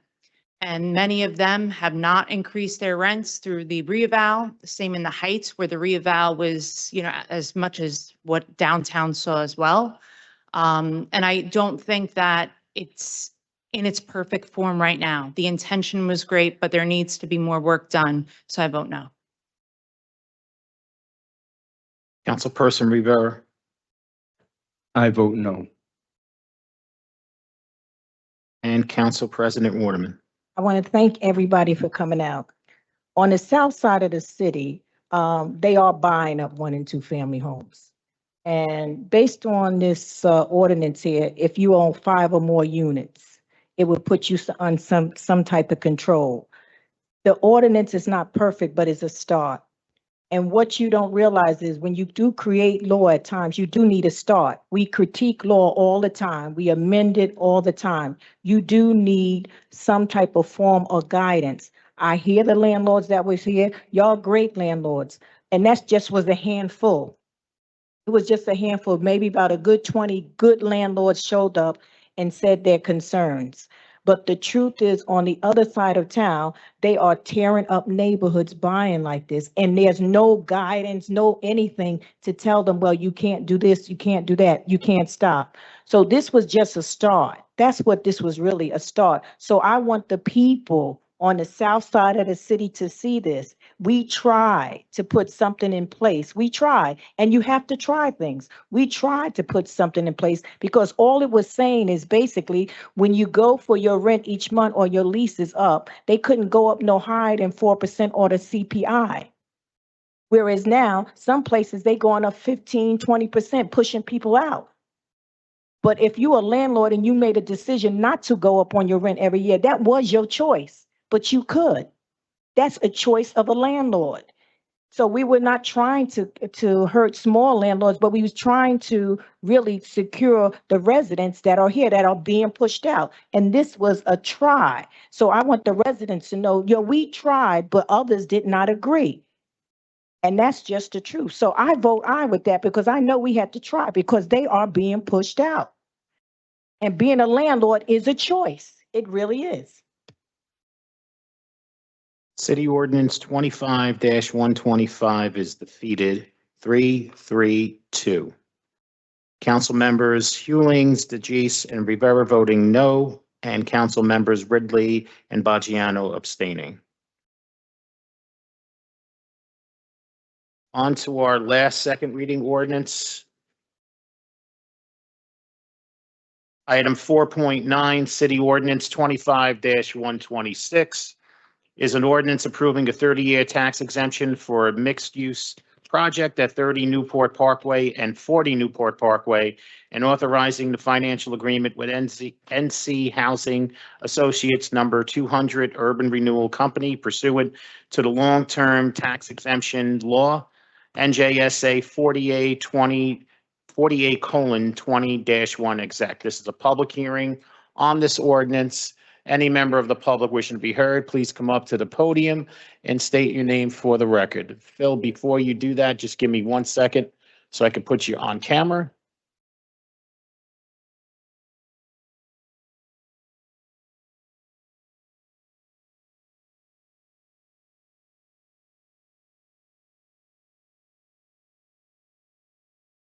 Go ahead, Phil. You're good. Good evening. My name is Phil Carrington. I want to give you my opinion from a Black perspective. First off, back in the day, we used to say urban renewal means Negroes removal. This is the third meeting consecutively that you have been given tax abatement. None of these tax abatement, third meeting that I've been here, all right? So, but none of these abatements have been given to anybody Black. Maybe it's an exclusive club. I don't know of any Black contractors that had a tax abatement. Well, let me give myself a little part of this anywhere. I'm a Black contractor myself, a GC. I have a Jersey City contractor's license. I have a New Jersey State Home Improvement contractor's license, minority and businesswomen certification. I have bond insurance. I cannot get a contract or a job or a business doing anything with the city of Jersey. It is not because I'm Black. What is it? I have everything. But let's continue on. So for 30 years, these guys are going to get a tax break. Means no tax. These are rich people. On the other hand, Jersey is a nonprofit organization. It has to makes money particularly by taxes. Yes, they have a division of commerce, a trade with its properties that, of course, to make taxes eventually. But the main thing is taxes. So if these guys are getting a tax break, then you got to go in the Black community and squeeze the hell out of Black people to make them pay the taxes. For example, a Black woman, Gloria May Lawton, she lost her property last week, 84 years old, taxes. She lived at 25 Boston Avenue. They came in the middle of the night, took her out, took her to the hospital, took her home, because profits can't wait. See, so she has to pay taxes. Her income can't afford her taxes. She lost her property for taxes. So in 30 months, she's on the verge of losing her property. 30 years, these guys getting a tax break. You can say whatever you want. No taxes here, taxes there. And so she needs a tax break, or Black folks who income is not compatible to their taxes.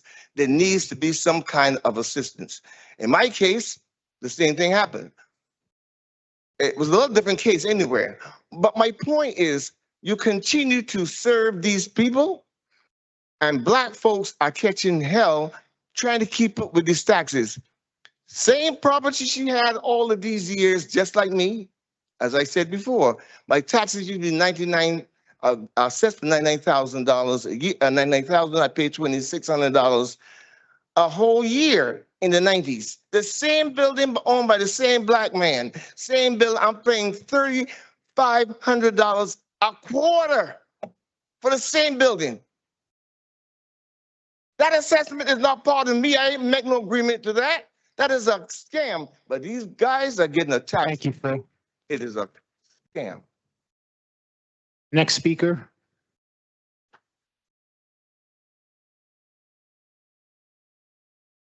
Good evening, Lorenzo Richardson. Okay. I first want to say that I'm going to ask you to vote no on ordinance 125-126. It is not justified in my opinion, nothing personal. But typically owners of buildings budget a percentage of their revenue for maintenance and upgrades. My understanding, this is for maintenance and upgrades. But I have some questions for the council to address for abatements in general. So when was the last time you conducted a demographic study, not just for educational purposes, for the schools, I'm speaking on behalf, but development planning purposes as well?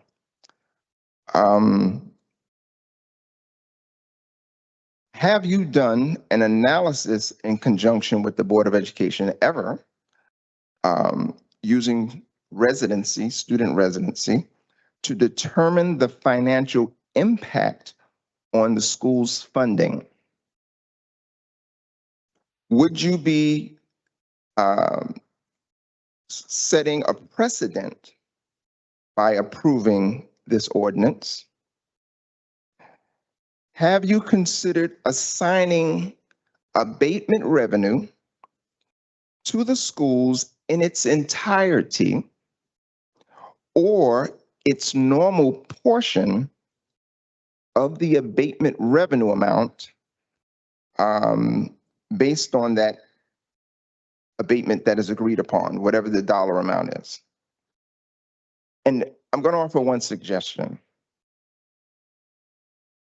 If you consider a future abatement, can you please make sure that the school levy is exempt from the abatement, so you don't have to worry about these financial issues with the schools being able to survive? Because, you still have charters taking money from the schools. You still also have other factors that are going on with funding being cut, Department of Ed being dismantled. You don't know where that's going to go. So you have to have a way to address, for lack of a better term, the elephant in the room, because funding is dwindling and you can't tax your way out of that. So that's too much of a burden on the taxpayers. But at the same time, you do have to maintain a school system that's robust, that adequately educates the students, and that they have all the resources they need. Thank you. Thank you. Our next speaker, if you can state your name and spell your name slowly for the record, appreciate it. My name is Raphael Maurice Grayson. You got to speak up a little bit more. My name is Raphael Grayson, Rafeal. Last name? Grayson, Grayson. Thank you, Raphael. Good evening, Council President and members of the council. My name is Raphael Moise Grayson. I'm a lifelong resident of Jersey City, resident born in Ward F. I lived in Ward A and now proudly in Ward B. I'm here because the ordinance 25-126, the proposed 30-year tax abatement for LaFrac is not just another development approval. It is a decision that affects affordability and public trust and the financial future of every neighborhood in the city. For decades, residents have been told that abatements help Jersey City grow, but the data tells a very different story. From 2013 to 23, Jersey City awarded over $2.2 billion in tax abatements and pilot deals. During the same period, the city share of the school tax levy increased over 260%, and in large part, pilot deals bypass school funding entirely. Under New Jersey law, schools receive 0 and 20 to 30 tax abatements. Meanwhile, Newport LaFrac, a multi-million-dollar developer, has benefited 35 plus years in state-backed tax financial relief. My other concern is that you have members of the current council voting yes on these abatements and running on a platform in this race, under affordability. And, Ward A has one of the highest eviction rates in the city. And there has been, they're being priced out. And yes, the representatives have voted to give decades of long tax breaks to developers that don't need them. I may live in Ward B, but the decision affects all of us. When pilot money skips the schools, every ward feels the cuts. And when developers get 30-year tax relief, homeowners and renters absorb the tax burden. Lastly, I'm a member of the Hotel Trades Council in New York. I make over $100,000 a year. I work 2 jobs just to make ends meet, so I'm far from rich. And a 30-year tax abatement to the LaFrac, Jersey City will not be good. I ask that you vote no. Thank you. Thank you. Still a public hearing. Our next speaker. Evening, Suzanne D. Felice. Spell. Okay. Good evening. I am here to speak against ordinance 25-126, specifically regarding the financial math of this deal. When a developer asks the taxpayers for a 30-year tax break, the burden of proof is on them to show they are providing a public benefit that the private market cannot support. I have reviewed the numbers in this application, and frankly, the math is insulting to the intelligence of this council. The applicant claims they are performing a substantial rehabilitation of 30 and 40 Newport Parkway. They have valued this work at approximately $30 million. That sounds like a big number until you do the division. 30 million divided by 890 units is roughly $33,700 per unit. I asked the council, have you tried to renovate an apartment in Jersey City lately? $33,000 is not a substantial rehabilitation. It is a cosmetic refresh. It is new windows, some facade work, and a lobby update. In the commercial real estate world, this is called CapEx, or capital expenditure. It is the standard cost of owning a building. Every landlord in this city has to replace boilers and windows. That is part of the job. Why is the city of Jersey City setting a precedent that we will subsidize the standard maintenance of a private equity asset? If a homeowner in the Heights replaces their windows and boiler, do you give them a 30-year tax abatement? No. You reassess them and raise their taxes. But here we have a waterfront complex asking to lock in a pilot payment of 10% to 12% of revenue. In a conventional tax scenario, a property of this value would likely pay significantly more. By granting this pilot, you are effectively paying for their renovations out of the public purse while simultaneously capping their tax contribution for a generation. The financial agreement before you claims this project isn't feasible without the abatement. That is hard to believe. These are stabilized, revenue-generating towers on the waterfront. They are not blighted. They are not vacant. To vote yes on this is to admit that Jersey City does not know the difference between urban renewal and deferred maintenance. You are being asked to sign a bad check on behalf of the taxpayers. Please do the math and reject ordinance 25-126. Thank you.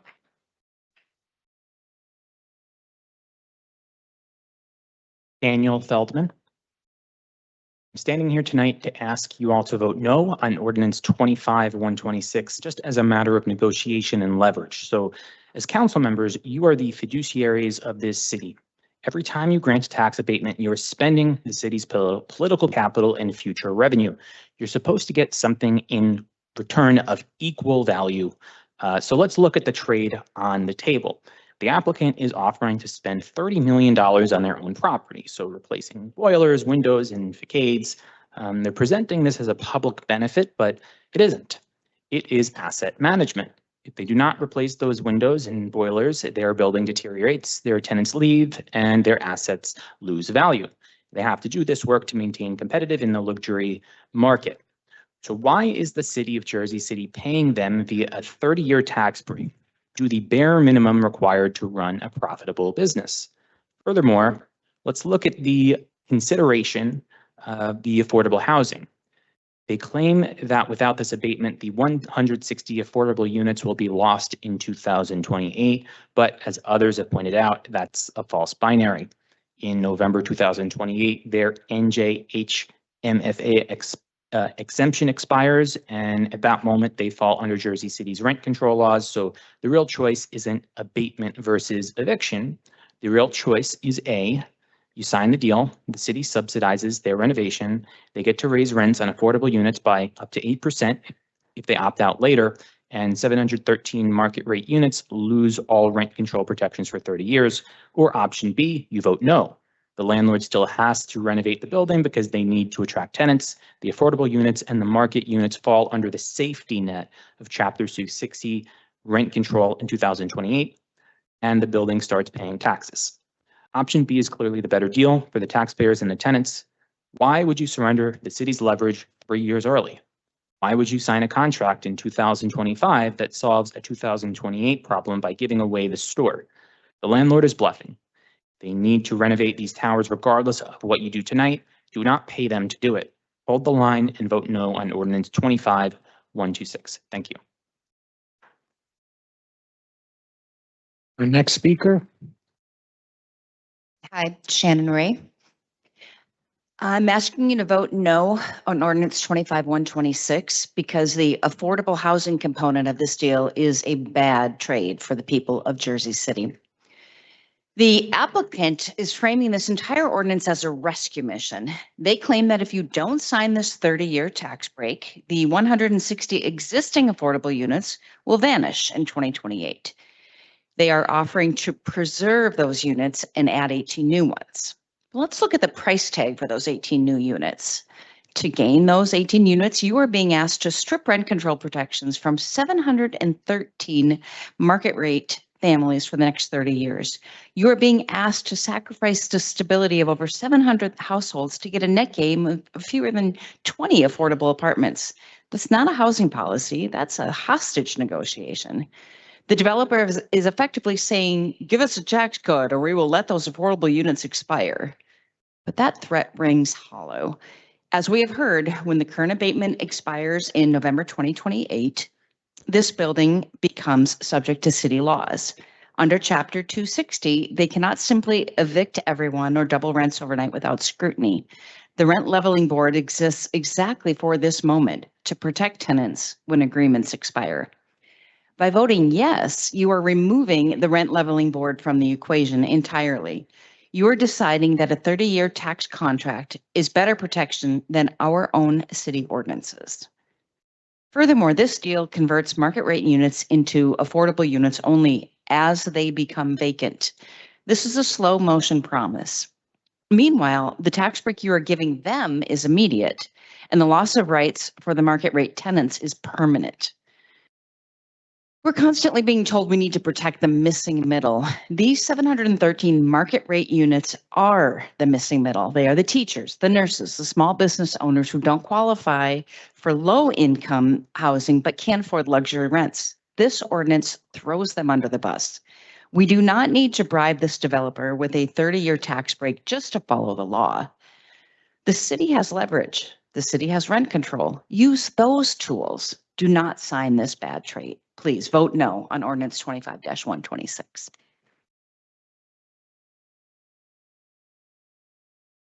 Next speaker, if you can just spell your name for the record. Yes, it's Matt Schneider, MATTSCHNEIDER. SCH SCHNEIDER. NEIDER. Correct. Thank you. Sorry about that. Good evening, City Council. Thank you for your service and happy Thanksgiving. I urge you to vote no on 25-126, the ordinance before us tonight. My name is Matt Schneider again. I'm a JCBOE trustee. I'm speaking as a private citizen, not on behalf of the board, but I do feel like most of us would share this sentiment. I'm also a parent, a resident, a property owner, a business owner here in Jersey City. Very strongly opposed to this 30-year pilot extension. It doesn't make sense. It's short-sighted. It lacks, it doesn't align with Jersey City's current needs.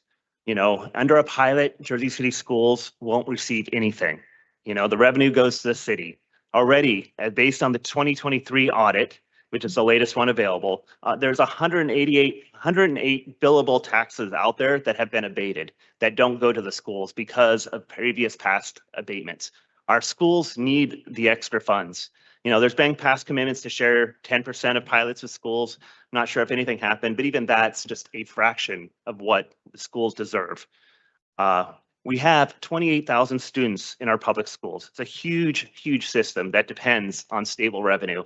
We have facilities that are severely lacking. We have special ed programs that are suffering, staffing shortages. All of these require stable funding. And the big thing is that a lot of people have missed it, is how the state funding works. As we give these abatements to luxury rentals, guess who moves in? People of higher income. They move in from New York City. Guess what? That increases our median income. And so the state looks at it and says, oh, Jersey City's rich. We can take more, they can pay more for themselves. Same thing for the property. The state doesn't look at the property that's been abated. They just look at the total property and assume that's their taxable base. So yes, Jersey City, go raise your taxes. Go pay for your schools. But that's not what's happening with abatements. We need to be smart. We've lost over 250 million since 2018 in funding. And we know this is now only going to continue. A 30-year exemption is incredulous. How can we do that? How can we do that for our kids? We need to pay for our schools and help our kids.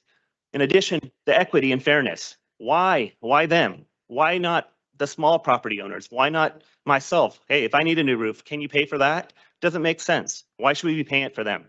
Abatements, you know, are not evil, but they need to be very strategic and purposeful. That's not what this is. So I ask you to vote no. Thank you. Our next speaker. Megan Wilkie, MEGAN WILKIE. Thank you. Good evening again, Council. I come to you tonight as a former tenant attorney. I worked representing low-income people in Jersey City who are facing eviction. I don't do that job anymore, but when I was doing it, you saw how hard it is for low-income families to hang on.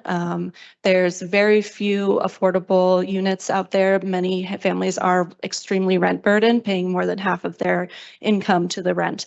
I appreciate what people have said tonight about how the protections of rent control could kick in for these tenants. However, we're talking about 170 families that would lose the current subsidy. The developer is also adding 18 units onto that and looking at shifting some of those units from what are currently at 80% AMI subsidy down to 50% AMI and 30% AMI. That means rents that are affordable to our low income and extremely low income people in Jersey City. I heard at the caucus meeting, the attorney quoting rents under $1,000, and that's rents you can't find anywhere in the market. And I think the conversation around abatements, obviously people have very valid concerns about shifting prices onto other taxpayers or the way the schools have lost out in the past. But I don't think we can just clean our hands of our social responsibility to house the lowest income people in our community and address this housing shortage that we have at all price points. So I'm here to urge you to vote yes. I think you can't get a better deal for these kind of low rents in buildings. You absolutely can't build a building that's going to be this cheap because these are units that already exist. They're going to add units to it, and they're talking about putting them at extremely low income and very low income families. So I would urge you to vote yes for that reason. Thank you. Our next speaker, you can just spell your name for the record. Yes, Ivan Ovalle, IVANOVALLE.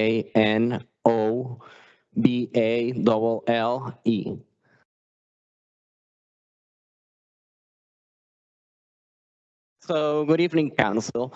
I think we need to subsidize affordable housing. I think this is something pretty much every candidate for mayor has run on, and they made it part of their central campaign slogans. Everybody these days loves to run on affordability, and for good reason. It's one of the things that affects everyone, especially those on the lower and middle income levels. So it resonates with most people. This is why I urge you to vote yes on these subsidies, especially because this is not a brand new building that's going to be built from scratch. This is an already existing building. We just need to subsidize the finance for renovation on those 16 units. So please, if we're really serious about affordability beyond campaigning slogans and fighters to get votes, I humbly ask you for you to vote in favor of these abatements that can help us keep our city more affordable so we can help our friends and family and everyone so they can stay here. Thank you. Our next speaker, just spell your name for me. It's Akshay Verma. It's spelled A for apple, K for kite, S for shallow, H for hello, A for apple, Y for yellow. Last name Verma, V for Victor, E for elephant, R for red, M for Massachusetts, A for apple. There's no N in there. I wish there was. Then I could say New Can you Jersey. just spell that last name again without giving me the elephants and the apples? VERMA. Thank you.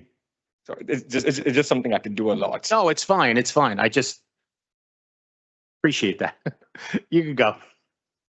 All right. So I guess I come in favor to speak for this motion. This abatement not only helps maintain our current affordable housing stock, but converts some of them from 80% area median income to 50 and some to 30%.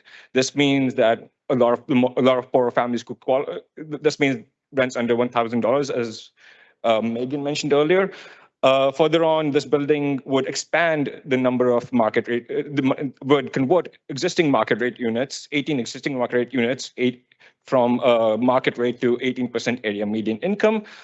While some people might disagree on the nature of the tax abatement, not granting the abatement means that these 160 units would eventually become market rate. And I understand a lot of these objections that have come present and would have personally preferred my own tax money going to things like public housing. But as of this moment, we really aren't building any.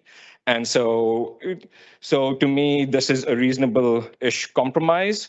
And further on, this would also be these would also be units that are near transit, meaning that all of a sudden there's 16 families that would eventually have access to one of the best job centers in the world, that is Newark and New Jersey.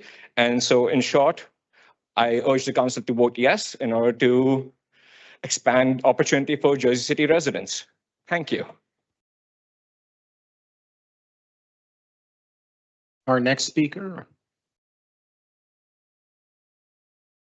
You didn't know I was there, did you, Sean? What's that? Nothing.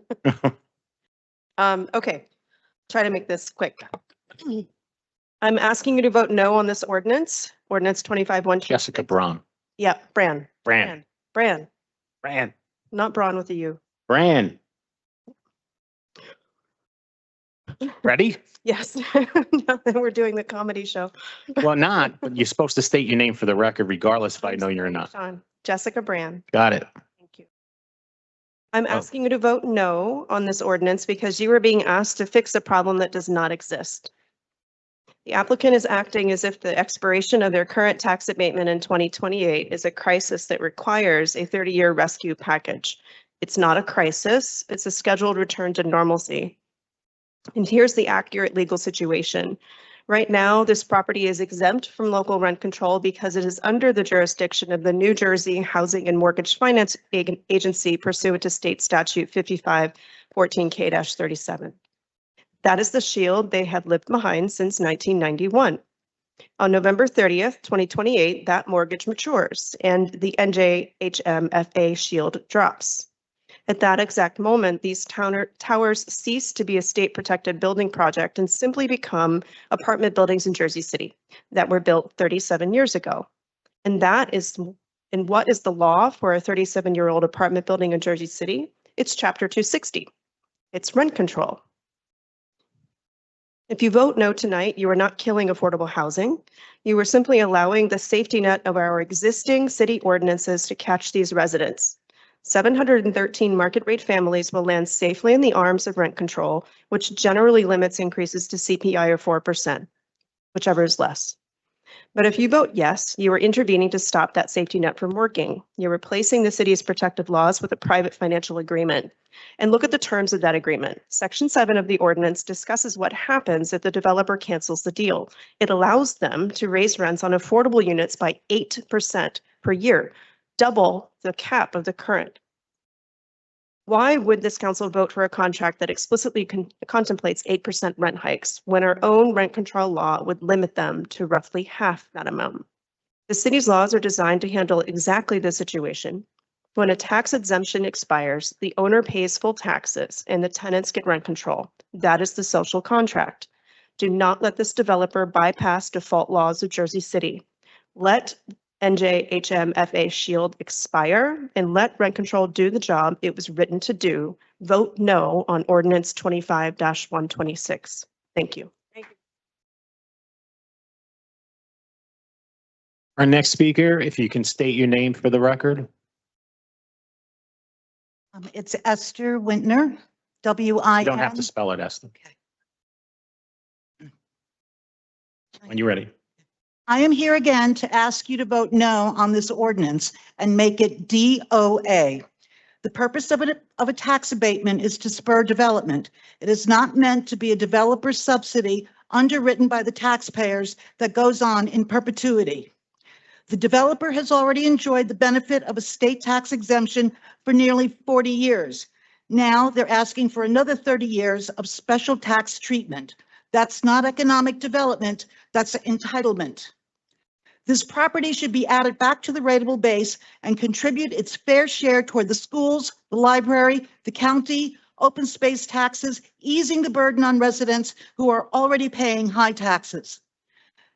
At the caucus, the attorney for the developer mentioned how this will bring in more revenue to the city, but failed to mention these other taxes that will be shortchanged and subsidized by the taxpayer. I say we need an audit of the building to make certain that we are receiving the correct pilot payments. And we need a third-party audit of the existing affordable housing units to make sure that there are no units that are being rented out at market rates. It is also important to acknowledge a concern regarding conflict of interest. The developer's legal representation, Connell Foley, employs a sitting member of this council, Councilwoman Hewlings. Even an indirect financial relationship warrants recusal if we're going to maintain transparency and public trust. The justification for this new abatement includes a long list of capital improvements, replacing windows with floor-to-ceiling glass, replacing the facade, renovating the lobby, new boilers, stoves, new roof, and more. It's absurd that they feel the taxpayers should subsidize them for taking care of their own waterfront property.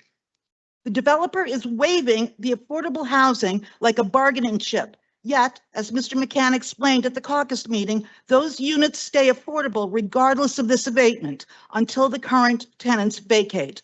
Those residents are protected. Let the developer eventually get their units and let them pay for their own waterfront property upgrades. The incoming mayor, whomever that may be, has pledged to build more affordable housing across the city and likely at a lower cost and in neighborhoods that actually need a pilot to attract investment. This abatement does not meet that standard. It is abatements such as this that contribute to the vicious cycle of driving housing costs up. Taxpayers in this council should not be held hostage by a developer who already benefits from one of the most valuable pieces of land in Jersey City. Make this ordinance DOA. Thank you. Our next speaker, if you can just state your name for the record. Sure. Good evening, Mia Skanga. I'm urging you also to vote no on ordinance 25-126, as this is their second tax abatement. As everyone has mentioned, the current one expires in 3 years in 2028. Now, when I was going through my computer, I have tons of files. I came across ordinance 19-138, which appears to be the spitting image of 25-126. We listened to the recording, Esther and I, and we found that it was pulled from the agenda in 2019, and it was supposed to be reintroduced, but apparently it never was. The same renovations are listed in 2019, 6 years ago. So I say to myself, I guess they didn't get the 30-year tax abatement, so they didn't do the renovations? Or maybe they did do the renovations and they saw what Fairmont Housing got with another second 30-year tax abatement for renovations, which I thought should never have happened. So they're trying to cash in. Or maybe the renovations weren't necessary in 2019 or 2025. I mean, they just came here recently, 6-year hiatus. I think this is going to prove a fiasco because it's going to set a precedent and an additional burden to the taxpayers of Jersey City, who will then have to subsidize 30-40 Newport Parkway and pay for their school taxes, which have skyrocketed in the last 5 to 7 years, as well as for the library, open space taxes, etc. People here and across the country are crying for affordability, and giving out a 30-year tax abatement will not accomplish that. As it was stated, those who are in affordable housing units in that building will be protected. Jersey City is always ranked in the top 5 for highest rents, and LEVRAC has certainly it's been advantageous for them. Let's not lose tens of millions of dollars of tax revenue. And in 2019, the difference was like 50%. So it's probably even higher now. We were going to lose for a few affordable units, which are protected, and they will continue to pay the rent. Let's not make the same mistake as with the Fairmont Housing, senior housing. That's what brought this on. I'm sure of it. They saw that, they came back. Please vote no. High taxes make, for everybody else, makes the city unaffordable. Stop giving away the store. Thank you. Our next speaker, if you can state your name for the record. Mark Boyles. I'm here tonight to talk about 126, but not about the specific buildings, but about the dangerous precedent this ordinance sets for the entire city. When a city council grants a tax abatement, it's supposed to be a temporary inducement, a jump start for development that carries high risk. It's a contract. We give you a tax break for 30 years, you build here. When the time's up, you join the tax rolls and follow the same rules as everyone else. That was the deal made in 1991 for these two buildings. That deal expires in 3 years' time. The deal's been fulfilled. But tonight you're being asked to break the social contract. You're being asked to extend the temporary privilege for another 30 years. If you vote yes on this, you're opening a Pandora's box. Look at the Jersey City skyline. Hundreds of buildings on the waterfront and downtown were built in the 80s and 90s under similar statutory exemptions. They're all approaching the same expiration date. They're all watching this vote. If you grant this rehabilitation abatement to 30 Newport Parkway for essentially doing standard maintenance work, on what grounds will you deny the next 10 buildings that come to this chamber? If you pass this, every major landlord with an expiring abatement will line up to demand their own rehabilitation deal. They'll demand to replace their windows and boilers in exchange for 30 years of tax breaks and another 30 years of exemption from rent control. You're effectively creating a permanent class of privileged owners in Jersey City. Landlords who never have to pay real taxes and never have to submit to rent control, simply because they renew their abatements every few decades. Meanwhile, the homer who's lived here for 30 years sees their taxes go up. The small landlord with a 4-family house pays full freight. Why should a stabilized, profitable waterfront tower get a forever abatement? This ordinance tells the market that Jersey City laws, our tax code and rent control ordinance, are optional if you are big enough. Don't set this precedent. Don't open the floodgates. When the clock runs out in 2028, let this building graduate to become a normal, tax-controlled, tax-paying, rent-controlled citizen of Jersey City. Vote no on 126, please. Our next speaker, if you can state your name for the record. Sonja Kirschner. Thank you. Good evening again, Council. I've said it here before, and sometimes it's worthwhile stating the obvious again. I think tax abatements for selected businesses are highly discriminatory. I, as a small business owner, have never been offered a tax abatement, and I have a hard time believing that anyone would even listen to me if I asked for one.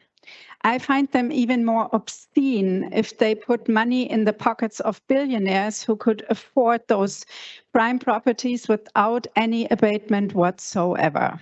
Obscene is the right word. You are stealing from the children of this city, from the future generations, and also from the most vulnerable people right now who depend on the laws that protect them and the services the city provides for them. Think about how easily the taxes of 30 years would keep the pools free for the kids and all other things moving in this city. Think about all the money that could go to our disastrous infrastructure, and think about what you could do for the birds. If you just cared for the people of this city as much as you always care for billionaire companies, and as you cared for the birds tonight, we would be in a much, much better place. So please vote no on Ordinance 26126.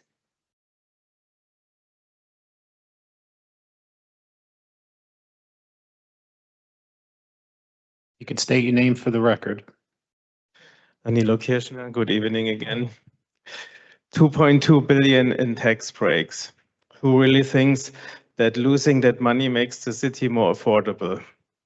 2.2 million lost that are desperately needed. Where is it coming from instead? I actually understand the small landlords talking earlier, complaining about high property taxes, and families about school taxes, because that's what you essentially do. You subsidize billionaire landlords by putting the burden on renters, small landlords, and homeowners. And I come back to my truck example.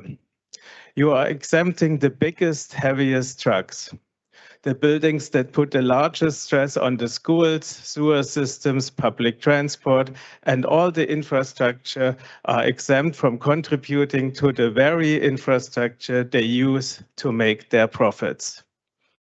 And speaking about profits, do we really think 2.5% of affordable units in that building will prevent making profits? What is even affordable about them if families living there get to potentially hit by an 8% increase every year? And even if the landlord doesn't make a profit, let me remind you how tax laws work. If a business doesn't make profits, indeed, they don't have to pay taxes. Vote no on this ordinance, please. Thank you.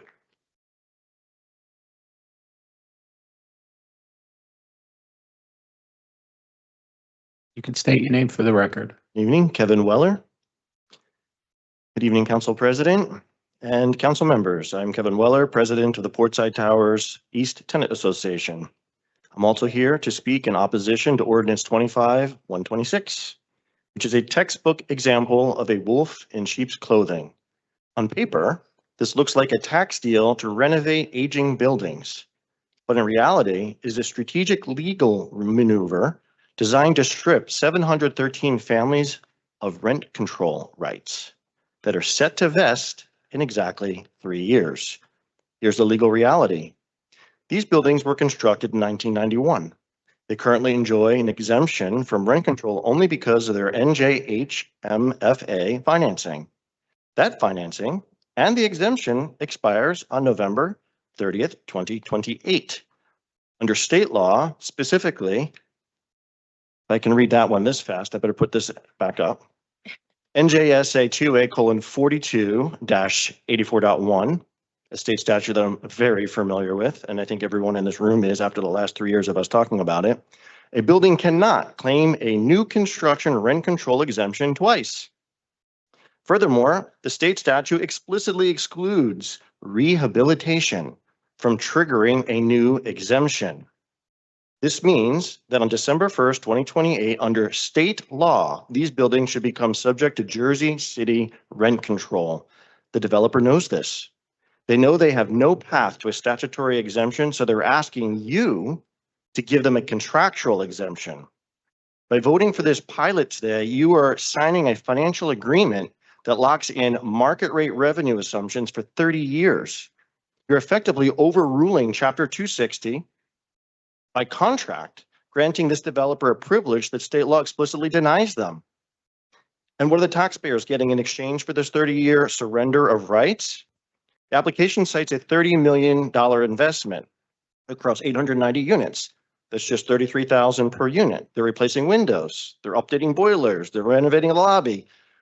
In the real estate industry, we call that deferred maintenance. It is the cost of doing business, not substantial rehabilitation intended to cure blight, as you heard earlier tonight. They're asking Jersey City taxpayers to subsidize their window replacements and asking you to strip their tenants future rent control rights as payment.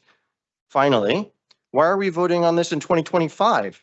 The current abatement doesn't expire until 2028. There's no emergency here. This vote is premature. It handcuffs the future city council, which would never vote for this, and administration that will actually be in power when these rights vest. I urge you to see this for what it is, a rent control avoidance mechanism disguised as a tax abatement. Protect the future rights of these 700 families. Vote no on Ordinance 25-126. Thank you. Thank you. Our next speaker, if you can identify yourself for the record. Hi, my name is Jim McCann from the law firm of Connell Foley. I'm speaking on behalf of the applicant. Thank you. I just want to correct one thing that I believe all the folks who came to the microphone are incorrect about. There's nothing in this financial agreement that says the market rate units will be exempt from rent control at the end of 2028. Nothing in the financial agreement says that. However, they also may be exempt from rent control, whether you grant this tax abatement or not, because under Chapter 260, any building with 25 or more units that was built in a redevelopment area is already exempt from rent control. The state statute doesn't need to apply.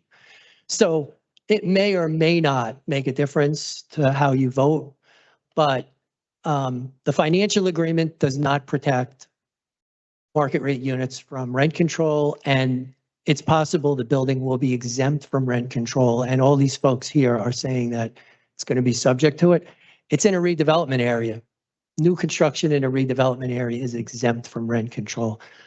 I reiterate what I said at the council, which is, this project is going to create a lot of low income units and a lot of very low income units. It's increasing the affordability on the Jersey City waterfront, where I think it's important that there be affordable units as well as luxury units, and that's the opportunity you have here. Thank you.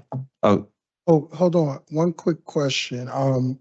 Do the current, when is the current mortgage up that your clients are paying? November of 2028. You will be done with your mortgage in 2028? Yes. No, not the baby, the mortgage. Okay. What happens, let's say this abatement isn't granted, and then the, NJHMFA, basically those rules expire in 2028.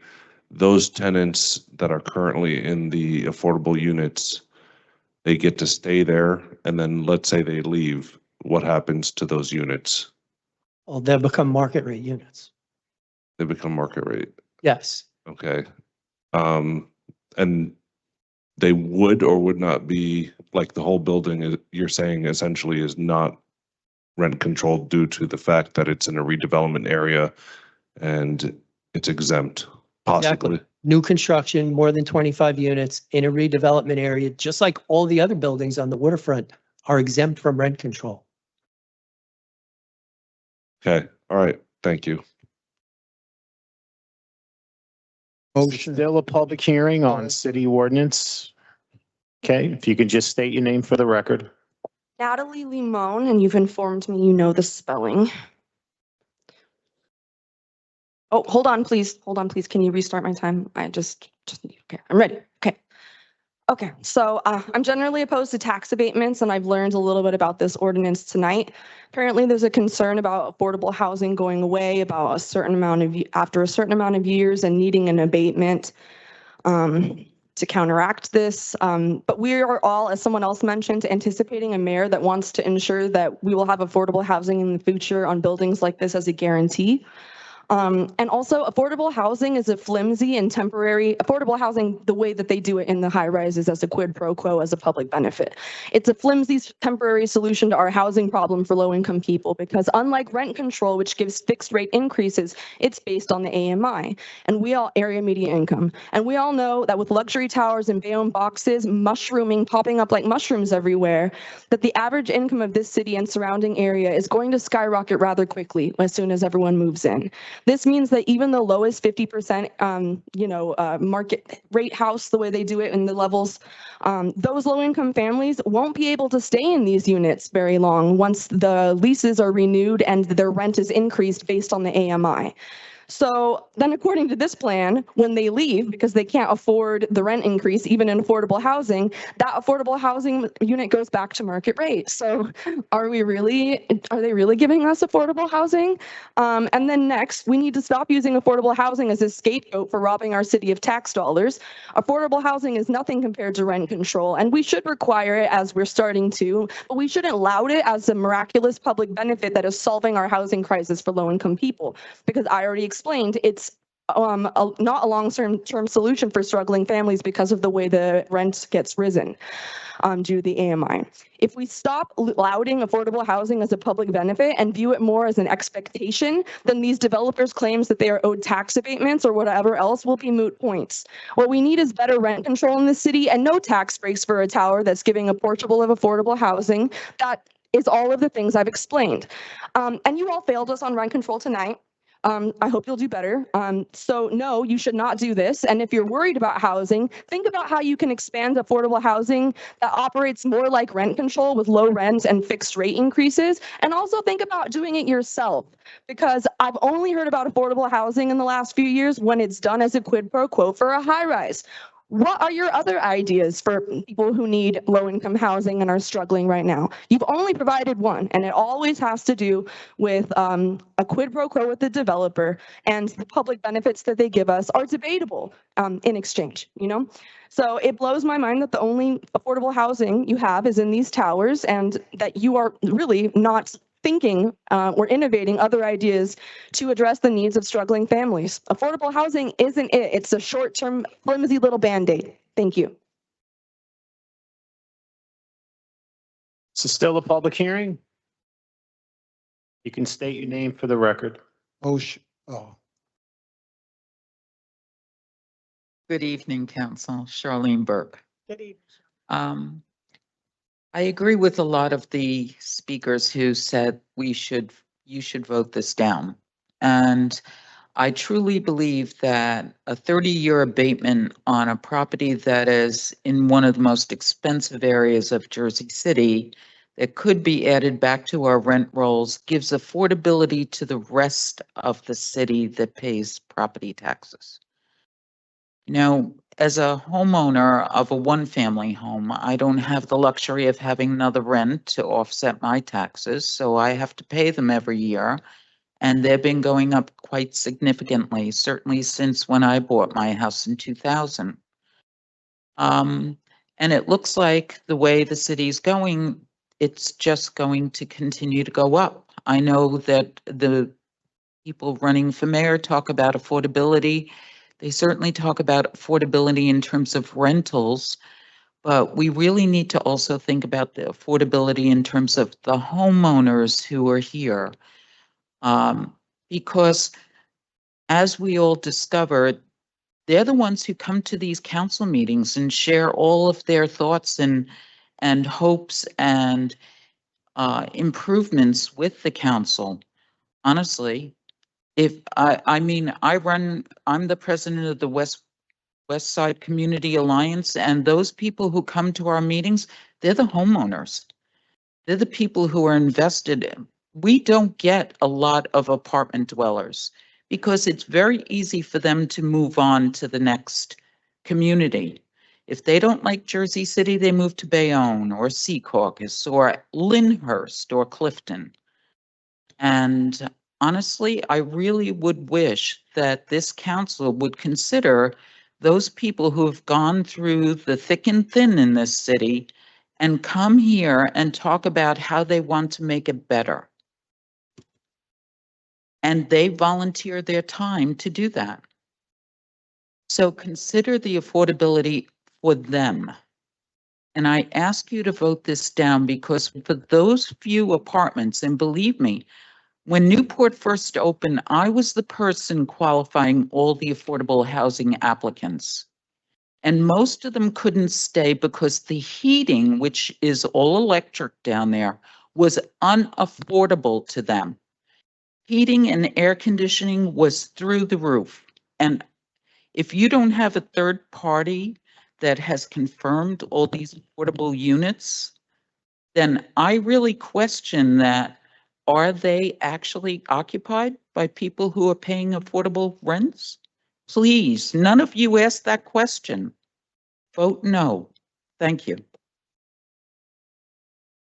Our next speaker. If anyone else is looking to speak on this ordinance, I would appreciate if you line up. State your name for the record, please. Tara Smythe, Can you spell your last name? Smythe. Thank you. Okay. Good evening, Council. I'm Tara Smythe, and I'm here to address a specific legal error that the developer is relying on. Throughout this process, you will hear the applicant emphasize that this property is located in the Newport redevelopment plan area. They mention this to imply that the property is special, that it sits in a protected zone that entitles it to exemptions that other buildings don't get. I am here to tell you that the legal mechanism they are pointing to is a ghost. Under Jersey City's rent control ordinance, section 260-1A3, there used to be an exemption for buildings in redevelopment areas. But if you read the actual text of that ordinance, it grants an exemption only if the area is defined under specific state statutes, NJSA 40, 55C-5, and 40, 55C-17. Here's the problem. The New Jersey legislature repealed both of these statutes in 1992. They were wiped off the books nearly 30 years ago. The city of Jersey City acknowledges this in the very footnotes of our own code, which state NJSA 4055C were repealed by 1990, Law 1992. Why does this matter for a vote in 2025?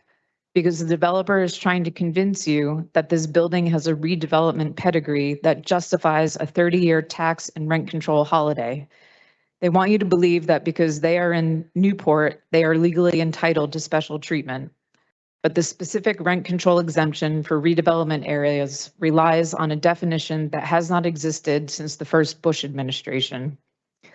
When their current NJH MFA mortgage expires in November 2028, they cannot fall back on this redevelopment exemption. That safety net is gone. The statute is repealed. They are asking this council to honor a zombie statute, to pretend that a law repealed in 1992 still gives them privileges today. Do not be misled by the label redevelopment area. It is a zoning term, not a rent control shield. Once that mortgage is paid off, this building is just a building. It must follow the same laws as everyone else. Vote no on ordinance 25-126. Motion. Second. Still a public hearing on city ordinance 25-126. Any member of the public still wishing to be heard, please come up to the podium and state your name for the record. Motion. Motion to close the public hearing on ordinance 25-126 was made by Councilperson Gilmore, Second. seconded by Councilperson Saleh. Sorry about that. On the motion to close the public hearing on city ordinance 25-126, Councilperson Ridley. Aye. Councilperson Hewlings. Aye. Councilperson Saleh. Aye. Councilperson Gilmore. Aye. Councilperson DeGise. Aye. Councilperson Rivera. Aye. And Council President Waterman. Motion carries 7-0 with council members Baggiano and Solomon absent. For final consideration and adoption of city ordinance 25-126, Councilperson Ridley. No. I'm sorry? No. Okay. Councilperson Hewlings. Abstain. Councilperson Baggiano voted no earlier. Councilperson Saleh. I'm going to vote aye. 116 of the 160 units are going to be lower. They're going to increase the affordability for these units for the lowest income individuals to 30 to 50% AMI from 80% AMI. So it's increasing the affordability. I don't feel comfortable with the fact that if they were to leave that unit and we don't do this, then these units will eventually become market rate. And even if they are rent controlled, they're going to be market rate rent controlled versus the lowest rung of society being able to be in downtown.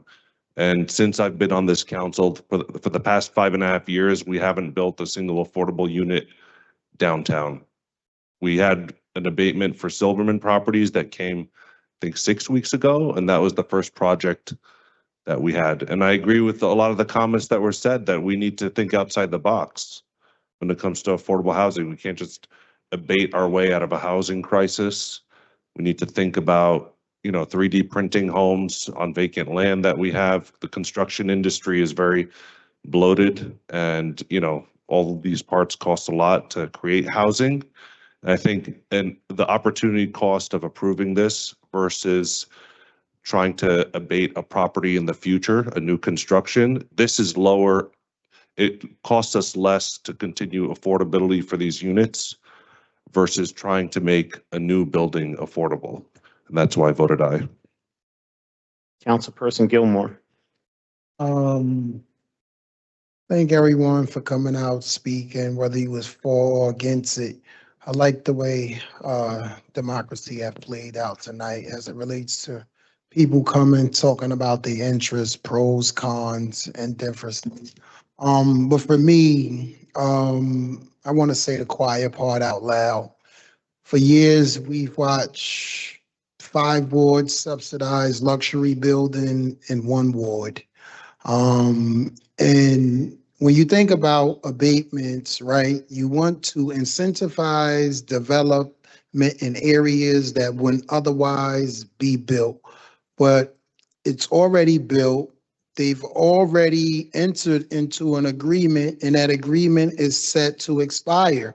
The active mortgage on the property is set to expire, which tells me that these people have the financial stability to maintain that dwelling.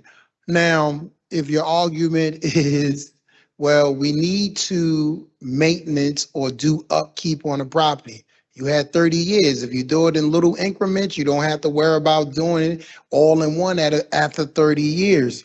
So for me, when I'm looking at this, I'm looking at something that's not set to expire for 3 years. And then you're going to ask a council to vote on something which can be entertained by a whole nother council that's going to be sitting here.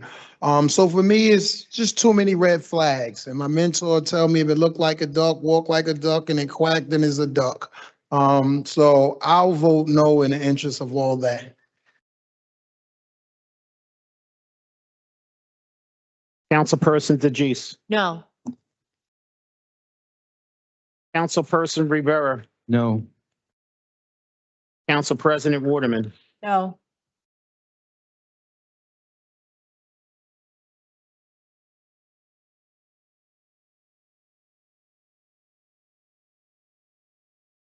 City Ordinance 25-126 is defeated 161 with Councilmember Saleh voting yes and Councilperson Hewlings abstaining. The ordinance is defeated.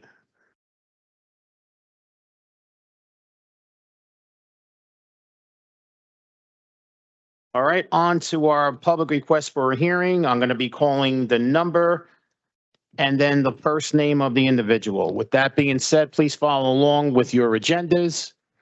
First speaker, 5.1, Laverne. I don't see her. She's not here. Next speaker, 5.2, Marty. As I promised, Marty, you would be number 2, right?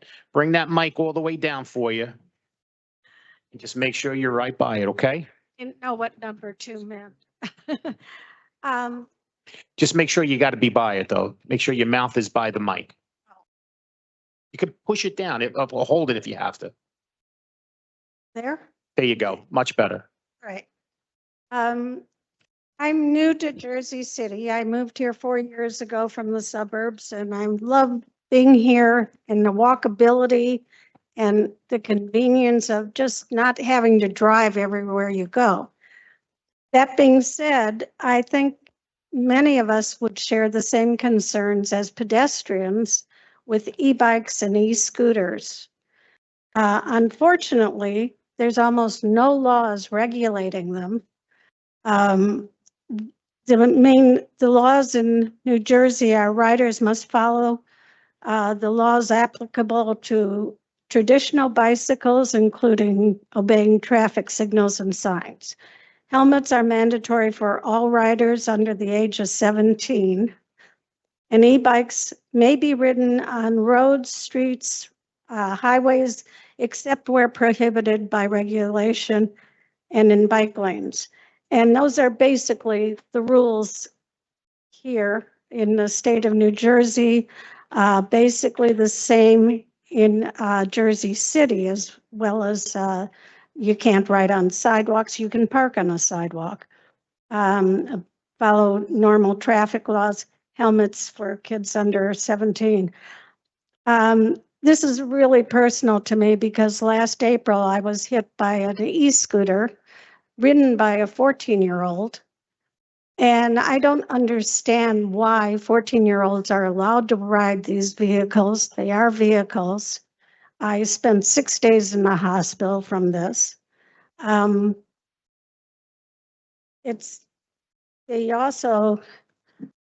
I looked up some statistics from 2016 to 2020. Youth involved crashes, bicycles and/or pedestrians. There was 5,711 youth accidents, and of those, 354 were fatal. 14-year-olds, I don't see why they should be able to operate an electric vehicle. And also, there's no insurance, there's no reciprocity when these kids or people hit you or do damage. And as a result, you are stuck just footing the bill yourself. On top of that, to add insult to injury, the police report at the time, because they don't even take these as serious incidents, like if a car were involved. Basically, the police officers, it's not even a one-page report. And it just states that, this. Marty, your time is up. Sorry. Thank you. Our next speaker, 5.3, Gina.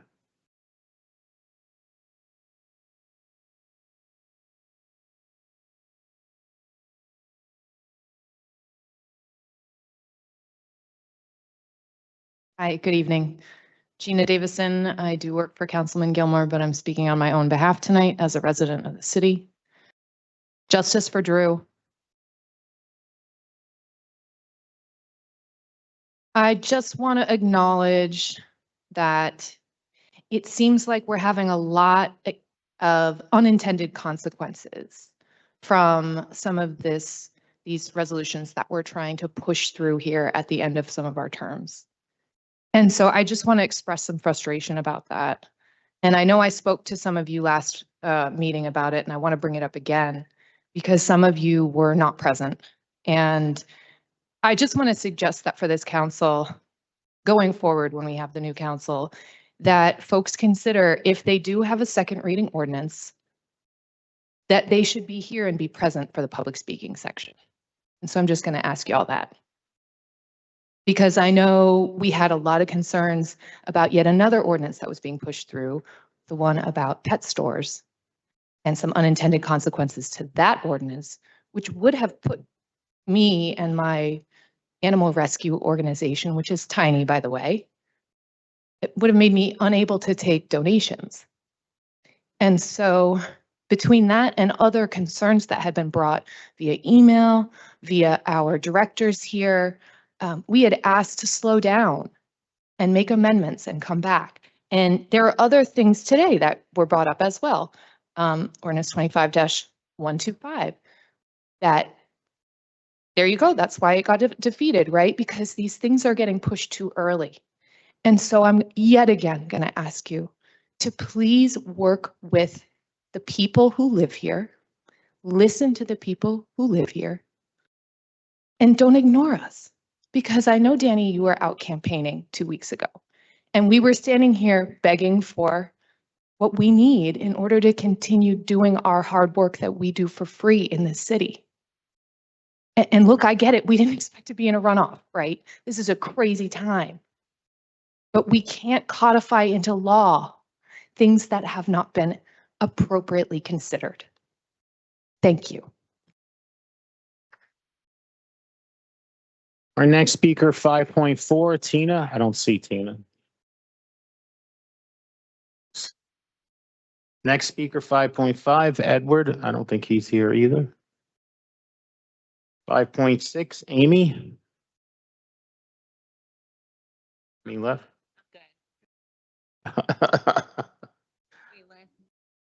5.7, Ben. Okay.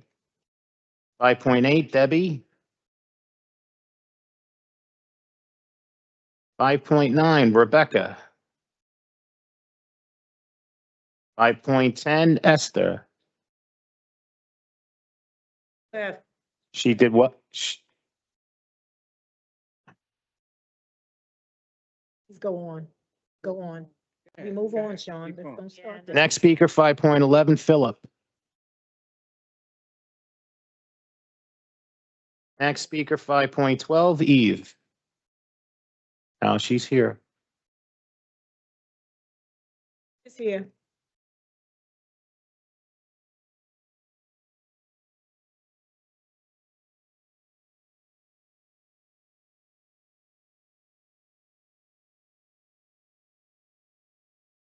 Good evening. My name is Eve Taylor. I'm a Jersey City resident, and I'm here to address a systematic violation of the local budget law that is inflating our property taxes. Over the past 3 years, property taxes in Jersey City have risen 51.4%. In that same period, the city accumulated $94 million in operating deficits and $112 million in deferred charges. In July, both Moody's and S&P downgraded our credit outlook, citing the city's failure to restore its balance sheet despite aggressive tax increases. Why are we raising taxes while violators go unpunished? Under New Jersey's local budget law, the amount raised by taxation is calculated by subtracting anticipated revenues from total appropriations. When the city fails to collect statutory fines, anticipated revenues go down and the tax levy goes up. That is not a policy opinion. It is arithmetic required by NJSA 48430. The city has tools it refuses to use. NJSA 40485A expressly authorizes you to hire private collection agencies to recover delinquent fines at no cost to the taxpayer because allows a violator to be charged the collection fee. You have a cost-free revenue recovery tool. Why aren't you using it? NJSA 4048212E authorizes you to make housing fines collectible as liens against the property, yet public records show developers accumulating dozens, even nearly 100 summons while paying virtually nothing. Why are you granting de facto tax subsidies to violators while asking residents to pay more? Consider the Portside Towers case. Tenant advocates have documented over 200 consecutive days of code violations at their property, including failure to provide a resident superintendent and required security guards. Under Ordinance 25105, which this council passed, mandatory minimum penalties for those violations could exceed $50,000 per day. Yet the city has not issued a single summons utilizing the continuing offense provision of Section 1-25B. Section 3-60.9 of the Jersey City Code mandates the Division of Internal Audit to maximize revenue collections. You are violating your own ordinance. I'm not asking for a policy debate. I'm asking you to follow the law. I'm asking the council to please direct the Division of Internal Audit to immediately audit all housing and rent control violations that have expired under the statute of limitations, calculate the total value of lost revenue, and report that number to the public. If you cannot explain why that revenue was abandoned, then you cannot justify asking taxpayers to make up the difference. Thank you. Thank you. Next speaker, 5.13, Timmons. 5.14, Richard. 5.15 is a duplicate of 5.8. 5.16, John.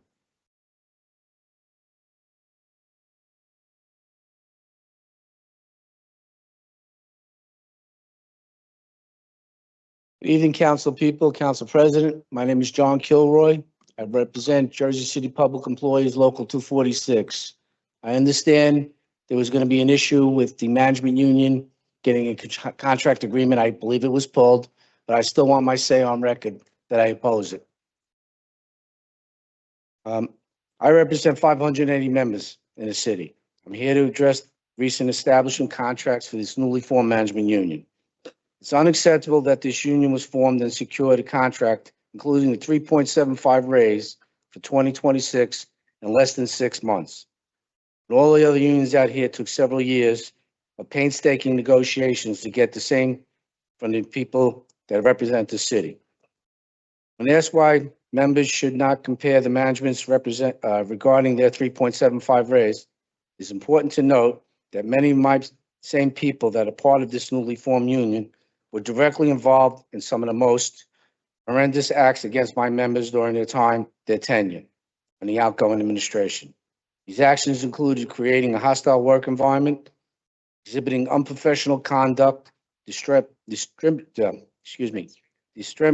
the lack of knowledge about the operations of our department and showing a lack of skill set required to perform these duties.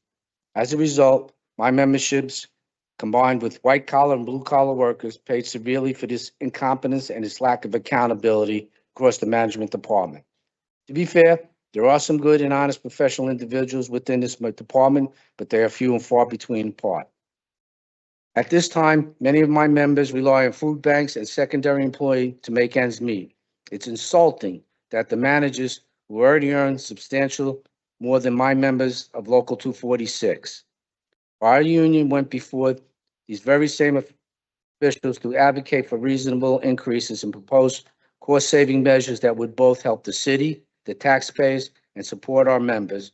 We were told two things. First, that the city did not have the funds. And secondly, although we had cost-saving measures would work, we won't do that. Yet we have salary increases and protections for those who are demonstrating competency and lack of accountability. Furthermore, the time of contraction is deeply suspicious. One could reasonably conclude the approval of this contract now will be in the hands of the incoming mayors and council, limiting their ability to assess the city's finances. Whoever inherits the city will be stuck with management team widely regarded as problematic, thus making us real structure change more difficult to employ.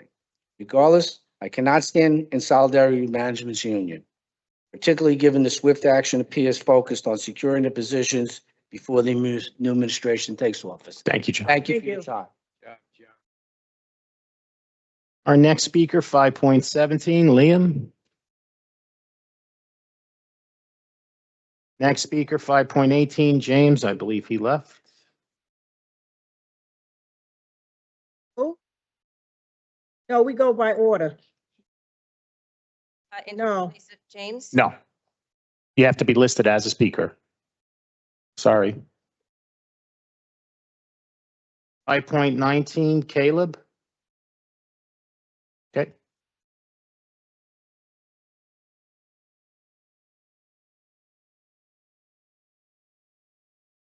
Thank you. See, I want to get the calibration here. Okay. My name is Caleb, Caleb, Hansen, Hansen. And I am here tonight because I am a former employee at Christ Hospital and I am a current New Jersey Heights resident. And what I believe was a planned closure of Christ Hospital is not just a loss of services, it is a public health catastrophe currently in the making. In 2021, it's just 1 year of statistics, this hospital serves 60,000 charity care patients, 200,000 Medicaid patients, and 12,000 mental health patients.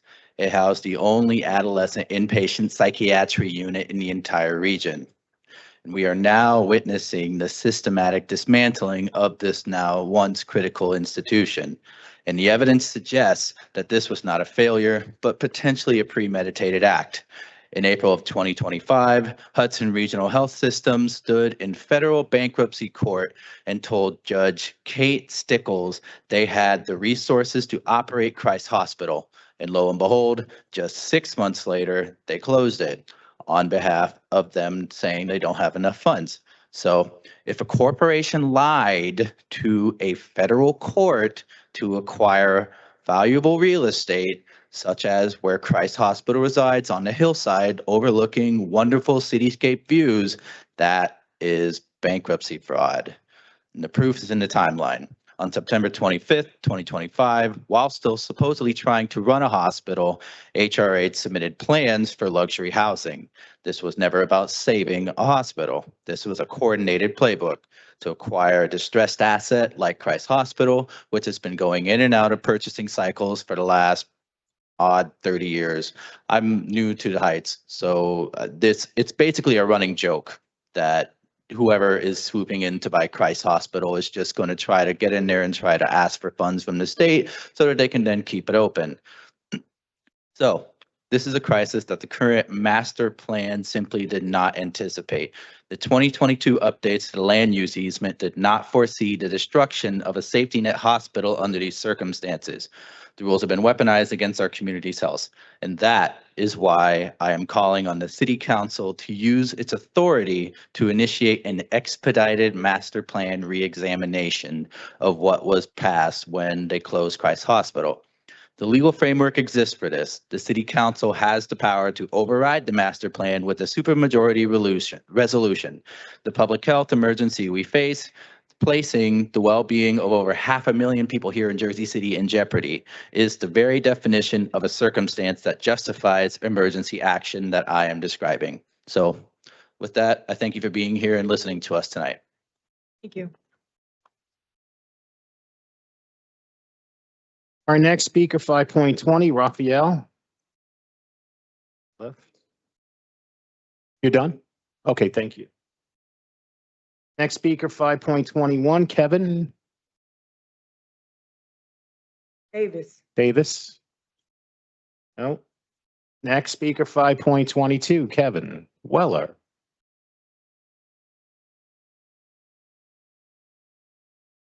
Willing to talk again? Good evening, Council President, City Council. I'm Kevin Weller from the forever rent-controlled Portside Towers East in Ward F. Eve Taylor just laid out something important. The state has already given Jersey City the tools to fund code enforcement. NJSA 40:48-5A authorizes private collection agencies at zero cost to taxpayers. Violator pays the fee. Our landlord is fined $1 million. You can charge 22% of that to collect that $1 million. The legislature solved that problem. The question is, why is our administration not taking advantage of what the state allows? I want to build on what Eve said. I've had direct conversations with Director Chiron Richardson and Eric Bullwith. Both have told me the same thing. They need more resources. They're being asked to do impossible jobs with inadequate staffing. I believe them. These are professionals trying to do the right thing while being set up to fail. The good news is the state has already provided a path. The tools Eve described, and you have a handout about, could fund the enforcement arm this city desperately needs, but that requires an administration willing to use them. This administration has deliberately underfunded enforcement for years. The next mayor and the next council must make this a priority. Now about the municipal prosecutor's office. Ever since that last municipal hearing, over 60 of us and some of you were on that hearing, I've attempted repeatedly to communicate with that office. No response. This is discouraging for anyone trying to work within the system. What I find concerning is this. Our prosecutor, according to the press, attended a rally for Jack Citarelli in October. Citarelli ran his entire campaign on eliminating the Mount Laurel doctrine, the constitutional doctrine established by the New Jersey Supreme Court that ensures every municipality does their fair share on affordable housing. I cannot know if that thinking explains why only one of our 2 buildings is being prosecuted for identical violations, but the pattern is hard to ignore. And it certainly feels like prosecutorial discretion is not favoring the victims of housing violations. This is another area we need real change. Here's why we matter to that change. Our group has appeared before you over 1,000 times. We are the institutional memory of what this administration has allowed to continue. When new leadership takes office, they may not know everything that was permitted to slide. We will ensure nothing is missed. Every documented failure, every unenforced violation, every broken promise. Today marks day 218 of the continuous documented violations at Portside Towers after we were instructed to do so here in April of this year. Over 2,000 individual see-click-fix violations, not one of them corrected. Thank you. Our next speaker, 5.23, Daniel. When 16 separate speeches I've given at City Council since December of last year, I'll spare you the dates this time. On each of those instances, I discussed the fact that we don't have 24/7 uniform security in Portside Towers, despite the fact that Chapter 218, Article 1 of the Jersey City Code of Ordinances states that every owner or agent of an owner of a multiple dwelling of 100 or more dwelling units shall furnish a minimum of 1 uniform security guard for each residential building. Councilmember Rivera, you're running for re-election as council at large in the runoff elections on December 2nd, and I assume you'd like us to vote for you. Now, 314 days ago, on January 15th, you told us, quote, that security stuff is very, very important, and we want to make sure that you know that we're hearing you, end quote. And I think that while maybe you heard us, you didn't listen to us, because we're still without uniformed security at Portside Towers, despite numerous incidents occurring since then, such as a man with unzipped pants touching himself in front of our building at 155 Washington Street while standing behind a young woman who's also a resident at Portside Towers, and despite a resident's car window being punched in and shattered in front of 100 Warren Street. You could have done something, but you didn't. And you voted against the interests of over 70% of tenants tonight by voting against rent control. Denise Ridley, I'll speak to your empty chair. You're running on Councilman Solomon's slate.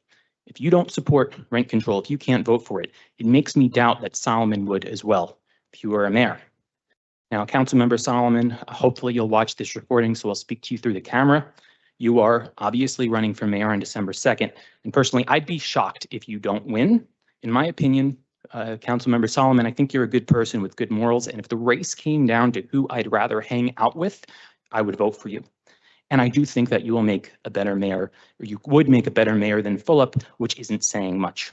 But I feel you haven't taken enough substantive action in the 3 years us Portsiders have been here giving speeches. There's more you could have done, Councilmember Solomon. You could have used your powers to investigate the municipal prosecutor's office to see why nearly all of Equity Residential's violations go unenforced.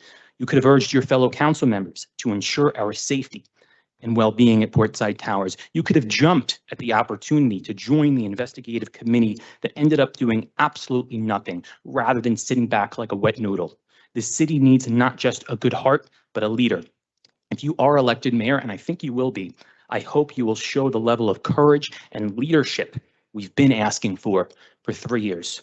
And I hope you will rise to that responsibility in ways that truly, truly protect and serve the people who live here. And I hope that if you are mayor, you will have more than just words, likability, but action and courage. Thank you. Our next speaker, 5.24, Carol.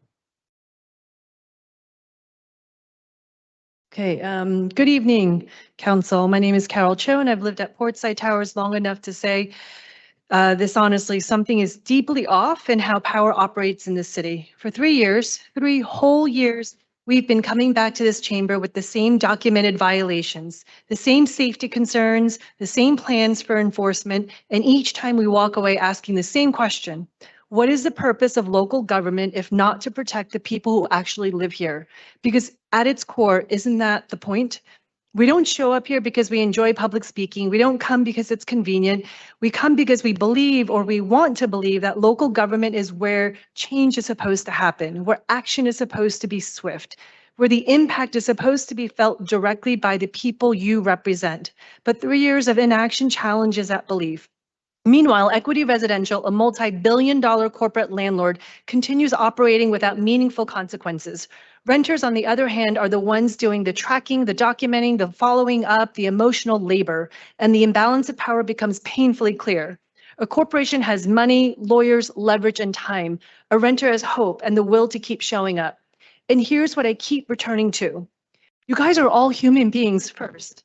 Not titles, not roles, not votes on a docket. Human beings with families, friends, and neighbors. People who know what it feels like when something unfair affects someone you love. People who understand fear, dignity, and what it means to feel unheard.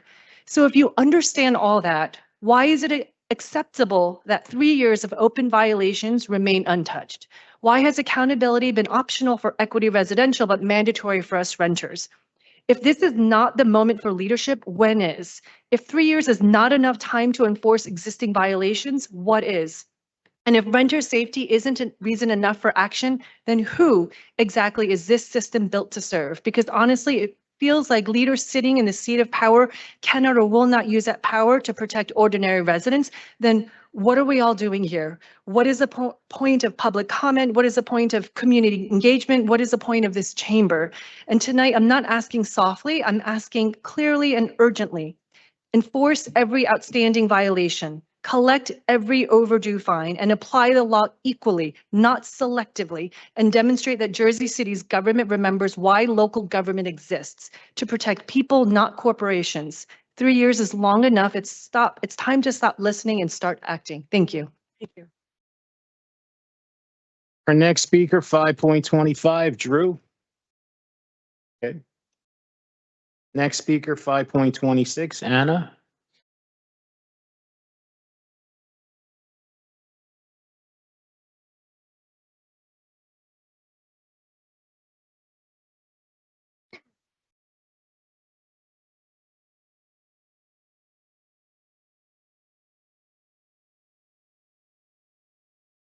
Hi. I feel a little crazy coming here and speaking in front of you guys over and over again. I'm starting to wonder, am I a masochist? Why do I keep coming up here telling my story over and over again to very bored faces and nothing changes? I'm not sure if you guys really understand what it's like to be harassed by your landlord for a year and a half. I don't think you really know, because me living in my home, being harassed by the owner of my home, it means I don't know peace. Do you understand that? In my own home? Do you understand how unfair that is? It took me 2 months to get the construction department to finally issue violations to my landlord, who has been doing illegal renovations in 4 vacant units in my building. One of those units, the tenant was pushed out of because they refused to fix anything. They had the super put a block of wood over mold in her apartment, and it was causing her health issues, which cleared up as soon as she moved. And as soon as she moved, they finally started renovating her unit, because all they care about is their bottom line. And I have done everything in my power over the past year and a half to get them to stop all the illegal things that they're doing. I have sent emails to every government official I could think of. The mayor knows, you know, everybody knows, and yet they continue. Nothing has stopped them. Even the police came and told them, you can't be doing this. And they pretended they didn't know. Oh, we didn't know. And then they continue. This week, they have continued illegal construction. And I'm still not getting answers from the construction department. Are you issuing violations continuously every week? What about the fact that they ripped the sign off the front of the building? That's an additional violation. Have you done anything about that? And not to mention that the police were called anonymously to my building about this illegal construction. And what did they end up doing? They ended up threatening to arrest a tenant. The landlord has been behaving illegally for a year and a half and nothing's done. But a tenant tries to protect themselves and they get threats of arrest by the police. This city is a fraud. Thank you. Our next speaker, 5.27, Fernando.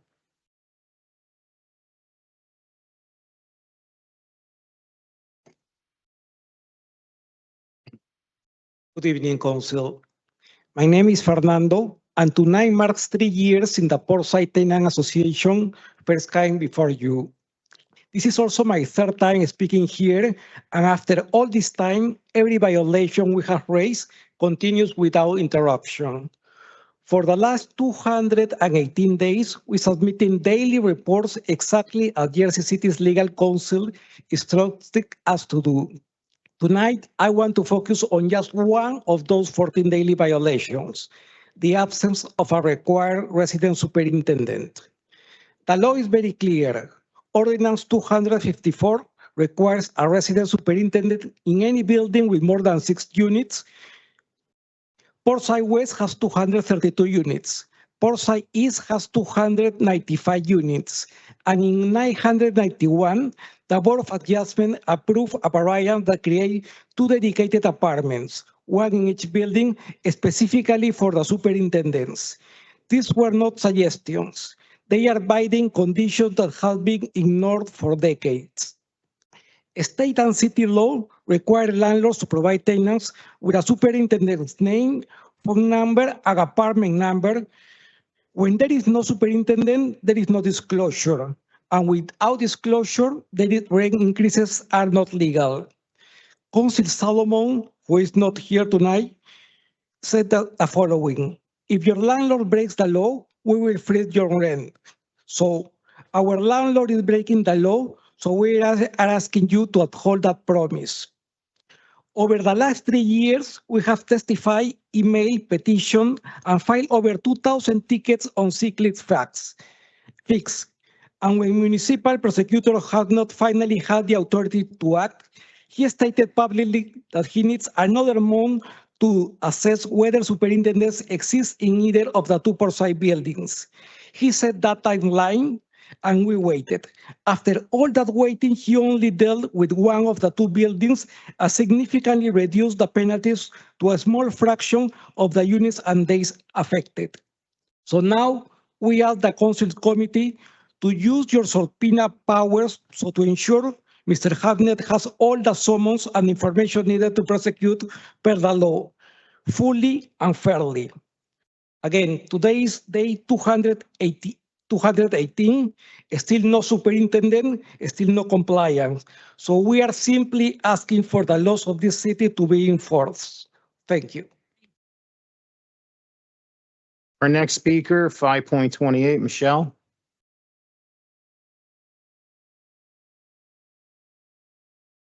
It's Michelle Stenmark. I don't know if you want me to spell my last name. But anyways, well, some of you know that I am a flight attendant. I actually just flew from Sydney, Australia today. And anyways, together with my crew, we are responsible for ensuring passenger safety and comfort, something that matters on every flight, especially one that lasts over 15 hours. Many people don't realize that every single trip, the crew is different.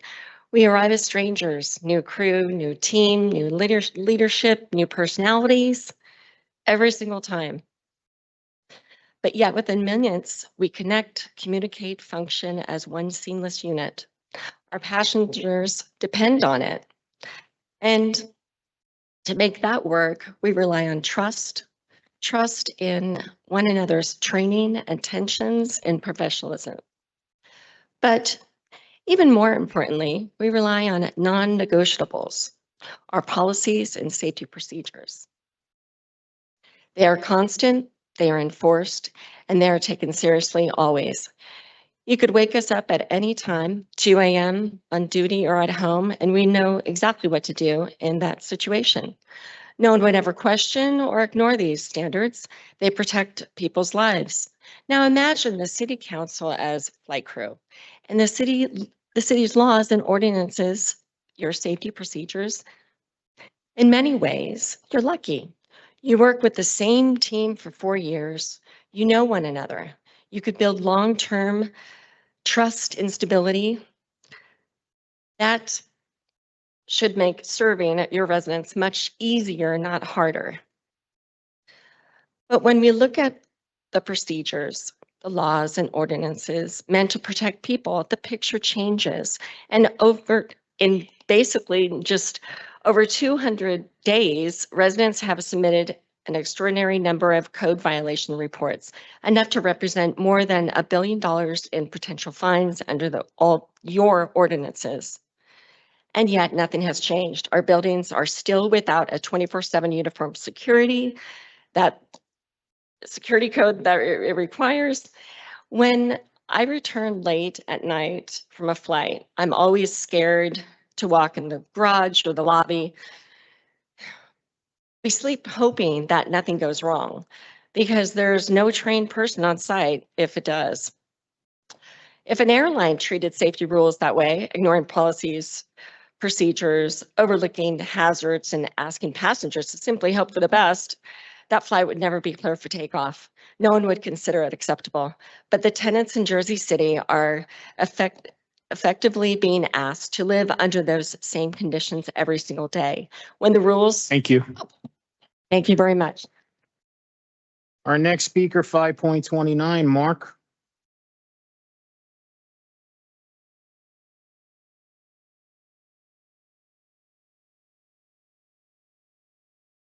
First, I'd like to thank Council President Waterman for his sponsorship and the other council members who voted in favour of Ordinance 125. This would have helped curb the enthusiasm of real estate investors in Jersey City. Now let's talk about something that sounds boring but hits tenants right in the wallet: the Ratio Utility Billing System, or as it's generally known, RUBS. RUBS is supposed to fairly divide up utilities like water, sewage, and trash among tenants. But in reality, it's like a magician's trick. Money is taken in, and no one knows the total that's collected, nor what is paid out. At Portside Towers, Equity Residential uses an algorithm to decide who pays what. For water and sewage, they divide the building's total bill by the square footage of our apartments. For trash, they say they just divide the bill by the number of units. Really simple math. Until the bills start jumping around like gas prices before a holiday weekend. We asked to see the actual utility bills. Seems fair, right? But Equity Residential refused. They call it a pass-through charge, but it's more like a black box. We pay the bill, but we're not supposed to see the originals. We did manage to obtain the original water bills for a full year, thanks to Councillor Gilmore and his staff. We ran our own calculations. Equity Residential billed us 60% more than we calculated. I wrote up the logic, like a 5th grade math assignment, showing every step in the calculation process and asked, where have I gone wrong? That was on August the 30th. I chased it every week. All I've been met with is deflection and now silence. And here's the kicker. If they're collecting more from tenants than they're actually paying the utility companies, then what are they? A landlord with a sideline as an unlicensed water company? Maybe even an amateur trash hauler as well. If this whole system is legitimate, then transparency shouldn't be a problem. Show us the bills, let tenants confirm that what we're paying actually matches the amount that Portside pays the JCMUA. All we're asking for is sunlight on the numbers, because RUBS is supposed to be fair. It shouldn't feel like a shell game. Next year, I'm going to be asking the new council for a sponsor who can help craft a new ordinance that will make RUBS transparent to the tenants who foot the bill. We're not asking for the system to be overturned. We just want the process visible to us. Thank you. Our next speaker, 5.30, Suzanne. She left. Thank you. Next speaker, 5.31, David. You left too? Thanks. 5.32, Sonia.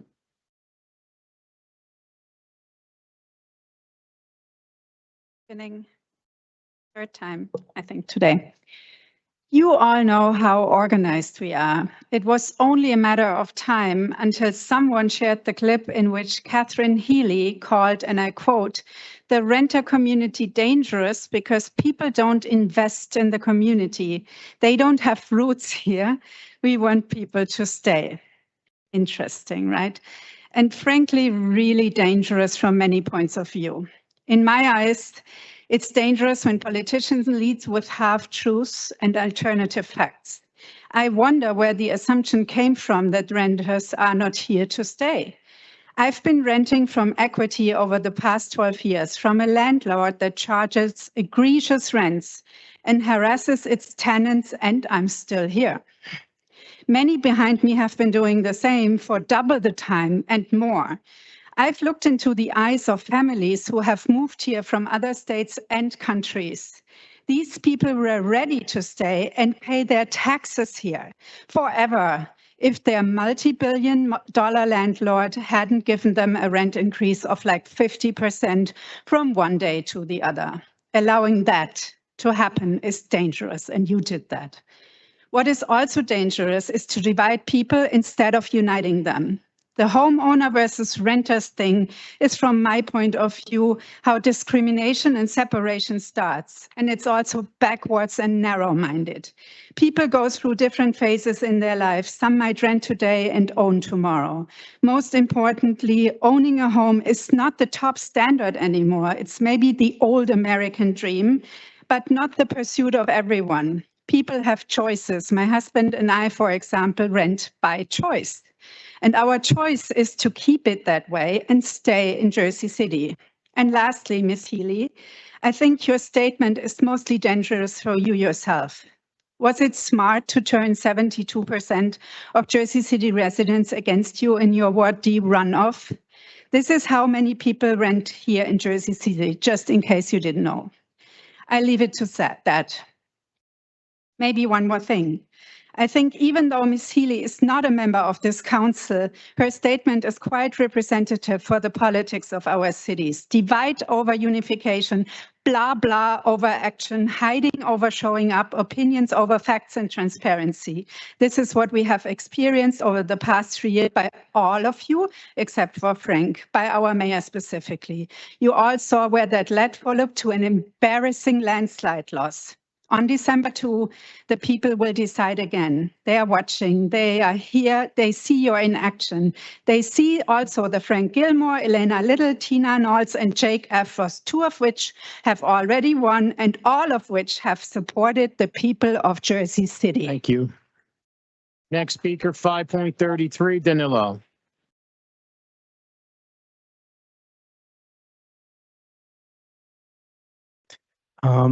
This is the 43rd time I'm standing here to talk, 4-3. And the reason is simple. Nothing has changed. Ordinance 260 is still not enforced. Illegal rents continue, maintenance violations continue, incomplete rent rolls continue, doctored inspection reports continue. And the number of fines issued remains exactly the same, 2 vans and a mattress. We are now years into this problem. At what point do we stop pretending this is an oversight? Because it looks much more like a choice. A choice to let violations slide. A choice to accept paperwork that is knowingly incomplete. A choice to watch thousands of renters struggle with the city turns away from its own laws. And this brings me to something that cannot be ignored. 3 of the members of this council are currently in runoff elections on December 2nd.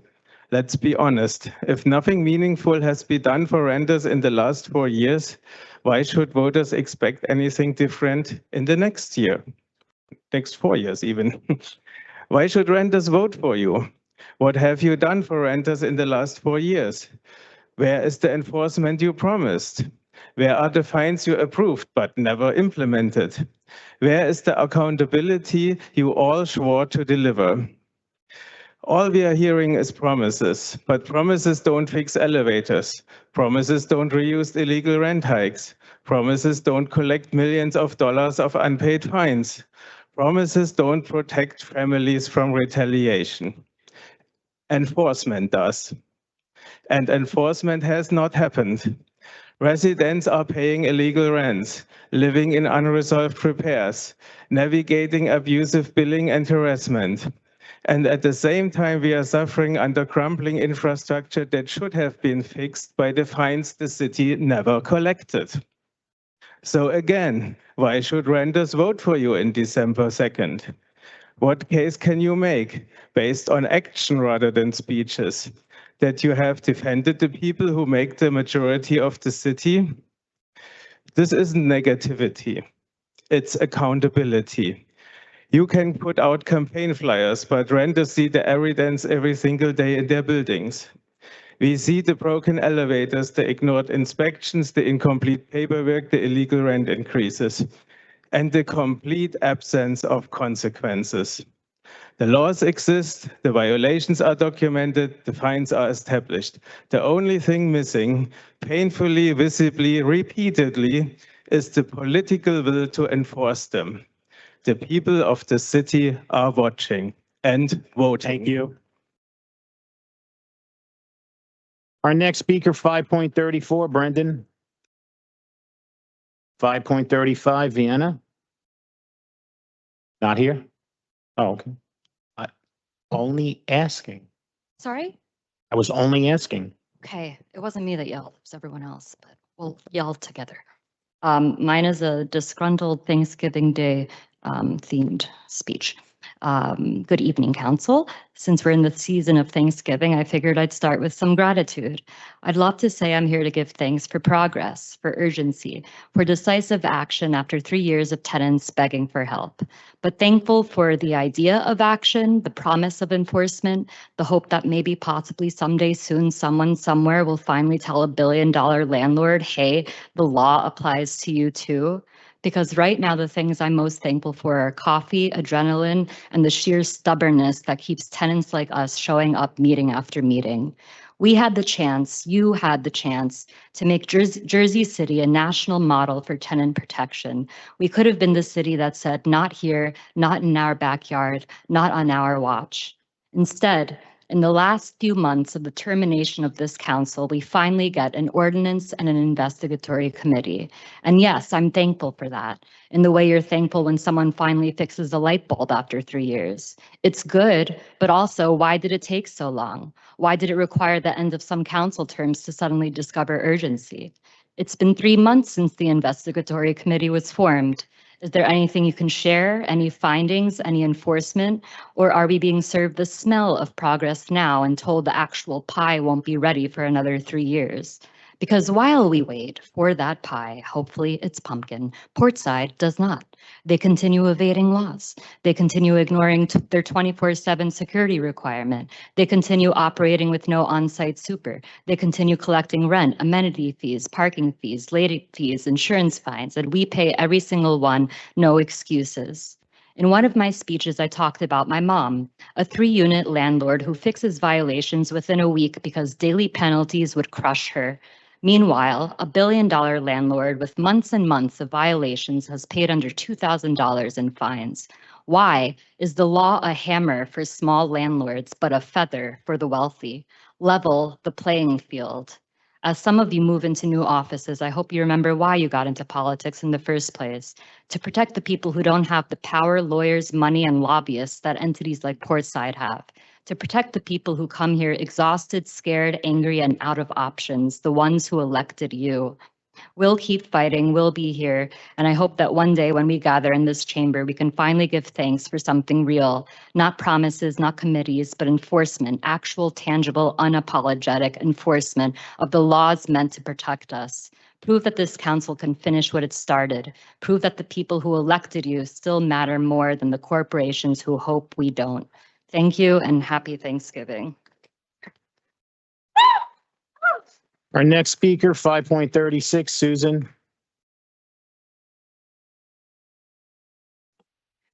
Good evening, council members. I think it's still evening. My name is Susan Roca, and I'm a resident of Portside Towers. I've come here several times over the last year to speak about the same issues that remain unresolved, issues that directly affect the safety and well-being of every person who lives in our building. One of the most troubling problems continues to be the lack of 24-hour uniform security, which is required by New Jersey law for buildings of our size. I want to share what that means on a daily basis. Many nights, our lobby is completely unattended. Our concierge staff do the best that they can, but it is unreasonable and unfair to expect them to stay glued to their seats for an entire shift without ever stepping away. They are humans. They need breaks. They need to assist residents and manage the dozens of packages delivered throughout the day. They need to walk away from the desks for a moment like anyone else. But when they do, the lobby is left wide open. No security, no trained personnel, no one monitoring who is entering or leaving the building. And with winter approaching, when the sun sets early and many of us are coming home in the dark, this becomes even more concerning. Walking through a quiet residential streets and stepping into an empty lobby is not what safety looks like. It's not what we paid for in our luxury building. And it's most definitely not what the law intended. And it's not anything that we should accept. We also still live without a live-in superintendent, another legal requirement that Equity Residential continues to ignore. For emergencies, we're handed an after-hours number that may or may not produce a response. It's not a system, it's a gamble. I want to be clear about something. While these experiences have been frustrating, the people in my building have been inspiring. My neighbors have banded together, supported one another, and shown up here week after week after week, not because it's pleasant or convenient, but because we believe in doing the right thing. We believe in following the process. We want to believe the city council does too, but you make that virtually impossible. The truth is we see very little changing. This will be my 5th or 6th time speaking before you, and I do not look forward to the idea of racking up 30 or 40 appearances the way some of my fellow neighbors already have. Their commitment is admirable, but it shouldn't be necessary. All we're asking for is the laws that are already on the books to be enforced. The residents of Portside have held up our end of the civic bargain by showing up, speaking out, and engaging respectfully. I wish the same could be said about the level of responsiveness we have received in return. We're not asking for special treatment. We're asking for lawful treatment. We're asking to feel safe in our own homes. Thank you.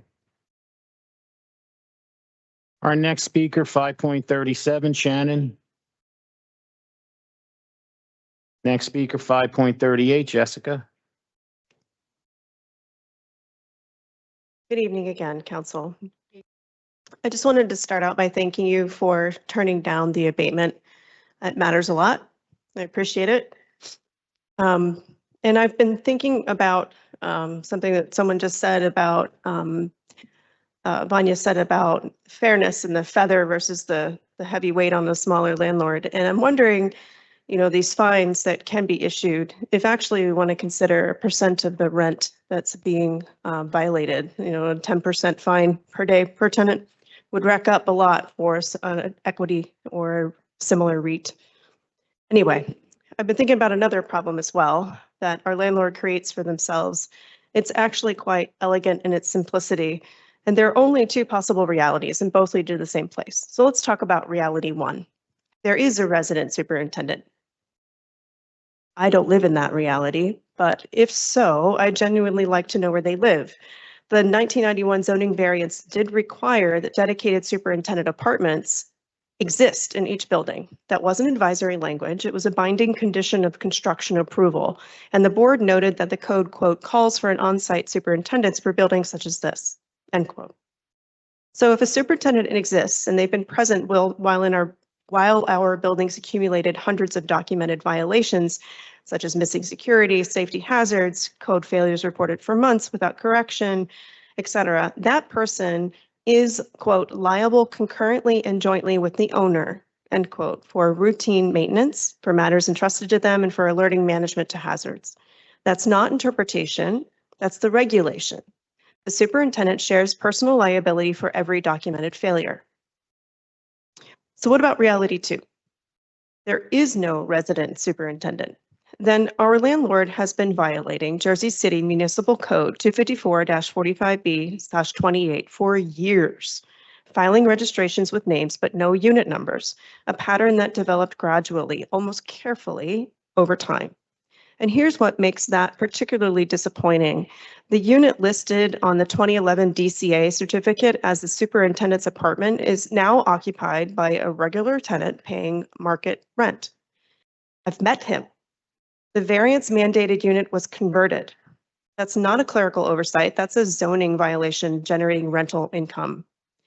Jersey City ordinance says a landlord must be in, and I'll quote, full compliance with the landlord identity disclosure provision in order to qualify for any rental increase. The phrase is in order to qualify, not should try to. No, not is one factor among many. It's a gate. You don't pass through without full compliance, not substantial compliance, full. No compliant disclosure means no qualifying rent increases. End of story.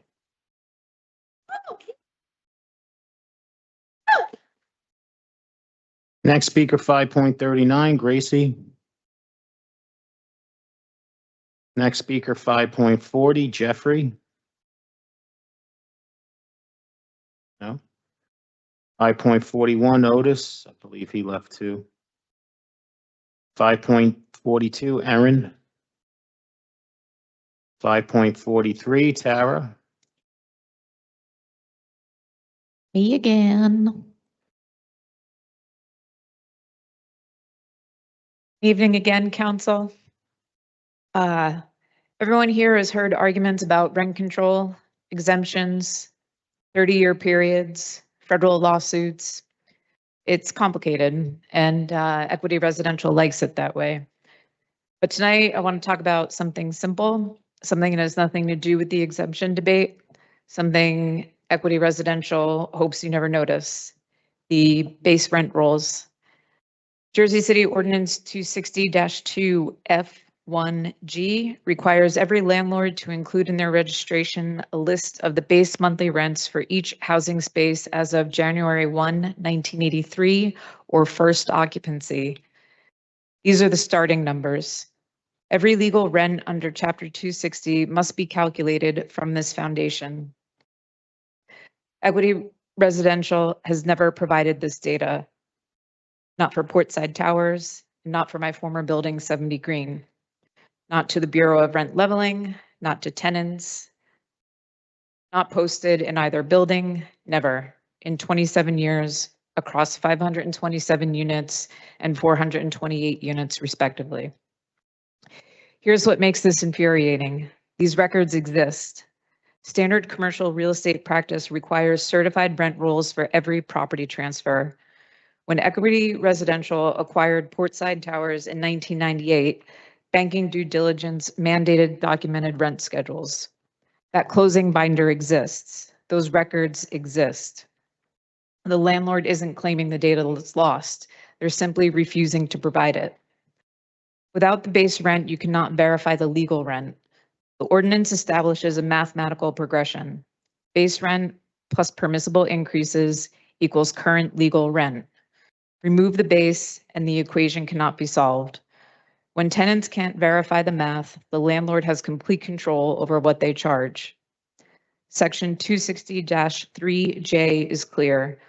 Full compliance with disclosure requirements is a prerequisite for any rental increase. Full, not partial, not mostly, full. The landlord identity law isn't satisfied when you hide the superintendent's location. It isn't satisfied when your emergency contact has no authority to act, and the registration isn't complete when you withhold the base rent data the law provides. This isn't about whether Portside is rent controlled. This isn't about exemptions or federal court. This is about basic transparency laws Equity Residential has violated in plain sight for decades. The data exists. The closing binder exists. The landlord refuses to provide it. 0 qualifying increases for 27 years. Enforce the law you already have. It's all you need.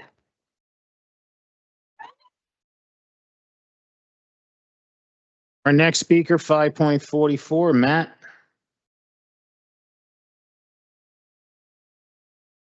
.45, Maureen. Maureen Nally. She's gone.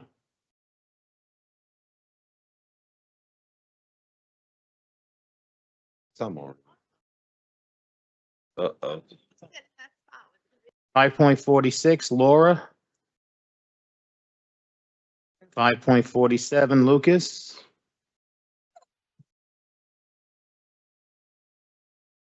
Good evening, City Council members. My name is Luke. As a university student, I'm here tonight because my mother is a tenant at Portside Towers. I was overjoyed when she told me that she was meeting neighbors, making friends, and engrossed in a vibrant community just as she had hoped. You can imagine my shock and dismay after learning how Portside was treating my mother and other tenants. By routinely neglecting their legally compulsory obligations to keep residents safe and their apartments properly maintained. I couldn't believe it when my mother told me that even though New Jersey law requires 24-hour uniform security in buildings with more than 100 units, Equity Residential has simply refused to provide guards. And despite a recent incident in front of the building where a man exposed himself to a female resident, there were still no meaningful efforts made to protect the people that live there. As if Equity Residential could not possibly be delinquent further, my mother then tells me that there's no live-in superintendent, even though one is legally compulsory. When she had an emergency plumbing issue on a weekend, she was instructed to call an after-hours number. No one came. Nobody even called her back. She, like hundreds of other residents, is left to fend for herself in emergency situations where the law is crystal clear. There must be someone on site to help. Yet this council has neglected to assist its constituents. Portside tenants have been coming to this council for 3 years asking for you to do something to help, and you've done nothing. It's not only disheartening to see residents show up, speak out, and be ignored, but it also calls into question the efficacy and the integrity of this council. It leaves one to earnestly wonder if Equity Residential has donated to any local election campaigns. I was previously going to come here to ask you to hold Equity Residential accountable, but I can see that after 3 years of asking you to act, that may serve too Herculean a task for this here council. So instead of asking you to act, I'll ask you to simply think. Think about the young woman accosted by a sick pervert that a security guard most definitely would have been able to keep at bay. Think about elderly residents in peril after an elevator failure, which have regrettably become quite frequent. There was one, in fact, today. If thinking about these people with real problems perturbs your conscience, I say good, because it should. Because this is precisely the fruit of your years of inaction. Your conscious failure to honor the dignity and the rights of your constituents, vulnerable as they have become due to your negligence. I would thank you for your time and attention, but after 3 years, I think you've been thanked far too much.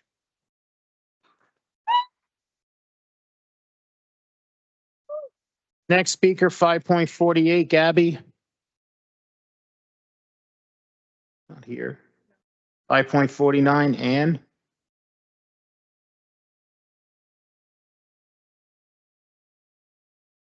.50, Charlene.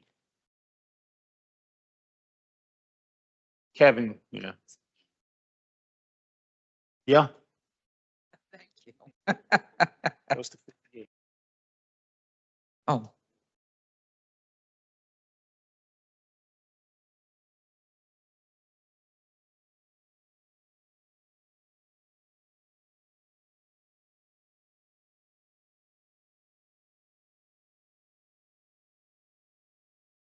Charlene Burke.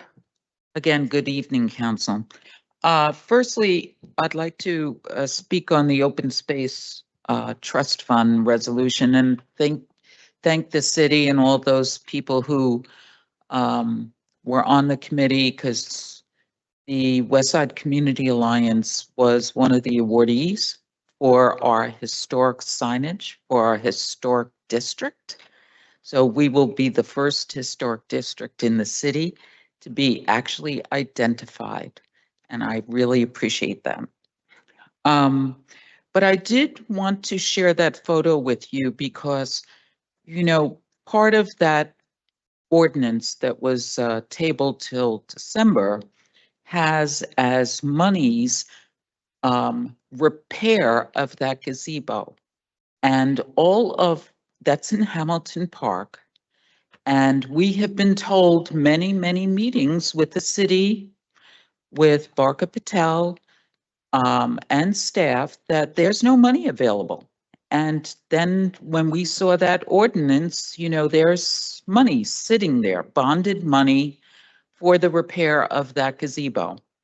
And that gazebo, that's photographs, recent photographs. It could have been repaired already. Why do we put up with, you know, disrepair in our parks? Hasn't COVID taught us anything about the value of parks and how important they are to the community they're within? Particularly Hamilton Park is so well used with the various recreation that takes place there. Instead, they have to compete for limited dollars in the Open Space Trust Fund. And they submitted an application, just like Van Voorst Park, for bathrooms. This very modern type of bathroom. It's very expensive, self-cleaning. I forget the name of it, but it actually, Van Voorst Park was awarded a bathroom, but Hamilton Park was out of the running because there's not enough trust fund monies to go around. But yet, $17 million of that ordinance of the bonded monies is really for park projects.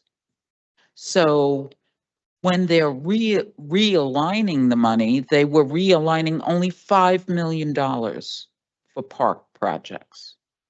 Now that included just 5 million was for the reservoir in those surplus funds.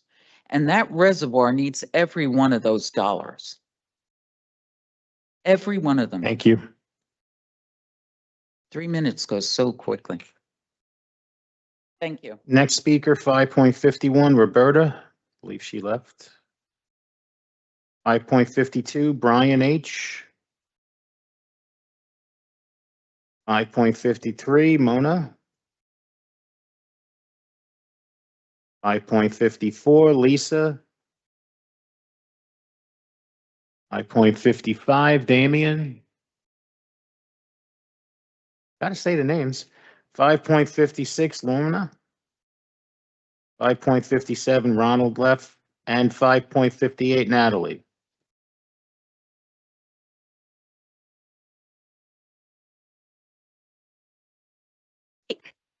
Natalie Limon, who deleted her speech and had to start over. Sucks. Okay, here we go. I'm here about the Fayette Broadway redevelopment plan, the Ercolanos issue and everything. You guys heard about it again on Monday at the caucus. My neighbors and I and Marion are asking you to deny the request of Lantry Development to untable this ordinance that deals with this development plan. The site in question being the Puccini's Ercolanos site. They want this amendment so that they can build a giant luxury tower there. It's my understanding that Jean, I already said, Jean got to speak to you all at the caucus to present to you a final case, which is interesting because if it had made it to the agenda tonight, our community would not have been permitted to speak at all because public comment is technically closed. At the meeting when you guys all were unanimously uncomfortable with this and decided to table it. But things change in between meetings, and so he got to present his latest case, and we should too. That's not fair. I only found out about this yesterday. So I'll address each of Jean's points, but I'm not sure I can do it with the time I have left. What I will be doing is recording the rest of my speech and sending it to you all via email and a voice note. Jean has been known to say that most of the community's opposition has nothing to do with the redevelopment plan itself and should therefore be ignored. I worked in law for 7 years and I know how to read and reinterpret things like a development plan and how it supports the master plan. And I'll admit that on technical grounds, it is eligible for an amendment, and that's why it made it past planning to you. They were limited to their vote to look at that type of criteria alone, but you are not limited. You're able to make decisions on criteria outside of that. So we're asking you to deny this, not based on technical criteria, but based on the fact that Lantry Developments does not deserve to get an amendment and carry out this plan after the way they have behaved in our community, particularly for baiting and switching us ruthlessly. I've heard Jean say that it's unusual that the issue of a restaurant is even a consideration for an amendment to the redevelopment plan. Perhaps that's true, but you must not forget that this whole dispute originated from the fact that years ago our community was given a verbal promise by these developers about what the fate of the lot in question would be. And our community made the fate of that lot an absolute condition of us approving the variances the developer needed for the first part of their project, which is almost done now. This promise was verbal, but in a way it's reflected in writing in the current Fayette Avenue redevelopment plan, because that plan spells out exactly what's supposed to happen to that lot in detail. No demolition of structures, no vertical construction atop of them, and we were all hoping for a grocery store at the Puccini site. But several years later, the developers betrayed us by deciding that our promise didn't stand and that now they would pursue something large and luxurious there, and it would require the demolition of the building that housed Ercolanos. You will all be hearing from me. Please listen to my voice. Time is up. It'll be easy to listen to. That will conclude our public speakers. We are now moving on to our regular part of our agenda. And you give up? Okay. All right. Sorry, I'm jumping the gun. You could go. Okay. Any questions or comments on petitions and communications 6.1 through 6.36? Any questions or comments on officer communications 7.1 through 7.2? Any questions or comments on report of directors 8.1 through 8.2? Hearing none, we're just going to invert the order of business. There are a couple of resolutions that have to be approved before we approve the claims. So with that being said, we're going to be taking a vote on items 10.1 through 10.13. Councilperson Ridley. Aye. Councilperson Hewlings. Aye. Councilperson Baggiano voted yes and voted no on 10.11. Councilperson Saleh. Aye. Councilperson Gilmore.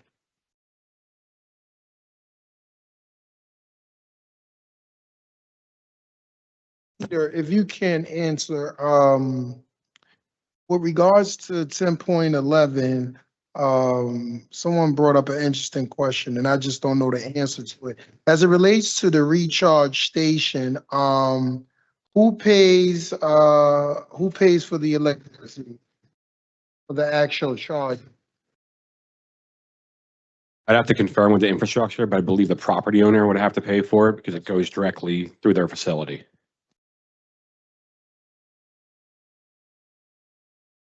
We going to 11, right, John? 10.13. 13. Okay, aye. Councilperson DeGise. Aye. Councilperson Rivera.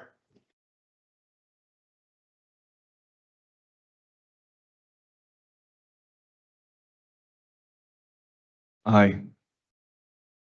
Council President Waterman. Items 10.1 through 10.10 are approved 8-0.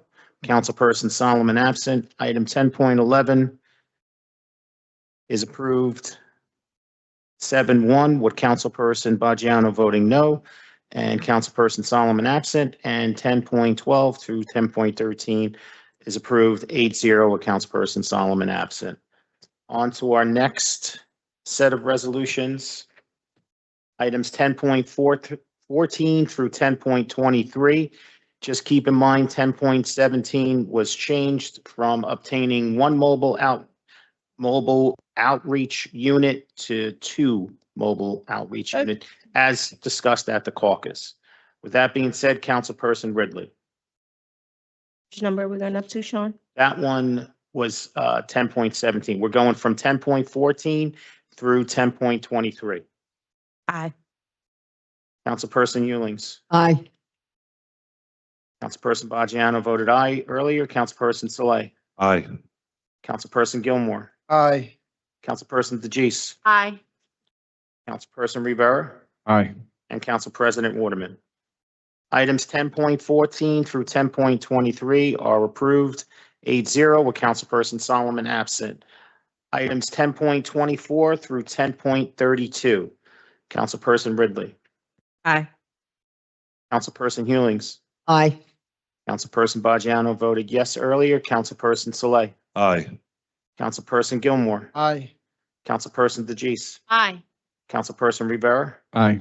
And Council President Waterman. Items 10.24 through 10.32 are approved 8-0 with Councilperson Solomon absent. For the balance of our resolutions, items 10.33 through 10.42. Councilperson Ridley. Aye. Councilperson Hewlings.